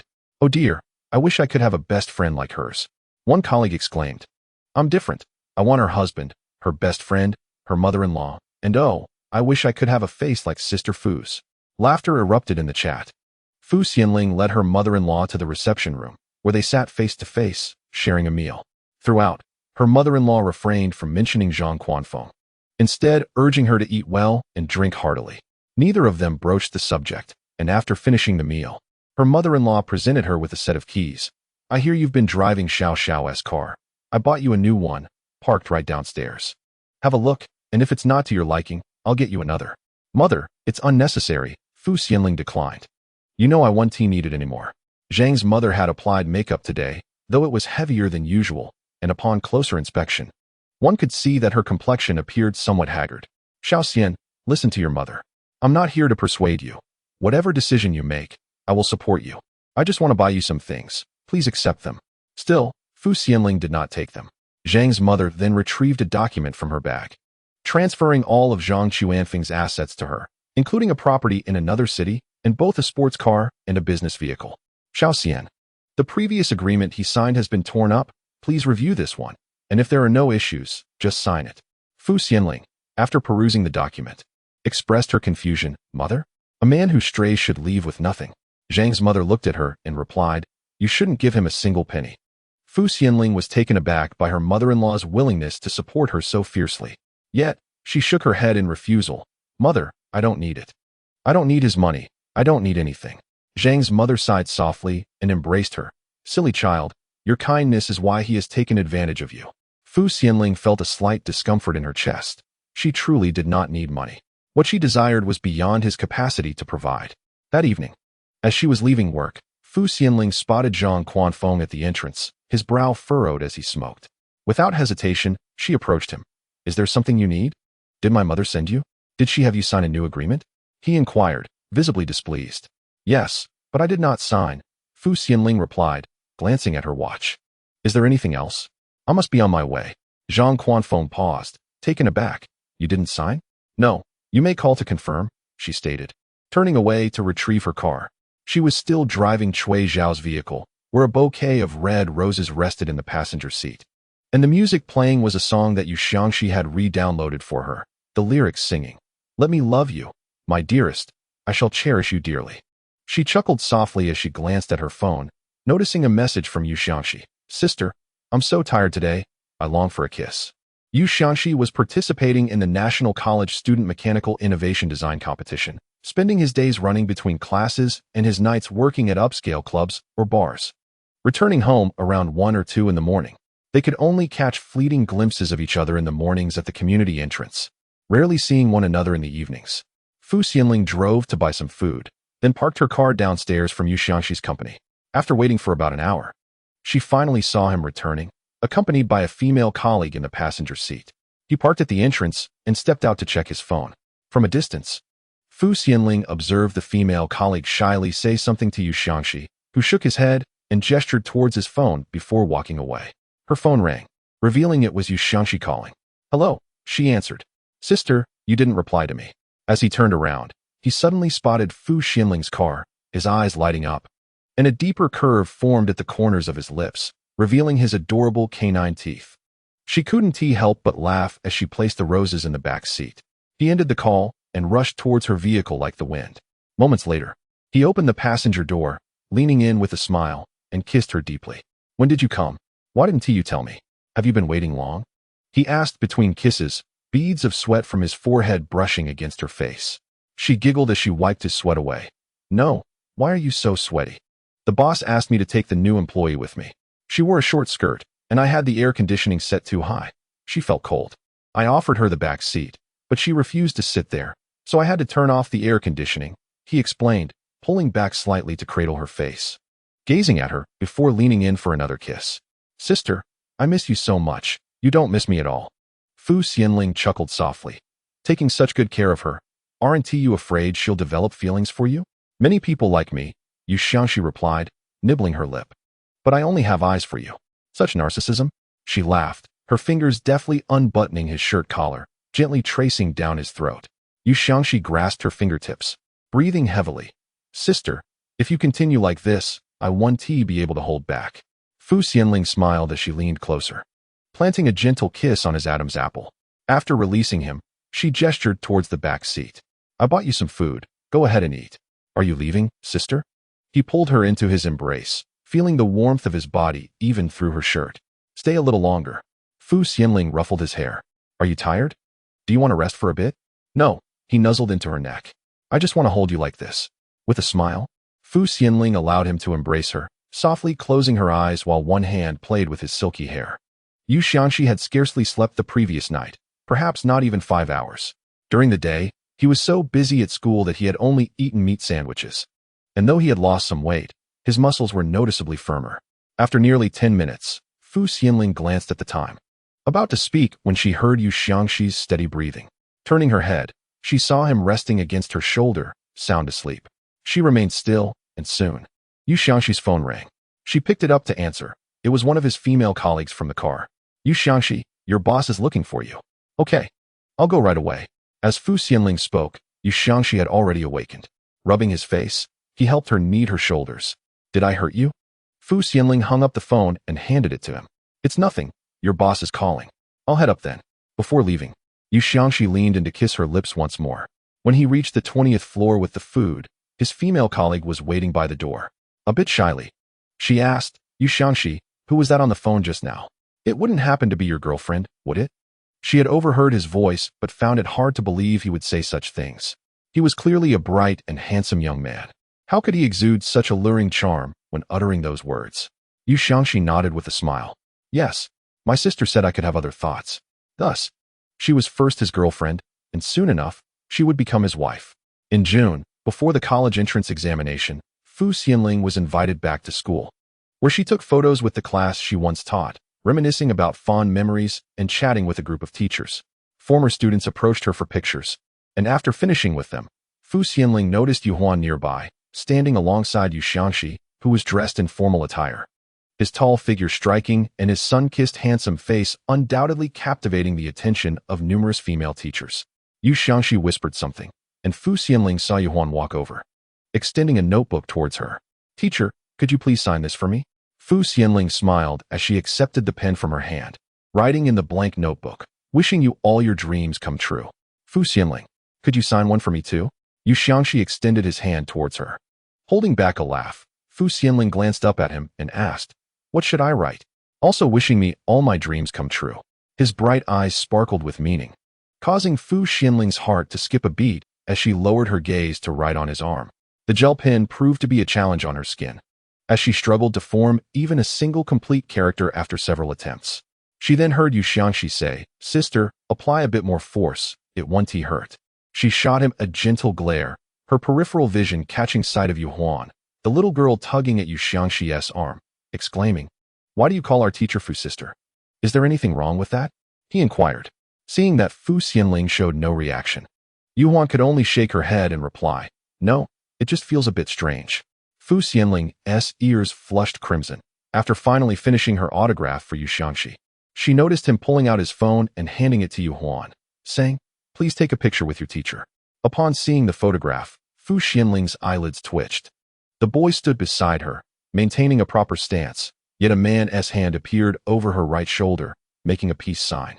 As Fu Xianling scrutinized the image, she held a stiff expression while subtly glaring at him. Yu Xiangxi, feigning innocence, asked Yu Huan, "Why is there a hand on your teacher's shoulder? How did you manage to capture that?" Yu Huan, her face twitching, explained to Fu Xianling, "My brother usually isn't like this. I don't know what has gotten into him today. He seems a bit off." Fu Xianling struggled to suppress her laughter, nodding in understanding. At noon, Fu Xianling went to a restaurant with several teachers, while Yu Xiangxi casually dined with Yu Huan at the school gate. He purchased a new set of stationery for her and also bought a thermos. On their way back to school, Yu Huan couldn't help but ask, "Brother, what is up with you today?" "Happy, because your college entrance examination is approaching," he replied. "You seem quite strange," she said, eyeing him suspiciously. "You never act like this." "Act like what?" Yu Xiangxi queried. Yu Huan looked bewildered. "You had my teacher sign your name and took a photo when you first met my senior class teacher. You didn't ask for her autograph or a picture." "Oh, I forgot." Yu Xiangxi glanced at his watch. "You better hurry inside. I'll take my leave." "Brother," Yu Huan called out, hesitatingly adding, "Our teacher Fu is already married." "I know," Yu Xiangxi chuckled softly. "What are you thinking?" Yu Huan shook her head, allowing a gentle smile to surface. "Perhaps I'm overthinking it." Yu Xiangxi remained silent, and after escorting her into the school, he sent a message to Fu Xianling. "Have you finished your meal, sister?" Fu Xianling replied, "Yes, just finished." Yu Xiangxi sent another message. "There's something left in the school security room. Could you grab it for me?" Without suspicion, Fu Xianling agreed, and on her way back, she dropped off the other teachers. Upon reaching the entrance, she parked the car, and, before arriving at the security room, a guard recognized her. "Teacher Fu, there are flowers and a cake for you." Upon entering, Fu Xianling found a bouquet of 28 red roses and a large cake on the table. The card bore no signature, only the words "Happy Birthday." She opened her phone and saw that Yu Xiangxi had sent her the photo they had just taken, with a line of small black text affixed, a commemorative snapshot on sister's birthday. Fu Xianling felt a profound ache in her heart. After several attempts to compose herself, she finally managed to send a simple message, "Thank you." Each year, it was Cui Xiao who celebrated Fu Xianling's birthday, just as Fu Xianling reciprocated for Cui Xiao. With Cui Xiao's leg injury making her mobility difficult, Fu Xianling drove to her residence after returning from school, carrying the remaining cake. However, upon opening the door, she was met by Hu Yang, a man clad in a white t-shirt that accentuated his dark complexion. She nodded at him in acknowledgement and inquired, "Where is Cui Xiao?" Hu Yang gestured towards the room, and, noticing Fu Xianling's intention to enter, added with a frown, "She has only been asleep for less than half an hour." Fu Xianling, taken aback, asked, "She hasn't slept since last night?" Just as Hu Yang was about to take a sip of water, he sensed her misinterpretation and, with a serious expression, clarified, "She has been out busy with work." "Oh." Fu Xianling covered her face, realizing she was being influenced by Cui Xiao. Her mind swirling with chaotic thoughts. She set the cake down, ready to leave, but then saw Hu Yang changing his clothes, heading towards the door. She quickly called out to him, "Wait a moment, I'll be leaving soon. You stay here with her." Fu Xianling was uncertain of Cui Xiao's feelings. Yet it was evident that Cui Xiao held some affection for him. Otherwise, she wouldn't have invited him to stay at home. Inside, Cui Xiao had already heard the commotion and was shouting, "Big black donkey." Hu Yang, wearing a grim expression, approached the room and opened the door. Cui Xiao was in the midst of dressing, her eyes still shut, asking Hu Yang, "What time is it? Order a cake for me. It's my friend's birthday, and I must celebrate with her." As she spoke, her eyelids fluttered shut again, drifting back to sleep. Hu Yang glanced at her face, even in slumber. Cui Xiao's brows were raised in a haughty demeanor. He reached out, gently pressing her brows down. Cui Xiao stirred awake, playfully biting his hand, then wrapped her arms around his neck, climbing onto him, mumbling, "I need to use the restroom. Hurry, or I'll wet myself." Hu Yang carried her to the bathroom, assisting her until she finished, and even wiped her face afterward. Cui Xiao leaned back against the toilet, her head tilted back, her eyes still closed. For days, she had been like this, exhausted to the point of falling asleep while sitting. For over 10 consecutive days, she had been on the phone from the sofa, surrounded by various wedding design drafts scattered across the couch, coffee table, and floor. She was confirming the guest list, verifying the parking arrangements with the hotel, and reviewing the script with the host to ensure everything was flawless. During the day, she had to use crutches to visit venues. The scepter she had ordered had finally arrived, and she had someone paint it gold. The wedding plan had gone through numerous versions, but the bride was proving to be difficult, and with her leg in a cast, the constant back and forth was quite taxing. Thankfully, Hu Yang was always by her side, attending to her needs the moment she felt hungry, tired, or thirsty. Cui Xiao gradually regained consciousness, her eyes gently fluttering open to behold the man furrowing his brow as he tended to her face. He wore a ludicrous white t-shirt, a garment Cui Xiao had mischievously insisted he don. Despite his sour expression, he had been compelled to wear it for an entire week due to its unfortunate state, and he was nearly accustomed to it now. Noticing Cui Xiao quietly observing him, Hu Yang exerted a bit of pressure, causing her to grimace in pain. To which he huffed, "Now that seems normal." Cui Xiao's cheeks stung from the pinch, and she seized him defiantly, exclaiming, "Big black donkey." Hu Yang grasped her chin, scrutinizing her perfectly aligned teeth, and with a deep, dark gaze, warned, "Cui Xiao, I dare you to repeat that." Chapter 30. Cui Xiao opened her mouth to retort, but Hu Yang had already inserted 2 fingers into her throat, provoking an immediate gag reflex that left her rolling her eyes and feeling utterly miserable, her eyes reddening with tears. Hu Yang released her, washed his hands at the sink, and returned with a towel to dry her face. After a prolonged bout of gagging, Cui Xiao glared at him with tear-filled eyes. "You filthy beast, if you have the guts, just kill me." Hu Yang regarded her with a gravelly voice, akin to sandpaper. "Try provoking me again." Cui Xiao had never been so subdued in her life. Hu Yang held her chin with a grip as heavy as his gaze, commanding, "Speak." Pouting, she plaintively replied, "My foot hurts." Each time she resorted to this tactic after inciting his anger, it proved remarkably effective. The man glanced at her leg encased in plaster, chose to remain silent, and wiped her face once more before lifting her and carrying her outside. On the first night after returning from the vineyard, Hu Yang arrived. Struggling with her mobility, her assistant had just brought her a crutch when they stumbled upon Hu Yang emerging from the restroom, carrying Cui Xiao. He hastily set the crutch down and turned to leave, faintly hearing the man's voice laced with anger. "Behave yourself." The assistant's feelings were a complex blend of emotions. Having only ever heard Cui Xiao hurling insults, and never witnessing a man daring to confront her in such a manner, Cui Xiao shifted her hands from the man's body, only to be tossed onto the sofa by Hu Yang. Her plastered leg collided painfully with the sofa, causing her face to pale and her lip to accidentally split open. Yet, she uttered not a sound, and when she lifted her head, a smile adorned her face. "If you won't even let me touch you, then why are you here?" Seeing the blood trickling from her lip, Hu Yang frowned and fetched a tissue to dab at it. Cui Xiao, grinning, recoiled, her fingers curling around the nape of his neck, pulling him backward. Hu Yang frowned, warning, "If you don't want that leg, keep provoking me." Cui Xiao's fingers glided over his neck, where her bite marks lingered, and she laughed joyfully. "Hu Yang, you will come to like me." The man shot her a piercing glance for a moment before rising to leave. Cui Xiao pretended to take out her phone to make a call, pondering. What is Auntie's number? I should ask Lao He. Well, if she feels guilty, she might come to take care of me. How could I refuse? After all, it was her son who put me in this state. Hu Yang turned to her, his teeth clenched as he said, You will regret this. Regret? Cui Xiao scoffed. That word does not exist in my vocabulary. A man approached, shedding his clothes, and lifted her towards the bedroom. Cui Xiao exclaimed, My legs are broken. What do you intend to do? What else would I be here for? His voice carried a menacing undertone. As her clothes were stripped away, she feigned calmness, saying, Let's wait until tomorrow. I'm tired. He scrutinized her for a moment before carrying her towards the bathroom. Since her feet could not touch water, he used a towel to clean her, then carried her back to the bedroom. Though his actions were somewhat rough, they were still attentive. He even brought her phone. Are you leaving? Cui Xiao inquired, gazing at his back. Hu Yang turned his head slightly, his tone indifferent. Call me if you need anything. He slept on the sofa. And when Cui Xiao called out needing to use the restroom at night, he silently carried her to the bathroom and back again. How about this? I'll pay you 100,000 a month to take care of me. What do you think? Cui Xiao asked, studying his face.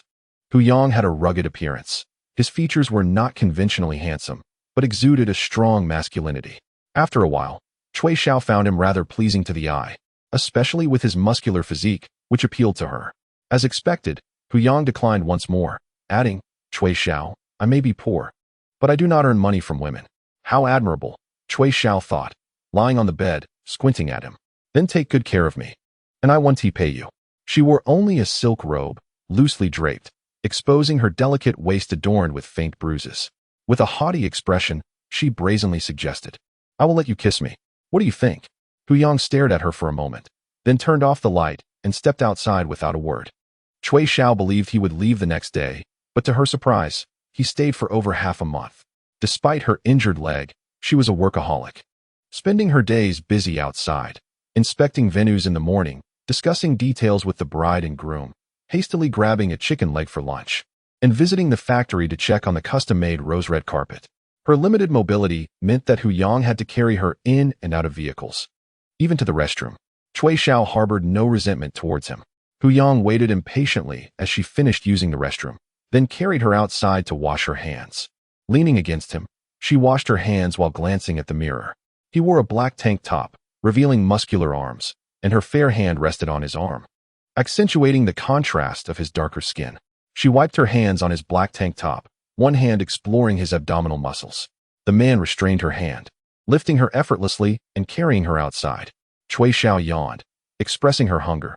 I'm hungry. Go buy me something to eat. When Hu Yang returned with the food, Cui Xiao was already asleep in a chair.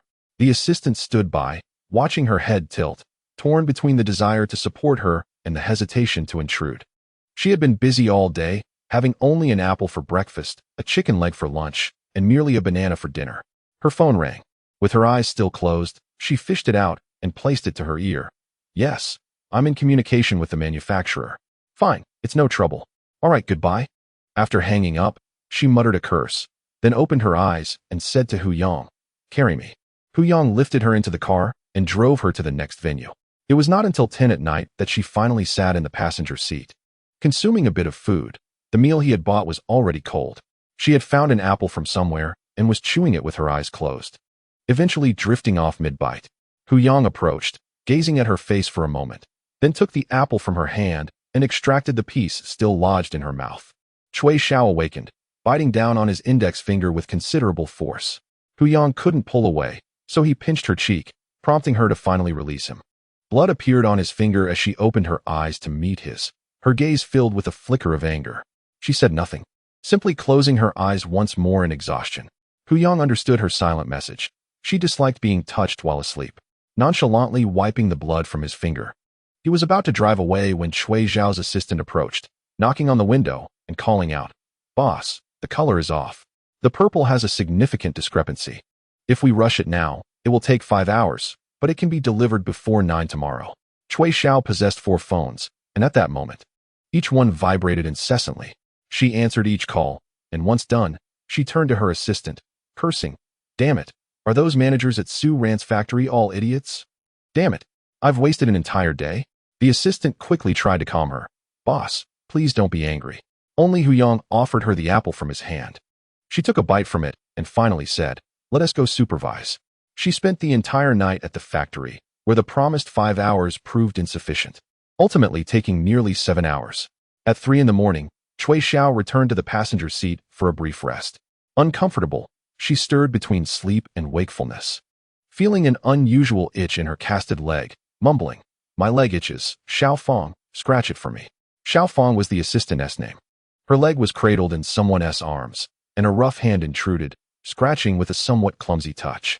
She frowned in discomfort, muttering again, prompting the man to soften his movements.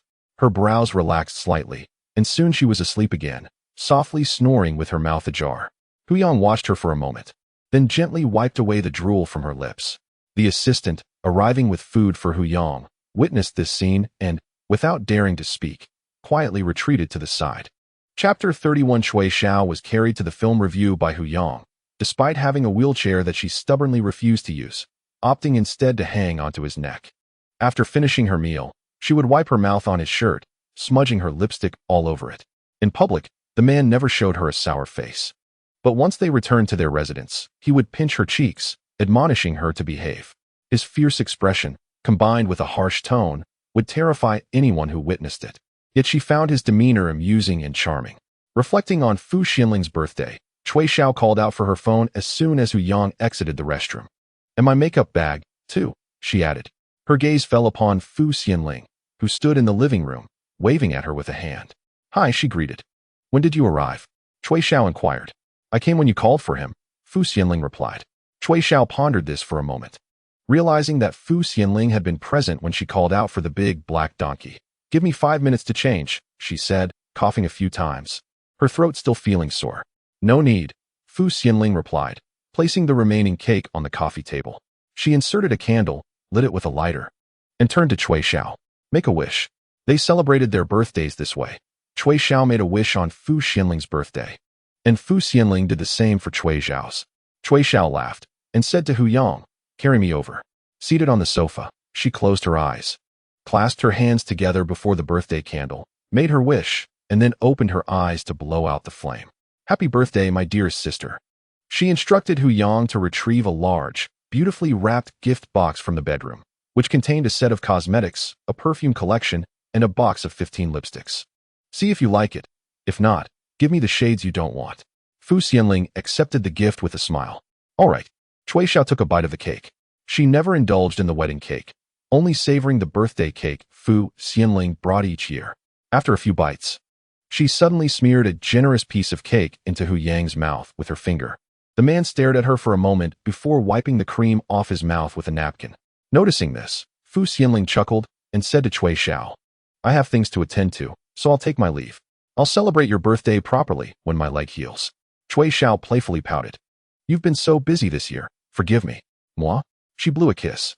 Huyang had never encountered such a side of Cui Xiao. At times, she held herself like a queen, while at others, she would act coy and vulnerable, displaying her softer side only to those closest to her. She was often irritable and filled with angst, yet could reveal her gentler nature in the presence of her loved ones. Cui Xiao shot him a glare. What are you staring at? Have you never seen a woman as adorable as me? Ignoring her, Huyang frowned slightly, seemingly disturbed by the cream's taste lingering in his mouth, his expression one of displeasure. Suppressing a laugh, Fu Xianling said, All right, I'll take my leave. You two enjoy yourselves. Before closing the door, Cui Xiao could be heard scolding Huyang. It's not like it's feces. Look at your grim face. Hurry up and swallow it.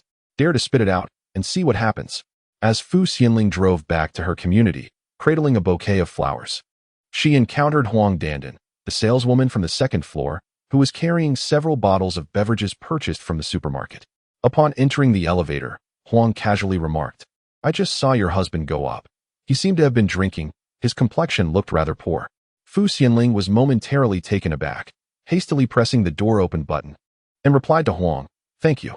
Huang hesitated before asking, You two aren't getting divorced, are you? Fu Xianling nodded yes. Huang's mouth fell open in surprise, and she exclaimed, But why? He is so wealthy. Are you really considering being with Yu Xiangxi? He's just a poor student. Looking down at the 28 roses in her arms, Fu Xianling smiled gently. I don't need money. I only desire someone who loves me. That is sufficient. After purchasing a vase from the supermarket, her phone rang. Assuming it was Zhang Quanfeng, she glanced at the caller ID, her lips involuntarily curling into a smile. Where are you now, sister? Yu Xiangxi's voice resonated clearly on the other end, rich and melodious. In the supermarket, she replied. Have you eaten? I did, he responded, exchanging a few words with someone nearby before stepping outside. I thought you were at Cui Xiao's house. I'm coming to find you. No need. You carry on with your business. Fu Xianling's thoughts drifted back to Zhang Quanfeng, and her smile dimmed slightly. Is it inconvenient? Yu Xiangxi inquired softly.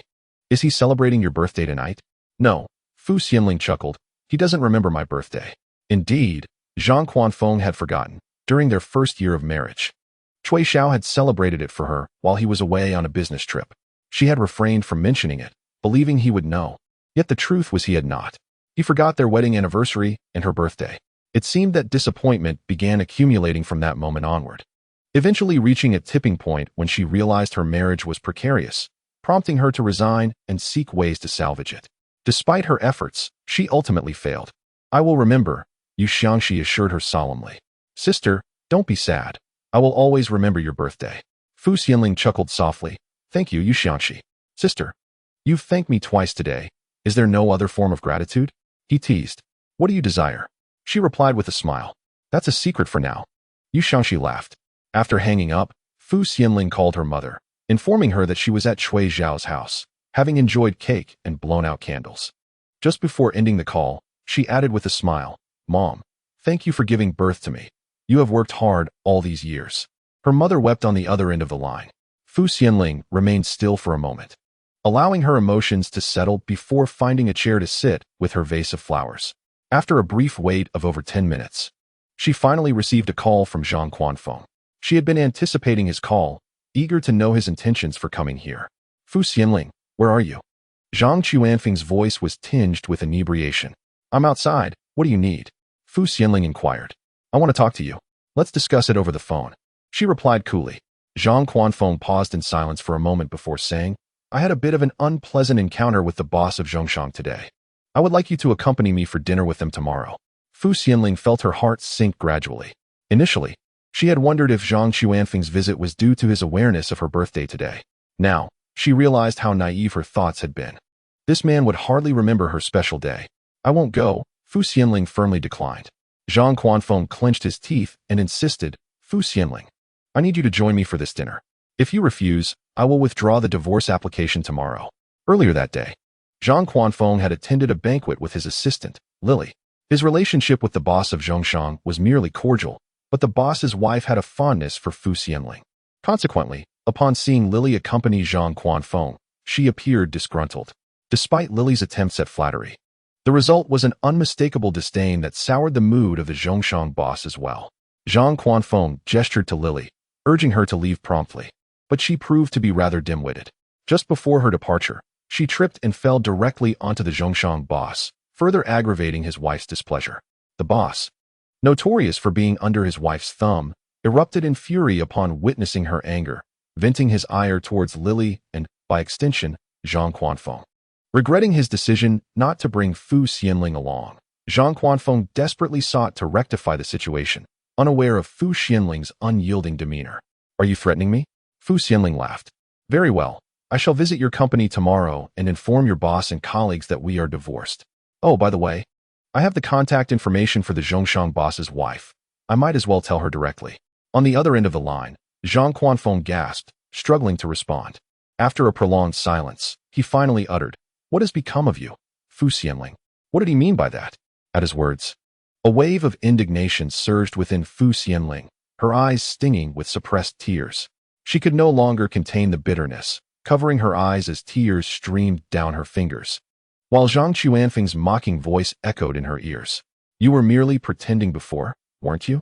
Holding her phone, Fu Xianling felt her heart turn cold, and tears cascaded down her cheeks. Chapter 32. She ended the call, yet her hand trembled uncontrollably. After taking a moment to steady her breath, Zhang Quanfeng called again. Gritting her teeth, she silenced her phone and wiped away her tears as she entered her neighborhood, taking the elevator to the 3rd floor.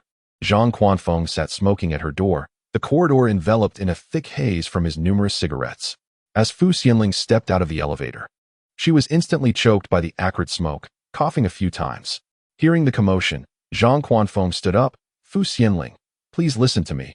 Tomorrow, Fu Xianling approached him, saying nothing, and struck him across the face. Zhang Quanfeng. She gazed at him, her voice tinged with nasality. I regret it. Zhang Quanfeng tugged at the corners of his mouth, extending his hand to rub his slapped face. With a displeased expression, he looked up to find Fu Xianling's eyes brimming with tears. She smiled faintly and said, when I learned I was to marry you, the thing I anticipated most each day was to grow up quickly, to graduate from university, for after graduation, I could finally wed you. However, after our marriage, I realized that life was not as beautiful as I had envisioned.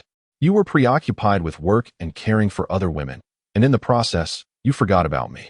Fu Xianling asked him, did it hurt when I hit you? Zhang Quanfeng remained silent.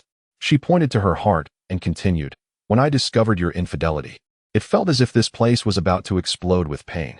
Tears streamed down her face once more. She took a deep breath to steady herself, wiped away her tears with her fingers, and forced a smile, saying, Zhang Quanfeng, let us part amicably from here on, never to meet again. I truly do not wish to see you anymore. Suddenly, Zhang Quanfeng pulled her into his embrace, exclaiming, I was wrong. I truly was. Will you forgive me this once? Just this once, and I will never. Fu Xianling pushed him away with all her strength, shouting, let go. Release me. I won't. Xiao Xian, please don't divorce me. I truly need you. He tilted his head, attempting to kiss her, but Fu Xianling repulsively pushed his face away, declaring, release me. Zhang Quanfeng. How disgusting. Do not touch me. Perhaps it was the alcohol, or perhaps the word disgusting had provoked him. He seized Fu Xianling by the neck. His eyes bloodshot as he glared at her. What did you say? Repeat that. He was not only agitated by Fu Xianling, but also by his superior's earlier remarks. While they were in the restroom, his superior had commented, the women outside are not clean at all. Director Zhang should spend more time at home with his wife when he has the chance, insinuating his poor taste and casting disapproving glances at Lily, clearly belittling him. Fu Xianling struggled to breathe, gasping, you. She was in utter distress, violently striking his hand. Just then, the elevator chimed, and instinctively, she hoarsely cried out, help. Upon exiting, Yu Xiangxi was met with this scene and rushed over, forcefully pushing Zhang Quanfeng aside. He cradled Fu Xianling's face and asked, sister, are you all right? Fu Xianling coughed incessantly, her face streaked with tears. Seeing she was unharmed, Yu Xiangxi turned his attention to Zhang Quanfeng, grabbing his collar and delivering a punch. Have you lost your mind? Are you trying to kill someone? Once Fu Xianling recovered slightly, she stood up to pull him back, saying, Yu Xiangxi, stop hitting him. Zhang Quanfeng, having drunk too much, was already dizzy. After receiving a few blows from Yu Xiangxi, he lost consciousness. Yu Xiangxi checked his breath and, confirming he had merely fainted, turned to Fu Xianling. Sister, should we call the police? Fu Xianling, still trembling from fear, shook her head, tears falling as she said, no police, let him go. Yu Xiangxi called security to escort Zhang Quanfeng to the hospital. He then helped Fu Xianling into a room, prepared her some warm water, fetched a blanket, and held her close, kissing her gently before saying, I am sorry, sister, I came too late. Fu Xianling closed her eyes, holding him tightly. Yu Xiangxi looked down at her, noticing her trembling eyelashes and the tears streaming down her cheeks. His heart ached profoundly as he embraced her more closely, his palm resting on her back, gently patting her in a soothing manner. From now on, I will be by your side every night, dear sister. Do not be afraid. I will always be with you. At last, she found the courage to cry out loud, her fingers clinging tightly to his arm. Yu Xiangxi. He reached out to wipe her tears, his voice soft. Sister, I am here, and I will always be here. When Fu Xianling awoke the next day, she discovered a ring of red marks around her neck. After applying some powder and donning a silk scarf, she emerged from the bathroom. Yu Xiangxi had brought breakfast and was in the kitchen warming milk for her. He had waited for her to fall asleep last night before going out to buy medicine. As he was preparing to apply it to her neck, Fu Xianling stirred, sleepily asking what he was doing. He leaned down to kiss her, his gentle voice coaxing her. I'm just applying some medicine. Go back to sleep. Fu Xianling drifted off again, only remembering the refreshing coolness on her neck, which was quite comforting. Early in the morning, Zhang's mother called to apologize, having just learned about Zhang Quanfeng being taken to the hospital by security. The incident had been circulated in the residents' group chat, where many were discussing it. Zhang's mother only found out at dawn that a man had caused a disturbance while intoxicated and had been knocked unconscious, later taken to the hospital by security. The reports merely mentioned a building number, and upon seeing it, she immediately suspected it was Zhang Quanfeng. A phone call confirmed her fears. She first went to the hospital, where she saw Zhang Quanfeng's bruised and swollen face. Rather than feeling sympathy, she scolded him. "Serves you right." Upon regaining consciousness, Zhang Quanfeng felt regretful. He had acted out of anger towards Fu Xianling the night before. When he called her the next morning and received no answer, his irritation grew. Hearing his mother's scolding only fueled his frustration. He rubbed his face. "I had a disagreement with a longtime business partner last night. If Fu Xianling would just join me for a meal, it could all be resolved. Mom, please talk to her and see what conditions she wants. I will agree to them all." Zhang's mother threw her bag at Zhang Quanfeng's face. "Now you realize her worth? What were you doing back then? Why didn't you treat her well? Why did you cheat?" Zhang Quanfeng, irritated by the confrontation, shouted, "Enough! What is the fuss about? Listen, I will call Xiaoxian now.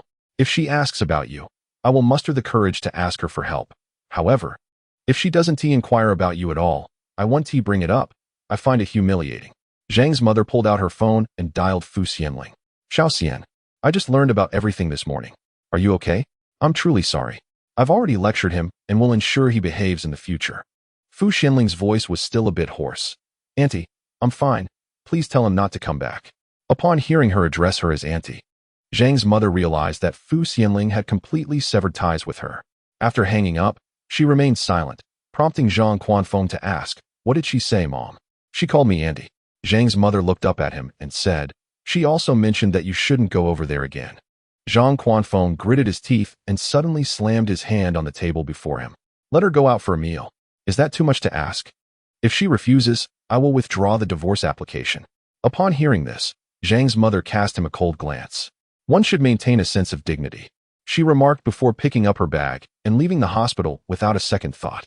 Zhang Quanfeng pulled out his phone, only to discover that, unbeknownst to him, he had accumulated over 20 missed calls while his phone was muted.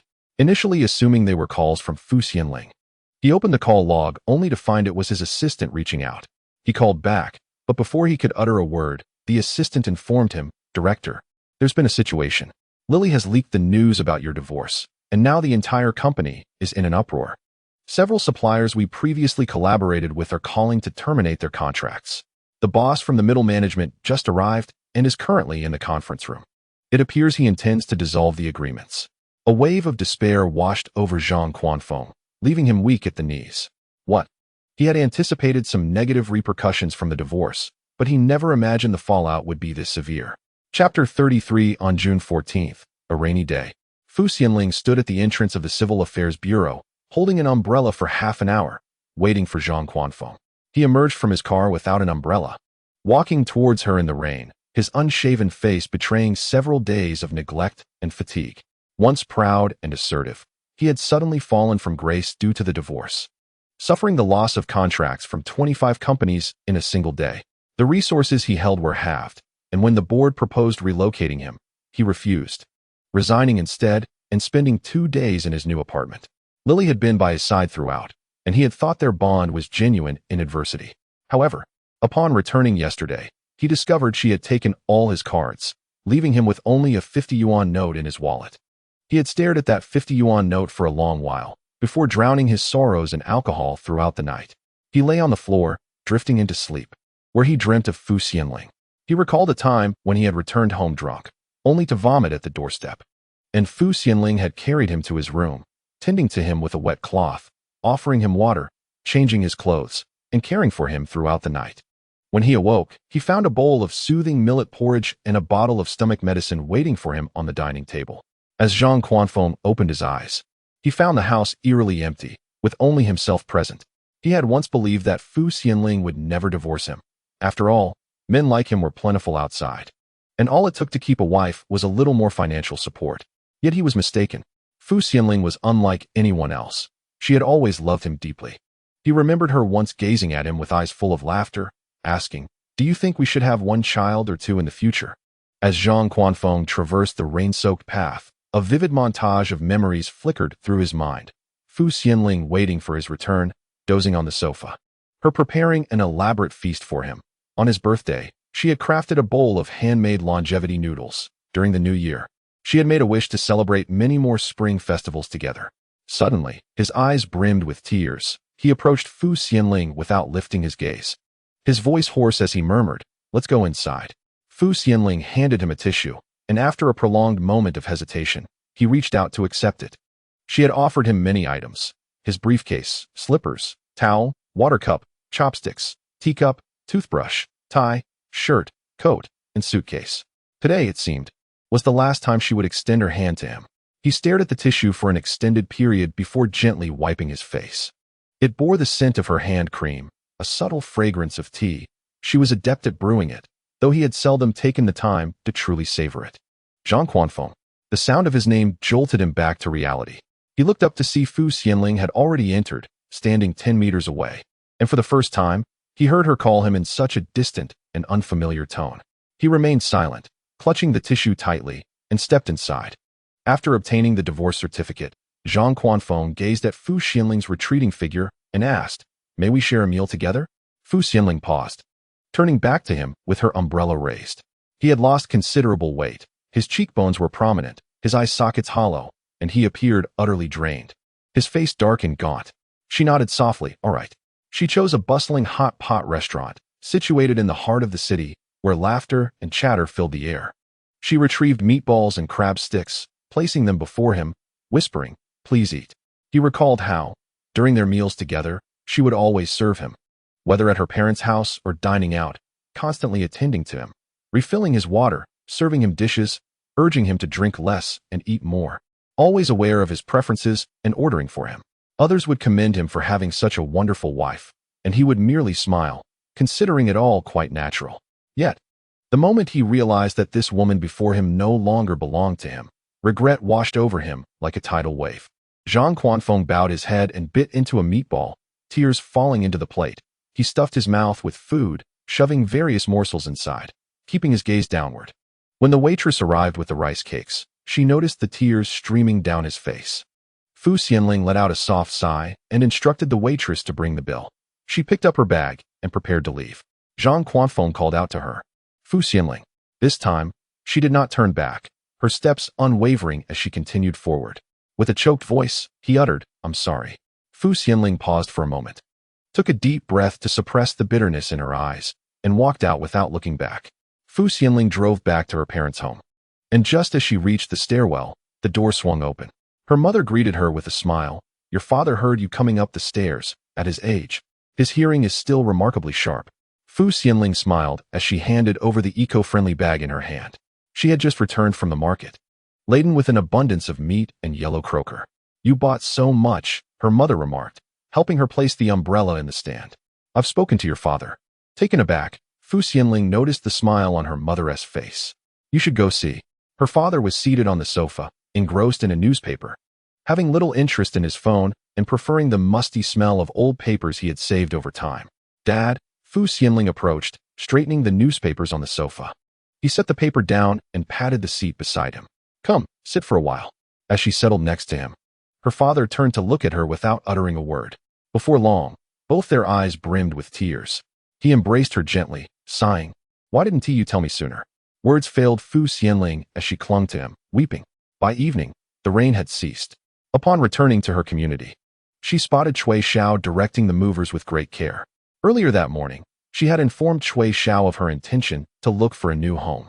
By noon, Cui Xiao had already found a place, and nearly all of Fu Xianling's belongings had been moved.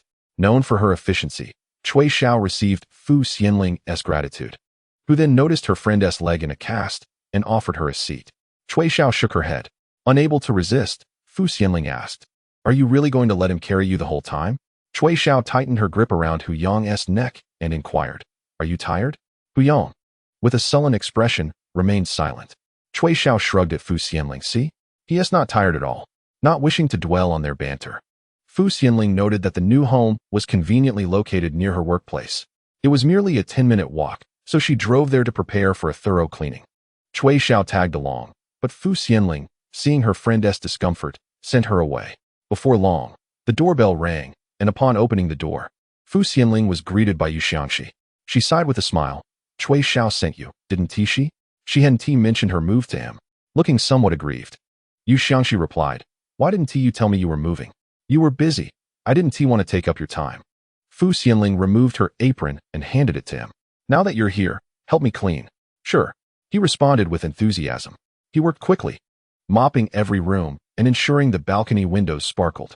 As Fu Xianling unpacked boxes, she stumbled upon a set of toys that Cui Xiao had gifted her, still nestled within. Just then, Yu Xiangxi approached and asked, what is this? Nothing, nothing, Fu Xianling stammered, her ears flushing as she hastily tried to conceal it. With a swift motion, Yu Xiangxi reached over and lifted the box. Fu Xianling, she exclaimed as he held it aloft, revealing the inscription on the box, Classic Black? He began to read aloud. The dreamy girl uses a dual-wave massage device crafted from soft silicone. Realizing what it was, he glanced down at Fu Xianling, who, in a flurry of embarrassment and anger, turned and fled. Xianxi grasped her and effortlessly pulled her into his embrace, softly calling her sister. Fu Xianling struggled momentarily, but finding herself unable to break free, buried her face in his chest and murmured, do not speak. Very well, Xianxi replied, his voice laced with amusement. Fu Xianling, blushing with indignation, lifted her gaze to glare at him. Xianxi chuckled and leaned down, capturing her lips with his voice husky and enticing. Sister, just speak to me. You need not say a word. She, flushed with embarrassment, pushed him away. All right, I shall remain silent. He held her lips gently, kissing her fervently, their breaths mingling in heated whispers. Sister, I desire you. Chapter 34. Cui Xiao brought 2 bottles of red wine the following day to celebrate with Fu Xianling, only to discover upon entering the password that Fu Xianling was still asleep. She roused her, watching as Fu Xianling trembled her way to the bathroom and then back to change clothes, revealing countless kiss marks upon her skin. Damn, it has been ages since I indulged in such a life, Cui Xiao remarked, filled with envy. Fu Xianling, feeling weak in her legs, nearly collapsed to the floor. Her back ached from exhaustion as she struggled to dress herself before turning to Cui Xiao and hoarsely suggesting, shall we postpone the celebration for another day? She had scarcely slept for 4 hours.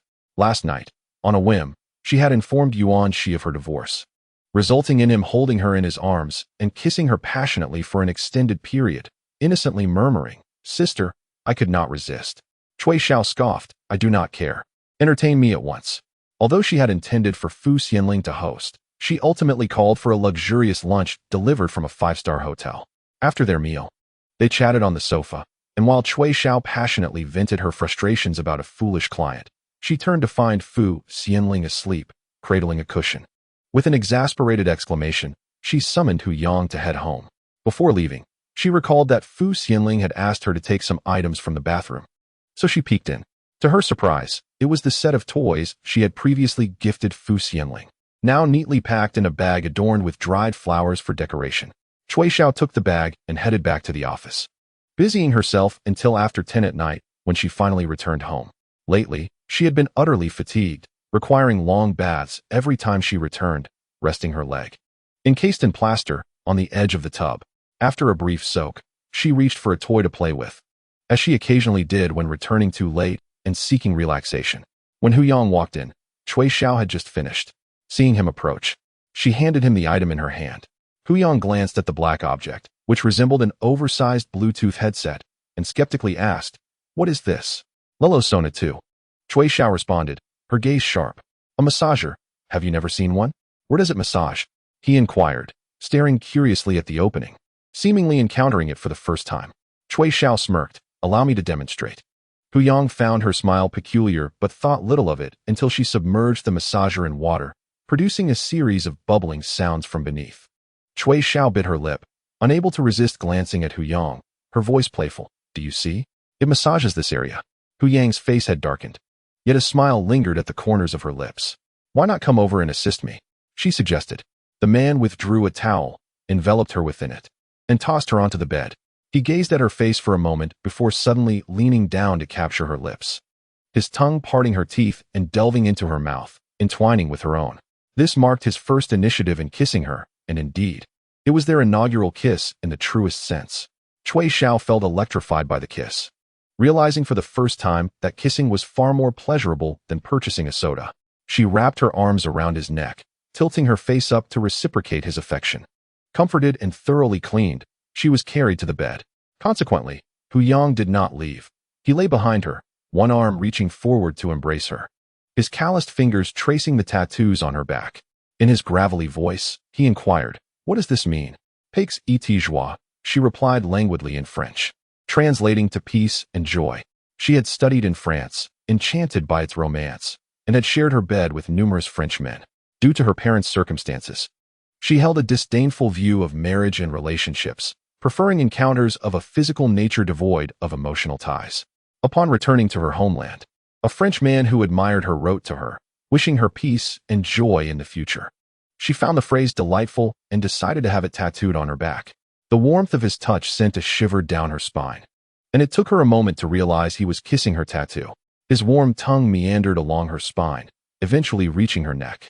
Then, he turned her around, grasped her chin, and kissed her lips tenderly yet playfully. The consequences of their indulgence led to a fractured plaster cast, and the next day when she visited the doctor for a recast, he inquired how the injury had occurred. She pointed at Hu Yang, innocently tilting her head as she replied, "Everyone says my leg is hurt, yet he still treats me this way." The doctor regarded Hu Yang with a look of disapproval, stating, "She is still injured and cannot engage in vigorous activities." Hu Yang managed to squeeze out a reply, "I understand." Upon exiting the hospital, Cui Xiao burst into laughter. The man placed her in the front passenger seat and fastened her seatbelt. Noticing her exuberant laughter, he leaned down to nibble on her lip, kissing her tongue for a full 5 minutes. Hu Yang, seemingly oblivious to their surroundings, drove off, leaving Cui Xiao exasperatedly glaring at him. "Hey, give me," she commanded like a queen. Hu Yang ignored her, driving to a venue where he procured food and drinks. Upon arriving at her workplace, Cui Xiao adopted a more serious demeanor. After a busy day, several employees, having noticed her frequent outings with Hu Yang, speculated about his role in her life. They quietly asked her, "Boss, are you dating Hu Yang?" Cui Xiao scoffed, "How could that be? What a joke. We all thought you were in a relationship." "He treats you well," they remarked, enviously. "He spoils you, holding you every day without complaint." "Boss, you wouldn't consider replacing him, would you? I think he is quite good." "Good? You clearly haven't encountered anyone better." After Cui Xiao finished speaking, she noticed Hu Yang approaching with a drink, his dark eyes devoid of any extraneous expression. As he lifted her into the car, he inquired, "Cui Xiao, what do you take me for?" She retorted, "What do you think? Do you really believe I'm courting you?" A smile graced her lips, as if she had just heard some earth-shattering news. "Surely not. I never claimed to be interested in a romantic relationship with you." Indeed, their first encounter had seen her asking him if he would accept 50,000 for a night. Subsequently, she had pursued him to the vineyard, leveraging her mother's influence to coerce him into bed. Hu Yang smirked slightly, grasping the back of her head and drawing her face closer, scrutinizing her eyes intently for a prolonged moment before finally responding, "All right. Very well." He shed the white t-shirt that accentuated his dark complexion, striding outside with his bare torso. His bronzed back bore the marks of her nails embedded into his skin, and there were several bloodied bite marks on his shoulder. Cui Xiao frowned as she closed the car door, turning to see peeled and cubed apples on the center console, with a bag neatly containing the apple peels. He had always bought them before, yet today, the apples were unmistakably cut by his own hand. Gazing at the transparent container of fruit, an inexplicable irritation welled up within her. Xianling parked at the school's entrance, taking her bag and phone before stepping out. She lingered at the intersection, her gaze drifting to a group of young students passing by, nostalgia flickering in her eyes. Yu Xiangxi had secured 3rd place in the university's mechanical innovation design competition, and his group of 4 was enjoying a meal at a restaurant right by the school. Having heard he had been drinking, Xianling had driven to pick him up. June was a rainy month. Just yesterday a downpour had swept through, leaving a refreshing coolness in the air. As she made her way around, several classmates greeted her enthusiastically, to which she responded with a gentle smile. Yu Xiangxi was seated at a nearby restaurant with his classmates, the 3 boys around him accompanied by their girlfriends, while he remained solitary. "Didn't you say you had a girlfriend? When are you going to introduce her to us?" They had all been dorm mates before, their relationships amicable. But the dynamics shifted with the introduction of romantic partners, breeding a sense of competitive vanity. "Yes, do bring her along for us to see," the others chimed in. Aware of his previous relationship with a senior, which had faltered due to his financial struggles. Since the beginning of freshman year, He had juggled multiple part-time jobs. Despite his handsome appearance, his poverty was a fatal flaw, which explained why he hadn't dated anyone since their breakup. Yu Xiangxi sipped his drink, thoughts drifting to Fu Xianling, his smile deepening slightly. It's not convenient. What is inconvenient? Is it her reluctance to meet us, or your unwillingness to show her off? Someone jested. Could it be that she is not attractive enough? Laughter erupted among the gathered girlfriends, all of whom were rather charming themselves. During the competition, Yu Xiangxi made quite an impression on his classmates as he appeared in formal attire. However, those who were aware of his family's financial situation speculated privately that the suit he wore was rented. His careful demeanor indicated that he would undoubtedly return it after wearing it. Yu Xiangxi was oblivious to their thoughts, only knowing that the suit was a gift from Fu Xianling, which he cherished dearly. Before indulging in drinks, he meticulously secured his tie to his shirt to prevent any stains. As the next semester approached, everyone was preparing for internships. Some had already leveraged family connections, while others began to curry favor with him for assistance. A group inquired about Yu Xiangxi's internship plans, to which he cheerfully replied, selling liquor. This elicited laughter from the others. Yu Xiangxi joined in their mirth, having previously been unaware of the substantial profits that could be made from selling alcohol. He finally comprehended the allure Fu Xianling had mentioned. He had witnessed the opulence and excess of high society, yet had not succumbed to its temptations. Even when a wealthy woman offered him 10 million for companionship, he resolutely declined. When he relayed this incident to Fu Xianling, she laughed heartily for a long time. Are you not worried I might run off with another woman? He asked, feeling somewhat aggrieved. Fu Xianling gently caressed his soft hair, mimicking Cui Xiao's words. In any case, I would not be at a loss. Upon hearing this, Yu Xiangxi nuzzled into her neck like an affectionate dog. She chuckled softly and eventually touched his face, asking, then promise me you won't run off with any other women, all right? Okay, Yu Xiangxi replied, looking up at her with sparkling eyes and a bright smile. I will belong only to you. He grasped her hand and placed it over his heart, murmuring, only for you. Chapter 35. Fu Xianling spent nearly 15 minutes outside and stopped by a jewelry store across from the school to purchase a box of Winnie the Pooh Band-Aids. While selecting some hair ties, she received a call from Yu Xiangxi. Have you finished eating? She inquired. His voice, slightly hoarse and tinged with inebriation, came through the receiver, sounding endearing. Sister, where are you? I'm in a jewelry store across from your school. As she picked out a few apple-shaped hair ties to pay for, she overheard other boys calling out, Sister, where are you? Come out and let us see. Lu Xingting, give me back my phone. Yu Xiangxi's voice rang out. Fu Xianling understood immediately, smiling as she said into the phone, Are you still at the restaurant? Don't move. After ending the call, she scanned to make the payment and picked up the small jewelry bag before heading towards the restaurant where Yu Xiangxi was dining with his classmates. From a distance, she spotted him standing at the entrance, holding his jacket. The white shirt accentuated his flushed complexion, and even his eyes had a hint of redness. His collar buttons were impeccably fastened, and the deep blue tie was secured with a golden clip, which tightened against his shirt as he bent down, subtly revealing the firm lines of his physique beneath. He picked up the rose hair tie from the ground and adorned it on his wrist. During today's competition, he removed it and placed it in his pocket. When he recently took out his phone, the hair tie accidentally slipped from his grasp. Frequently, he would press Fu Xianling down in the restroom, and to prevent her hair from getting wet, he searched through her makeup box and found the rose hair tie he had previously purchased. He wore it on his wrist every day. Could it be her? Voices of discussion arose. Yu Xiangxi glanced back to see Fu Xianling approaching from a distance, holding a small accessory bag, clad in a beige long dress. Even in its loose fit, her figure was undeniably stunning. Her long black hair cascaded over her shoulders, accentuating her exquisitely gentle and captivating face.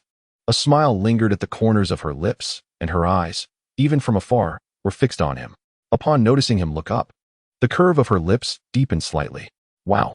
His roommate nudged his arm, eyes sparkling with unabashed admiration and astonishment. Yu Xiangxi, is this your girlfriend?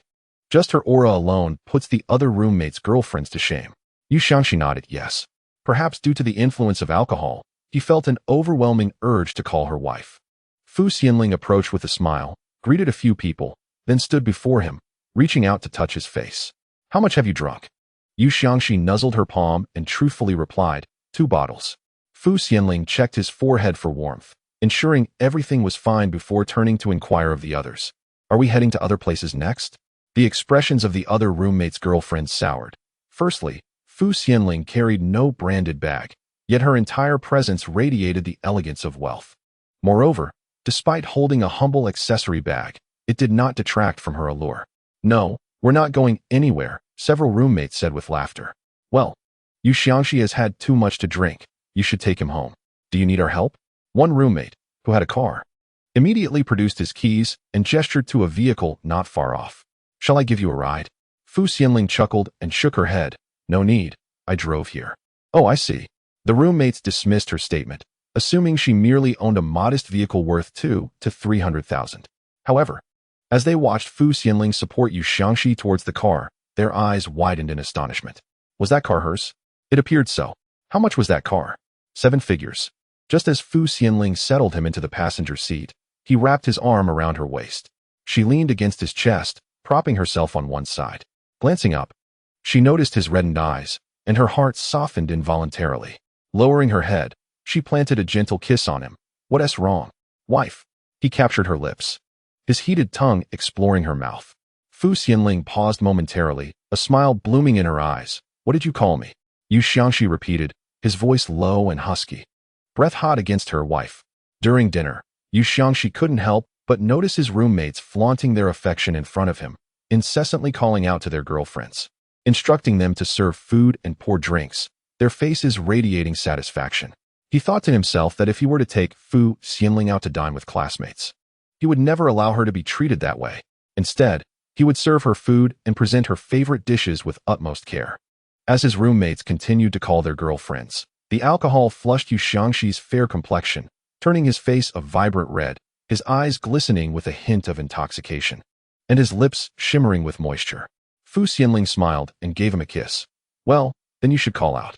Yu Xiangxi grinned, holding her tightly, his warm lips brushing against her ear as he whispered, "Sister, you must call me husband."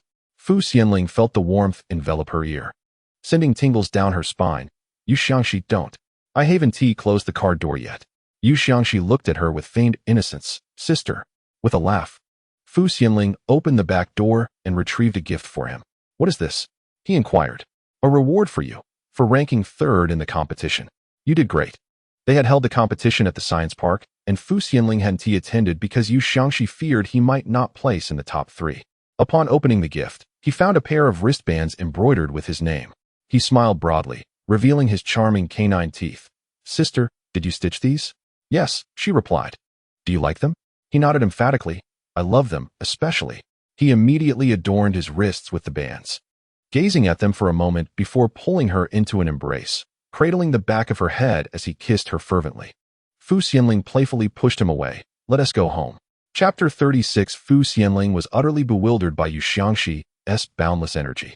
After finally washing up and preparing for bed, he descended upon her once more, showering her lips with delicate kisses. "Aren't you tired?" she asked, her voice hoarse and her eyelids heavy with fatigue. "Not at all. Sister just called me husband," he replied, his joy akin to that of a child. "Sister." "Say it again." "No." She was wise to his tricks. Having called him husband in the car had turned him into a fervent wolf, nearly overwhelming her. He persisted, affectionately kissing her repeatedly. Eventually, she succumbed, wrapping her arms around his neck. "Husband, husband, shall we sleep now?" He relented. "All right, wife." The following weekend, free from work obligations, Fu Xianling indulged in a leisurely morning, rising only by noon. Upon entering the bathroom, she noticed that Yu Xiangxi had washed and hung her dirty clothes from the previous night. She still cherished cooking, so after work, she would frequent the supermarket to procure various items, including different frying pans and woks, gradually filling their kitchen refrigerator with an abundance of food. Occasionally, when Yu Xiangxi stayed over, they would prepare dinner together. After their meal, he would always insist on washing the dishes and cleaning the floors, before quickly refreshing himself and returning to embrace her affectionately. Fu Xianling prepared a room for him to use as a study. He was studying mechanical engineering and occasionally had innovative ideas in technology, so he would purchase materials to work on at home. His rented room housed numerous mechanical components and various blueprints that Fu Xianling could not comprehend. Since his lease had not yet expired, Yu Huan, during her summer break, sought to find work and thus moved into her brother's room, while he would occasionally visit Fu Xianling. Whenever Yu Huan inquired about where he slept at night, he would merely respond that such matters were for adults and children should refrain from prying. Yu Huan did not wish to intrude, but was concerned that he was overexerting himself alone, especially when there was a couch available in the room. She could not understand why he chose to stay elsewhere each time. In August, on the hottest day of the summer, Yu Huan suffered from heat exhaustion. When she called Yu Xiangxi, he was showing a client around a winery. Upon hearing the news, he immediately contacted Xianling. When Yu Huan awoke and saw Xianling, she was momentarily stunned, unable to comprehend how she had ended up there. Having just graduated from high school, Yu Huan could not pursue other jobs and was only able to do promotional work for a software company, encouraging others to download applications in exchange for gifts by scanning QR codes. Although her tasks under the sunshade were not particularly challenging, the heat was intense, and her frail constitution caused her to faint for over half an hour before gradually regaining consciousness. Xianling had just purchased ice packs and wrapped one in a towel to place on her forehead. In her hand, she held a bag containing chilled beverages and several ice creams. Yu Huan accepted them gratefully and, while eating, quietly asked, "Teacher Fu, how did you end up here?" "Your brother is occupied and cannot leave," Xianling replied. Yu Huan paused, seemingly realizing something, yet hesitated to voice her thoughts, distractedly consuming her ice cream. She could not help but observe Xianling, who was not wearing a ring and was clad in a loose-fitting white dress, her face adorned with light makeup, exuding a unique and gentle beauty. She recalled how her brother would softly call her sister during phone conversations, and a vague answer began to form in her mind, though she still found it hard to believe. Noticing Yu Huan's lingering glances, Xianling spoke up. "Did your brother not tell you? I am divorced." Yu Huan was taken aback. Why?" Before Xianling could respond, Yu Huan, in shock, asked, "It's not because of my brother, is it?" Xianling replied, "When Yu Xiangxi returns tonight, he will be accompanied by Cui Xiao." Cui Xiao had recently had her cast removed, and with the summer heat, she had cut her hair shorter on the sides, leaving a single strand at the back, tied with the apple-shaped hair tie Xianling had given her. As Yu Xiangxi took advantage of Cui Xiao's moment to change her shoes, he stepped a few strides toward the living room, leaning down to kiss Xianling's lips, saying, "My dear, I missed you so much today." Xianling pushed him away gently. "Someone is here." He assumed she was referring to Cui Xiao and chuckled, "She cannot see." However, Xianling, blushing, lifted his chin, and as he raised his head, he noticed Yu Huan sitting on the couch in the living room, holding half a watermelon in his hands. Yu Huan feigned nonchalance and took another bite upon witnessing the scene, before calling out, "Brother." Yu Xiangxi released Xianling and approached the sofa, inquiring, "What brings you here?" Prior to his arrival, he had spoken to Yu Huan on the phone, confirming that she was safe, yet she had not mentioned being at Xianling's home. "I have a surprise for you," Yu Huan said, as Xianling entered the kitchen. She then grasped Yu Xiangxi's arm, exclaiming, "You are actually dating my teacher. What is the matter?" Yu Xiangxi replied, taking a piece of watermelon from the coffee table and biting into it. "She is no longer your teacher." Yu Huan clenched her fist. "I knew something was off about you that day." Yu Xiangxi laughed. "Adult matters are not for children to meddle in. I am already of age."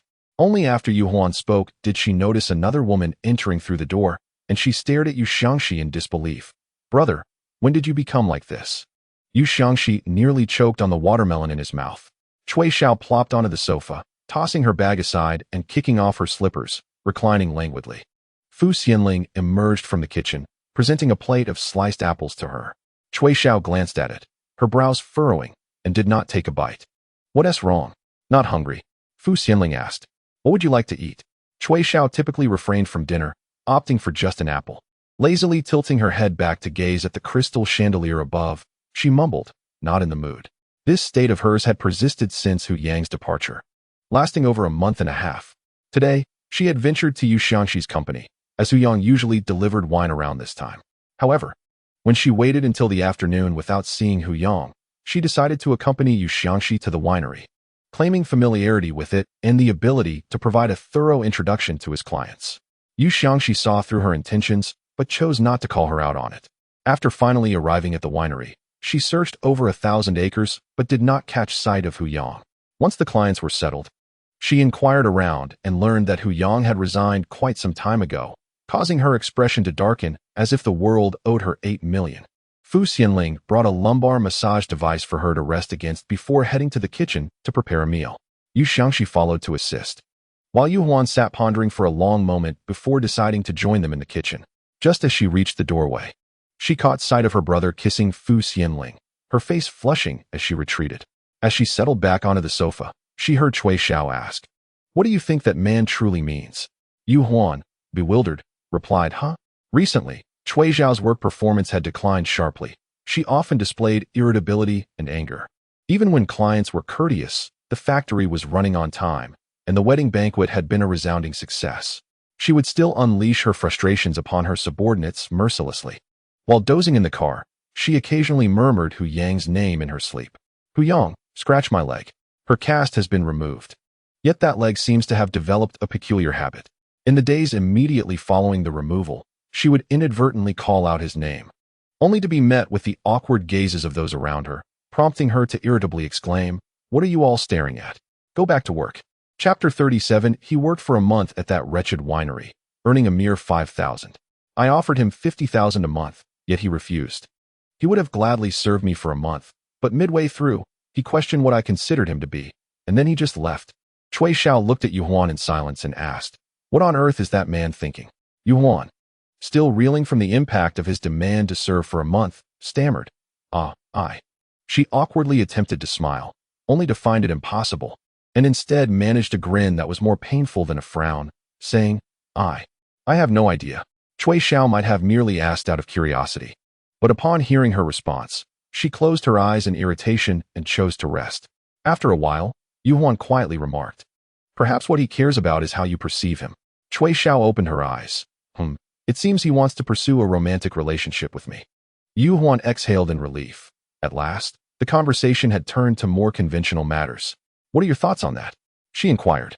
Cui Xiao replied, "I only wish to sleep with him." Yu Huan raised her chin to regard her. "Are you of age now?" "Yes," Yu Huan said, her cheeks flushing. "Oh, then it's all fine," Cui Xiao remarked, reclining once more, eyes closed, lazily stating, "Girls shouldn't be preoccupied with romance all the time.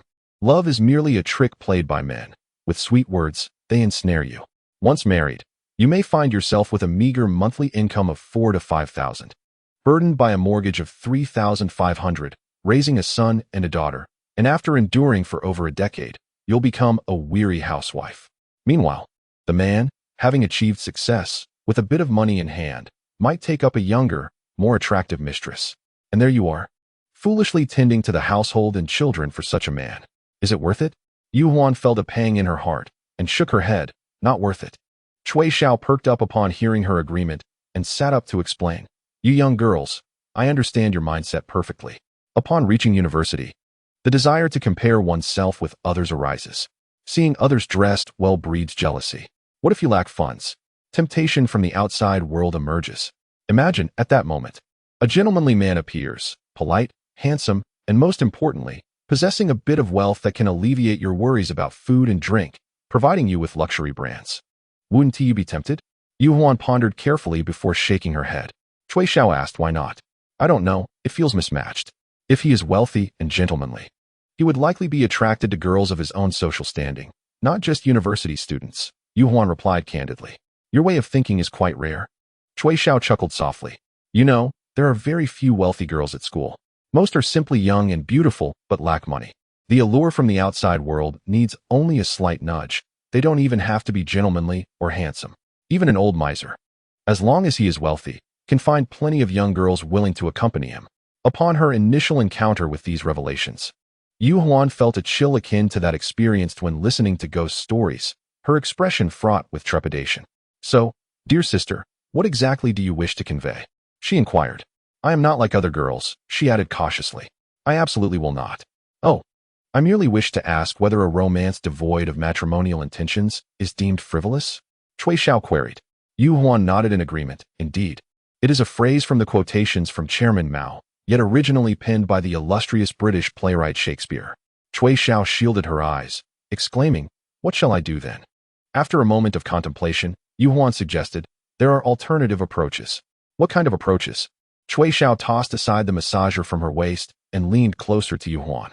"Inquire what he desires. If it is within your capacity to fulfill, wouldn't that resolve the matter?" "He simply wishes to date me," Cui Xiao replied with a furrowed brow and a sigh. "Aren't you concerned about marriage?" Yu Huan murmured, "Surely." Romance can be entertained. A light of realization ignited in Cui Xiao's eyes. By heavens. Brilliant. She leapt from the sofa, seizing Yu Huan's hand. Come work at my company after graduation. I shall pay you 10,000 a month. Ah, do not overthink it. I am not into lace. But if you harbor secret affections for me, you may keep that to yourself. When Yu Xiangxi and Fu Xianling emerged from the kitchen, Cui Xiao had already departed, leaving Yu Huan sitting vacantly on the sofa.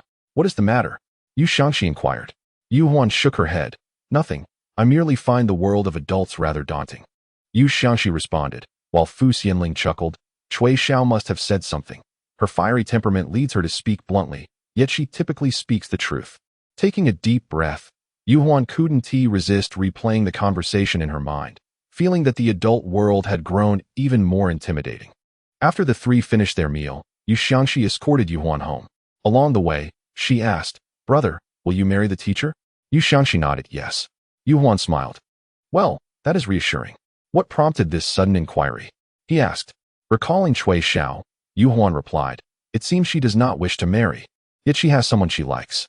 She asked me if a romance without the intent of marriage is frivolous. She must have strong feelings for him. Yet why does she not wish to marry him?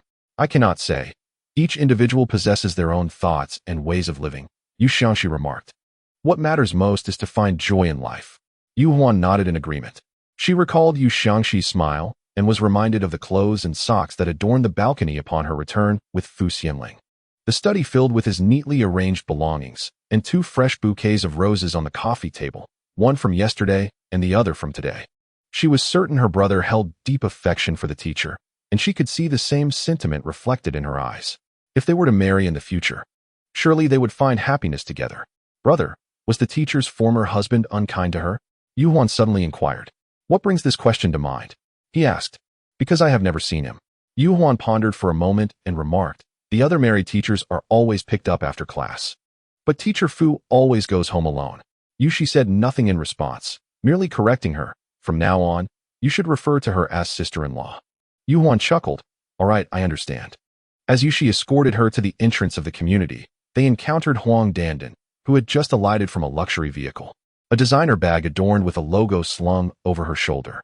Yu Huan pointed out, That's the sister who lives across the hall. Yu Shi cautioned her. Do not let her into your home. Yu Huan was well aware. I know.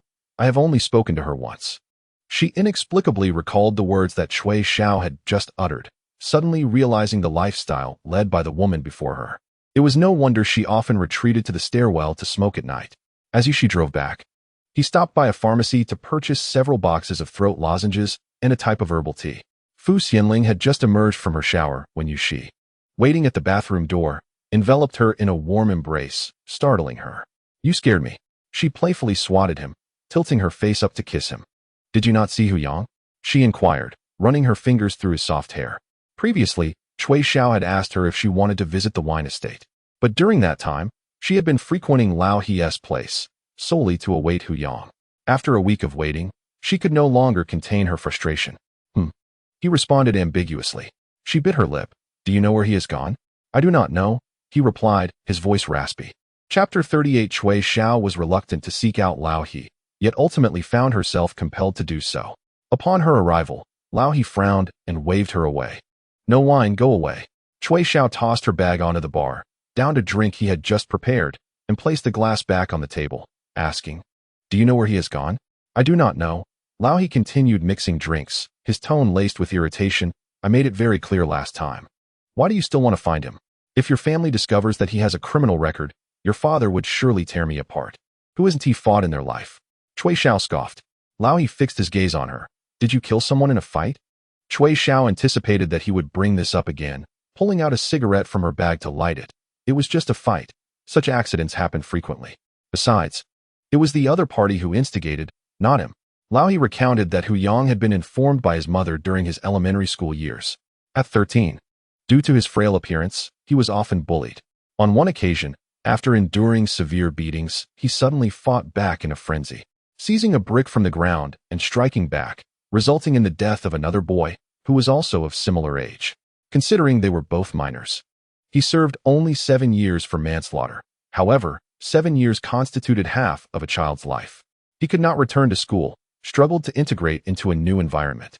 faced disdain while job hunting, and encountered numerous obstacles in his entrepreneurial endeavors. He sliced a lemon, placing a slice atop a glass. He opened a restaurant. But after a large brawl, he ended up back in custody for quite some time. That's quite impressive, he remarked. Cui Xiao laughed. Why did you deceive me by saying he was an honest man? He shot her a glare. In essence, he is indeed an honest person. Had he not encountered you, he would still be peacefully residing in the vineyard. And look at you, enticing him without any sense of responsibility. Now that you've found him, what do you intend to do? Cui Xiao pinched a slice of lemon and bit into it. Don't concern yourself with that. Just tell me what you know. If you don't know, let it be. On the first day after Hu Yang's departure, she felt little amiss. But after a week had passed, her emotions became erratic, often bursting into anger. Her assistant arranged for a fair-skinned young man to accompany her. But Cui Xiao found him utterly vexing and dismissed him shortly thereafter. The assistant then tentatively brought in a robust and dark-skinned man to attend to her. Cui Xiao scrutinized the man's face for a while, propping her leg, which was encased in plaster, on the sofa, and asked him to scratch it. However, less than a minute into it, she disdainfully sent him away, exclaiming, "That's not right. That's not how you scratch." What she truly meant was that it wasn't he the right person. The assistant understood that she longed for Hu Yang's return. But since Cui Xiao did not voice her thoughts, he dared not take the initiative. With Hu Yang gone, Cui Xiao was left at home reliant on her assistant for care. Although he had been with her for many years, this was the first time he had to care for her with a leg in plaster. Carrying her from the bathroom to the bedroom proved to be quite a struggle, which left Cui Xiao feeling quite dissatisfied. Especially at night, she often found herself half awake, calling out Hu Yang's name, mumbling, "Hu Yang, get me some water." Her assistant was in a deep slumber and did not hear her. Eventually, Cui Xiao would rouse herself from her own calls, blinking up at the ceiling, muttering a curse before closing her eyes and drifting back to sleep. The intensity of her work did little to distract her. She frequently dozed off in the car, squinting and calling out, "Hu Yang, carry me over to see." When she opened her eyes, she would find her assistant's awkward expression. She felt as though she were losing her mind, as thoughts of him consumed her daily. His sour face lingered in her mind, those dark, brooding eyes, and his strong arms that could effortlessly lift her, carrying her to bed, to the bathroom, washing her face, slicing apples, and driving her around until the early hours of the morning. Whenever he heard her voice, he would be the first to rush to her side, offering her water, and sitting by her bed to tuck her in, only leaving once she had fallen asleep. Many details she had overlooked began to resurface in the quiet moments of reflection. She recalled the words of Xianling, who once warned her, "Do not let yourself fall." In the end, He provided an address. It turned out that it was not Hu Yang who left, but rather due to his mother's poor health, as she could not endure the heat of summer, prompting them to relocate. Hu Yang was now working at a bathhouse, donning a loose-fitting yellow uniform, starting his shift at 9 in the evening and working until 2 in the morning. When Cui Xiao rushed over, it was already past 11. She did not see Hu Yang in the lobby, and after changing clothes and finishing her shower, she grabbed some fruit from the buffet, took a bite, followed by a few sips of apple juice, and then sat down on the floor, overwhelmed. After a wait of nearly 15 minutes, Hu Yang finally appeared, having been occupied with welcoming guests. He guided them, indicating where the bathing area, steam room, smoking zone, and self-service area were located. As he gestured, he spotted Cui Xiao. She stood out distinctly among the others clad in bathrobes, as she wore a 3-piece swimsuit, casually draping a bathrobe over her shoulders, her fair skin seemingly glistening. Adorning no other jewelry, she sported only a Cartier watch on her wrist. In her home, for separate drawers held watches, allowing her to wear a different one each day for 2 months without repetition.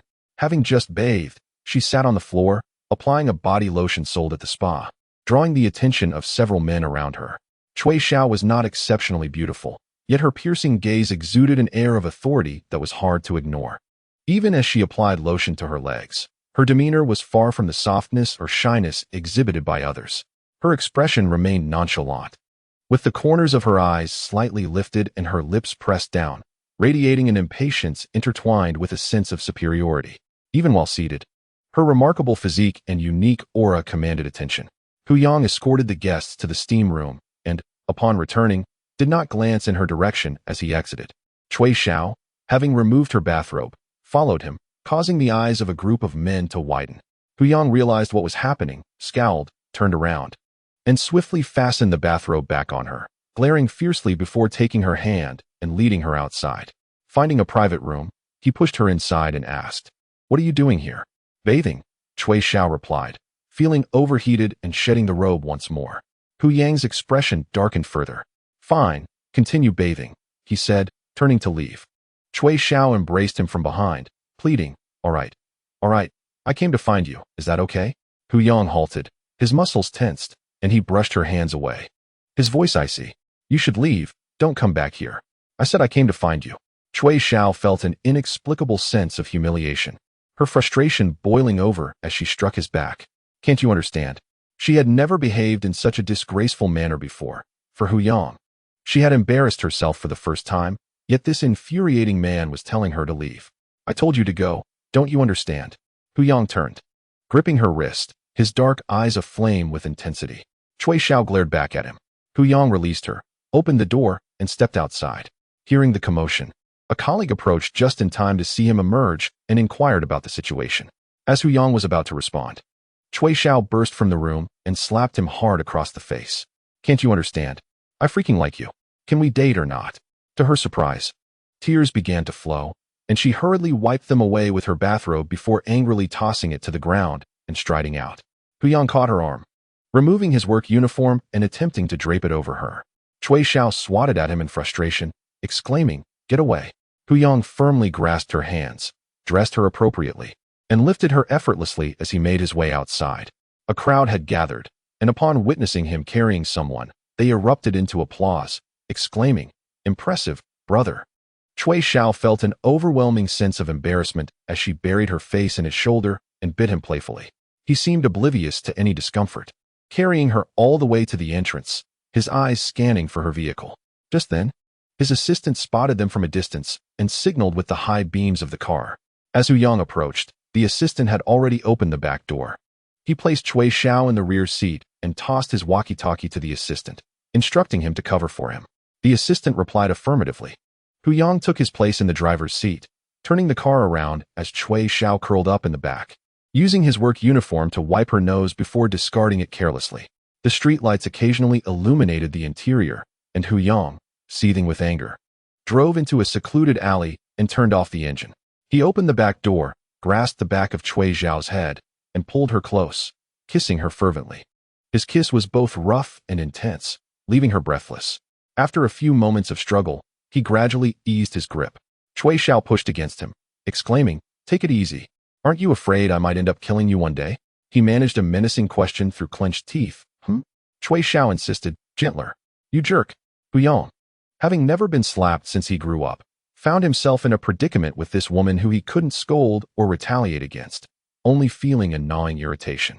Lowering his head, he captured her lips once more. Though she continued to push him away, her voice laced with frustration, she shouted, "Don't touch me." He leaned in to kiss her again, and with her emotions still simmering, she bit his lip and clawed at his face in a fit of exasperation. Hu Yang chuckled, and it was the first time Cui Xiao had seen him smile. With a gaze devoid of intimidation, she retorted, "What are you laughing at?" Hu Yang, his voice hoarse, replied, "You were quite adorable just now." Cui Xiao felt a rare blush creep onto her cheeks as she muttered, gripping his neck, "You're the one who's adorable." Hu Yang silenced her with another kiss. Half an hour later, he returned to the entrance of the bathhouse, where his assistant had been waiting for quite some time. Upon their arrival, the assistant approached but was immediately taken aback by the lingering scent inside the car, stepping back cautiously. Cui Xiao lay in the back seat, eyes closed.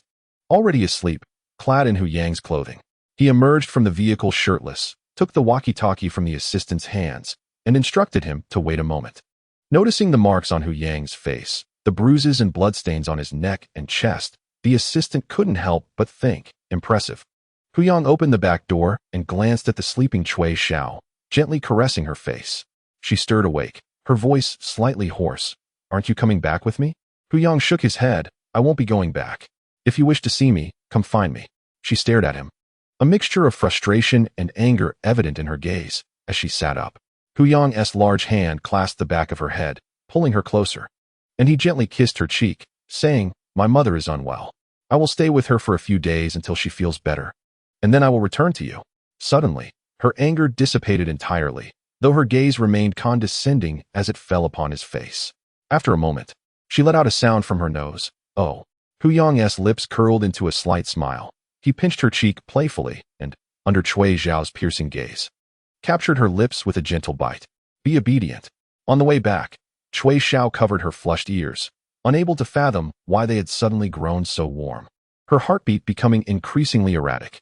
She lay down in the back seat, inhaling the scent of Hu Yang that lingered on her clothing, slowly closing her eyes, her lips involuntarily curving upwards. Chapter 39. After the summer break, Yu Huan was accepted into her dream university. Yu Xiangxi personally accompanied her, helping her settle in before vacating the apartment and moving his belongings to Fu Xianling's residence. During the day, he busied himself with his thesis, and at night, he worked at a club selling wine, always making it a point to arrive at Longhe Building before Fu Xianling finished her shift to pick her up. Clad in a white shirt and black trousers, he exuded an extraordinary charm, his fair and handsome features complemented by his strikingly dark eyes, a pronounced nose, and a sharply defined jawline. When he tilted his head slightly, one could catch a glimpse of his prominent Adam's apple. Merely standing there, he captured the attention of countless women passing by. When he first came to pick up Fu Xianling, the female colleagues at her office flooded their group chat with excitement, as they had envisioned her husband to be a mature, stable, and romantic figure, completely unprepared for such a young and handsome man. Yu Xiangxi was exceedingly polite. He greeted Fu Xianling's colleagues with a warm smile, and as they became more familiar with him, their envy of Fu Xianling grew, leaving them curious about how she had secured such a wonderful husband. After exchanging pleasantries with her colleagues, Fu Xianling approached Yu Xiangxi, who had already taken her bag and slung it over his shoulder before enveloping her in a warm embrace. Are you tired? He asked, leaning against his shoulder. Fu Xianling replied with a smile, not at all. You don't have to pick me up every day. I can manage on my own. No way. I'll always leave work early to come for you. He had heard from Yu Huan how Fu Xianling used to leave work alone, and a pang of sympathy surged within him. Really, it's not necessary. Though she insisted otherwise, her eyes sparkled with delight. What shall we have for dinner? Yu Xiangxi asked, wrapping his arm around her waist and twirling her around. Fu Xianling playfully tapped his chest with her hand. Oh, there are so many people watching. Ah, he replied, setting her down and leaning in to kiss her cheek with a grin. It's just that my beautiful sister is too captivating. I couldn't resist. Fu Xianling chuckled. What do you want to eat tonight? I'll cook for you. He took her hand and pressed it to his lips, saying, whatever you make, I will relish. Fu Xianling's eyes curved with laughter as she and Yu Xiangxi strolled hand in hand to the supermarket to purchase groceries. Together, they carried their bounty home. While on the way, Yu Xiangxi regaled her with amusing anecdotes from school. He recounted a mishap in the boys' restroom, where a boy, unable to hold it any longer, dashed into the girls' restroom. The ensuing loud sound startled a girl in the adjacent stall, who, upon seeing him emerge, exclaimed, "What the heck? I thought it was us girls who could produce such foul odors. Turns out it was a boy." Fu Xianling laughed uncontrollably, tears streaming down her cheeks. Yu Xiangxi gently wiped her tears away and playfully carried her up the stairs as part of their daily exercise routine, while she timed him from his back. Upon reaching their doorstep, she rewarded him with a kiss. As Fu Xianling bent down to enter the password for the door, Yu Xiangxi used a hair tie from his wrist to gather her hair. Once inside, they placed their groceries on the countertop, washed their hands, and proceeded to wash vegetables and prepare dinner together. Yu Xiangxi was quite clingy. While Fu Xianling cooked, he nestled against her, resting his chin on her shoulder, occasionally kissing her neck and asking, "Sister, I'm hungry. How long until dinner?" With a smile, Fu Xianling replied, "It will be ready shortly. You go sit down." "No," he insisted, rubbing against her neck. "I want to stay right here." Fu Xianling, exuding a mixture of exasperation and amusement, couldn't help but smile. After dinner, she went to take a shower while he washed the dishes and pots. Once she finished, he gently cupped her chin and kissed her, whispering hoarsely, "Sister, the night is still young." During the Mid-Autumn Festival, Fu Xianling brought Yu Xiangxi home to formally introduce him to her parents. On that day, Cui Xiao also brought Hu Yang over to join them for dinner. Cui Xiao visited Hu Yang 3 times a month and even bought a summer house, inviting Hu's mother to stay.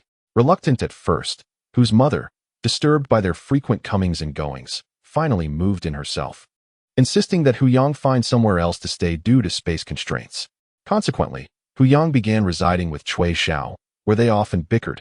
Whenever Cui Xiao became angry, she would resort to physicality, but Hu Yang, possessing great strength, refrained from retaliating, fearing he might unintentionally hurt her. As a result, Cui Xiao's subordinates frequently witnessed Hu Yang sporting various bruises and bite marks. Despite her fiery temper, whenever Hu Yang was near, she would transform into a tamed wildcat, quietly nestling in his embrace. Those who had assisted her for nearly 3 years could only marvel at the transformation. Though Hu Yang was not particularly talkative, he willingly took on the more arduous tasks, including cooking in the kitchen, while Yu Xiangxi helped wash vegetables. He was attentive and gentle, tying Fu Xianling's hair, fastening the apron strings for her mother, and even correcting her father's mismatched shoes. Meanwhile, Cui Xiao chatted with Fu's father in the living room, enjoying sunflower seeds. After a while, noticing Hu Yang's absence, she called out, "Hu Yang, what are you up to?"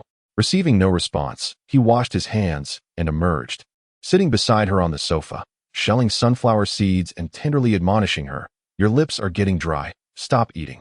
Cui Xiao obediently refrained from eating, taking a few sips of water from his hand before reclining on the sofa like a grand elder. Fu Xianling intended to serve the dishes, but Yu Xiangxi gently prevented her, lightly patting her hand. "I'll take care of it." She brought over a towel, saying, "This will prevent burns." Yu Xiangxi accepted the towel. Sister seems to have forgotten that her fingers were scalded last night. Fu Xianling's cheeks flushed. She had accidentally burned herself while the boys were nearby, and he had held her hand under cold water for several minutes, even sucking on her fingers for a long while, numbing her bones before finally releasing her. Now, her fingers were adorned with a Winnie the Pooh band-aid. As Yu Xiangxi reached for the dishes, he suddenly exclaimed, "Ah?" Fu Xianling anxiously grabbed his hand. "Did you burn yourself? Quickly, rinse it with water." She turned on the tap, holding his hand under the water, examining his fingers. "Where did it burn? Is it your index finger?" Yu Xiangxi leaned against her shoulder, laughing. Fu Xianling soon realized she had been tricked, and in frustration, she called out, "Yu Xiangxi, I was wrong." His smile revealed his charming canine teeth. Fu Xianling could no longer maintain her anger, her lips curving upwards as she playfully smeared her wet hands on his face. "If you deceive me again, what will you do?" He continued to laugh, his eyelashes glistening with water, making his eyes sparkle. Fu Xianling struggled to find harsh words, enchanted by his visage. She turned her face slightly, saying, "I haven't decided yet. Once I do, you'll be punished." Yu Xiangxi chuckled, pulling her closer and leaning down to kiss her lips. When Fu Xianling looked up, she spotted 2 heads peeking from the kitchen doorway, Cui Xiao and her mother. She pushed Yu Xiangxi away, taking the towel and feigning calmness as she served the dishes. Cui Xiao cleared her throat, mimicking Fu Xianling's earlier words with exaggerated emotion. "If you deceive me again, you will." Fu Xianling glared at her. "Cui Xiao." Cui Xiao feigned innocence. What is it, sister?" The meal was a joyous occasion, the 4 of them lingering until past 1 o'clock before visiting Cui Xiao's home, where they stayed until 3 in the afternoon.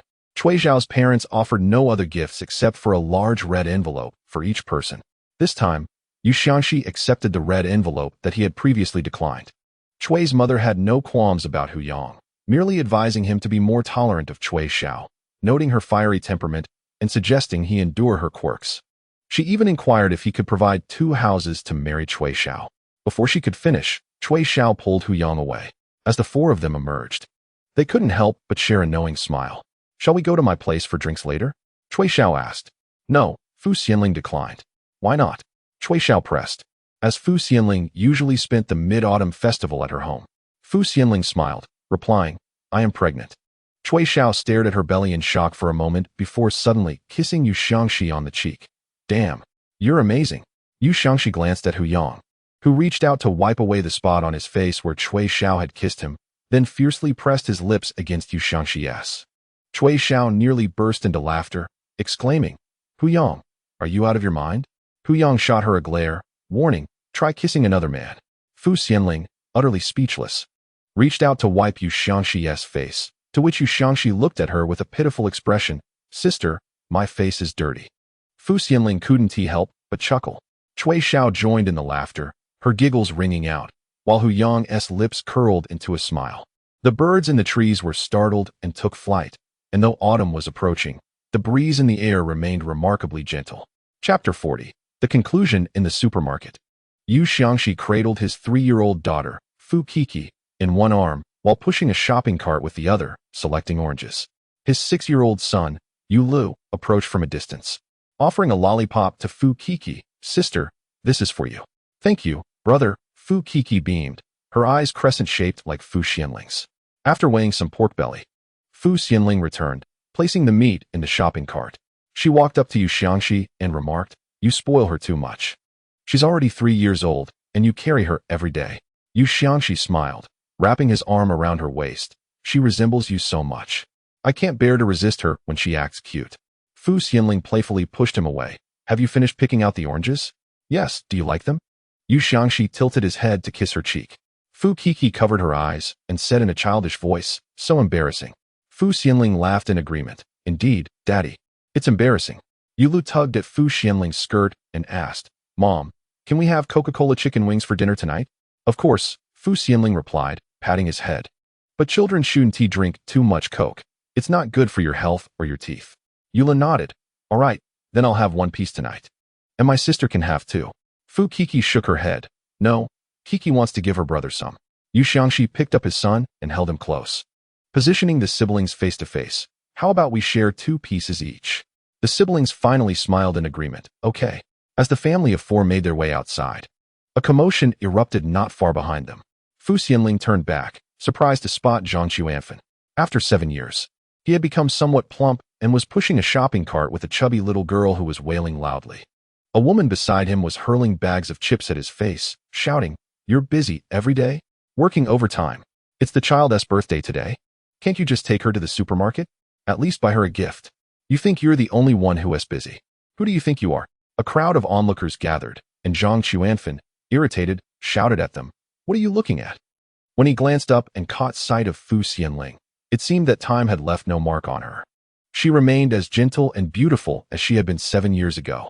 Dressed in a flowing beige gown, she stood alongside a man cradling a pair of children. Zhang Quanfeng scrutinized him for a considerable time before recognizing him as the university student who once resided downstairs. He had undergone a complete transformation, appearing more mature than before, clad in formal attire that exuded an air of distinction. A dull ache throbbed in his face. That deranged woman had struck him with something, and he grasped her wrist tightly, exclaiming, "Have you lost your mind?" How absurd. He recalled, unbidden, the madness he had once inflicted upon Fu Xianling 7 years prior, when he had seized her throat, demanding answers. Abruptly, he released her, and upon turning, Fu Xianling's figure had vanished from sight. He hastened toward the exit, the sound of his daughter's cries echoing behind him. Casting a glance over his shoulder, he saw his wife hurling something at him. Cursing under his breath, he resolutely continued toward the supermarket entrance. From a distance, he observed Fu Xianling and her family of 4 crossing the street. The man held their young daughter, one hand grasping a shopping bag, while Fu Xianling walked alongside their son, who was clasping her hand. Engaged in conversation, Fu Xianling turned her head, her face radiant with a bright smile. "Mommy, why was that uncle arguing with the aunt?" Fu Qixi inquired. "I don't know," Fu Xianling replied, shaking her head. Fu Qixi pressed on, "Mommy, do you argue with Daddy?" "Yes," Fu Xianling chuckled. Yu Lu, adopting a precocious tone, remarked, "I've heard it several nights. Mommy cried for a long time. I knocked on the door to ask Daddy, and he said Mommy had made a mistake, and he was teaching her a lesson." Fu Xianling shot a glare at Yu Xiangxi, who coughed lightly and replied, "Yes, yes, Daddy was wrong. Daddy will never argue with Mommy again." Fu Xianling pinched his waist playfully. Yu Xiangxi, holding their daughter, dashed forward, exclaiming, "Oh no, Mommy is going to hit me. Quick, run." Little Fu Qixi burst into laughter. Fu Xianling chased after Yu Lu, who shouted, "Stop! Don't run. Ha ha ha, Mommy, let us hurry and catch up." After a short distance, Yu Xiangxi halted, turning back to admonish her, "Take it slow, don't fall." When she was pregnant with Qixi, there was an instance when she nearly stumbled on flat ground, causing Yu Xiangxi to always worry about her falling, a concern that lingered even after several years. Fu Xianling smiled. "I know. Once, she had believed that love had an expiration date, that with time, all passion would fade, leaving only desolation. However, after meeting Yu Xiangxi, she realized that true love only deepens over time, akin to aged wine. The older it gets, the more intense it becomes."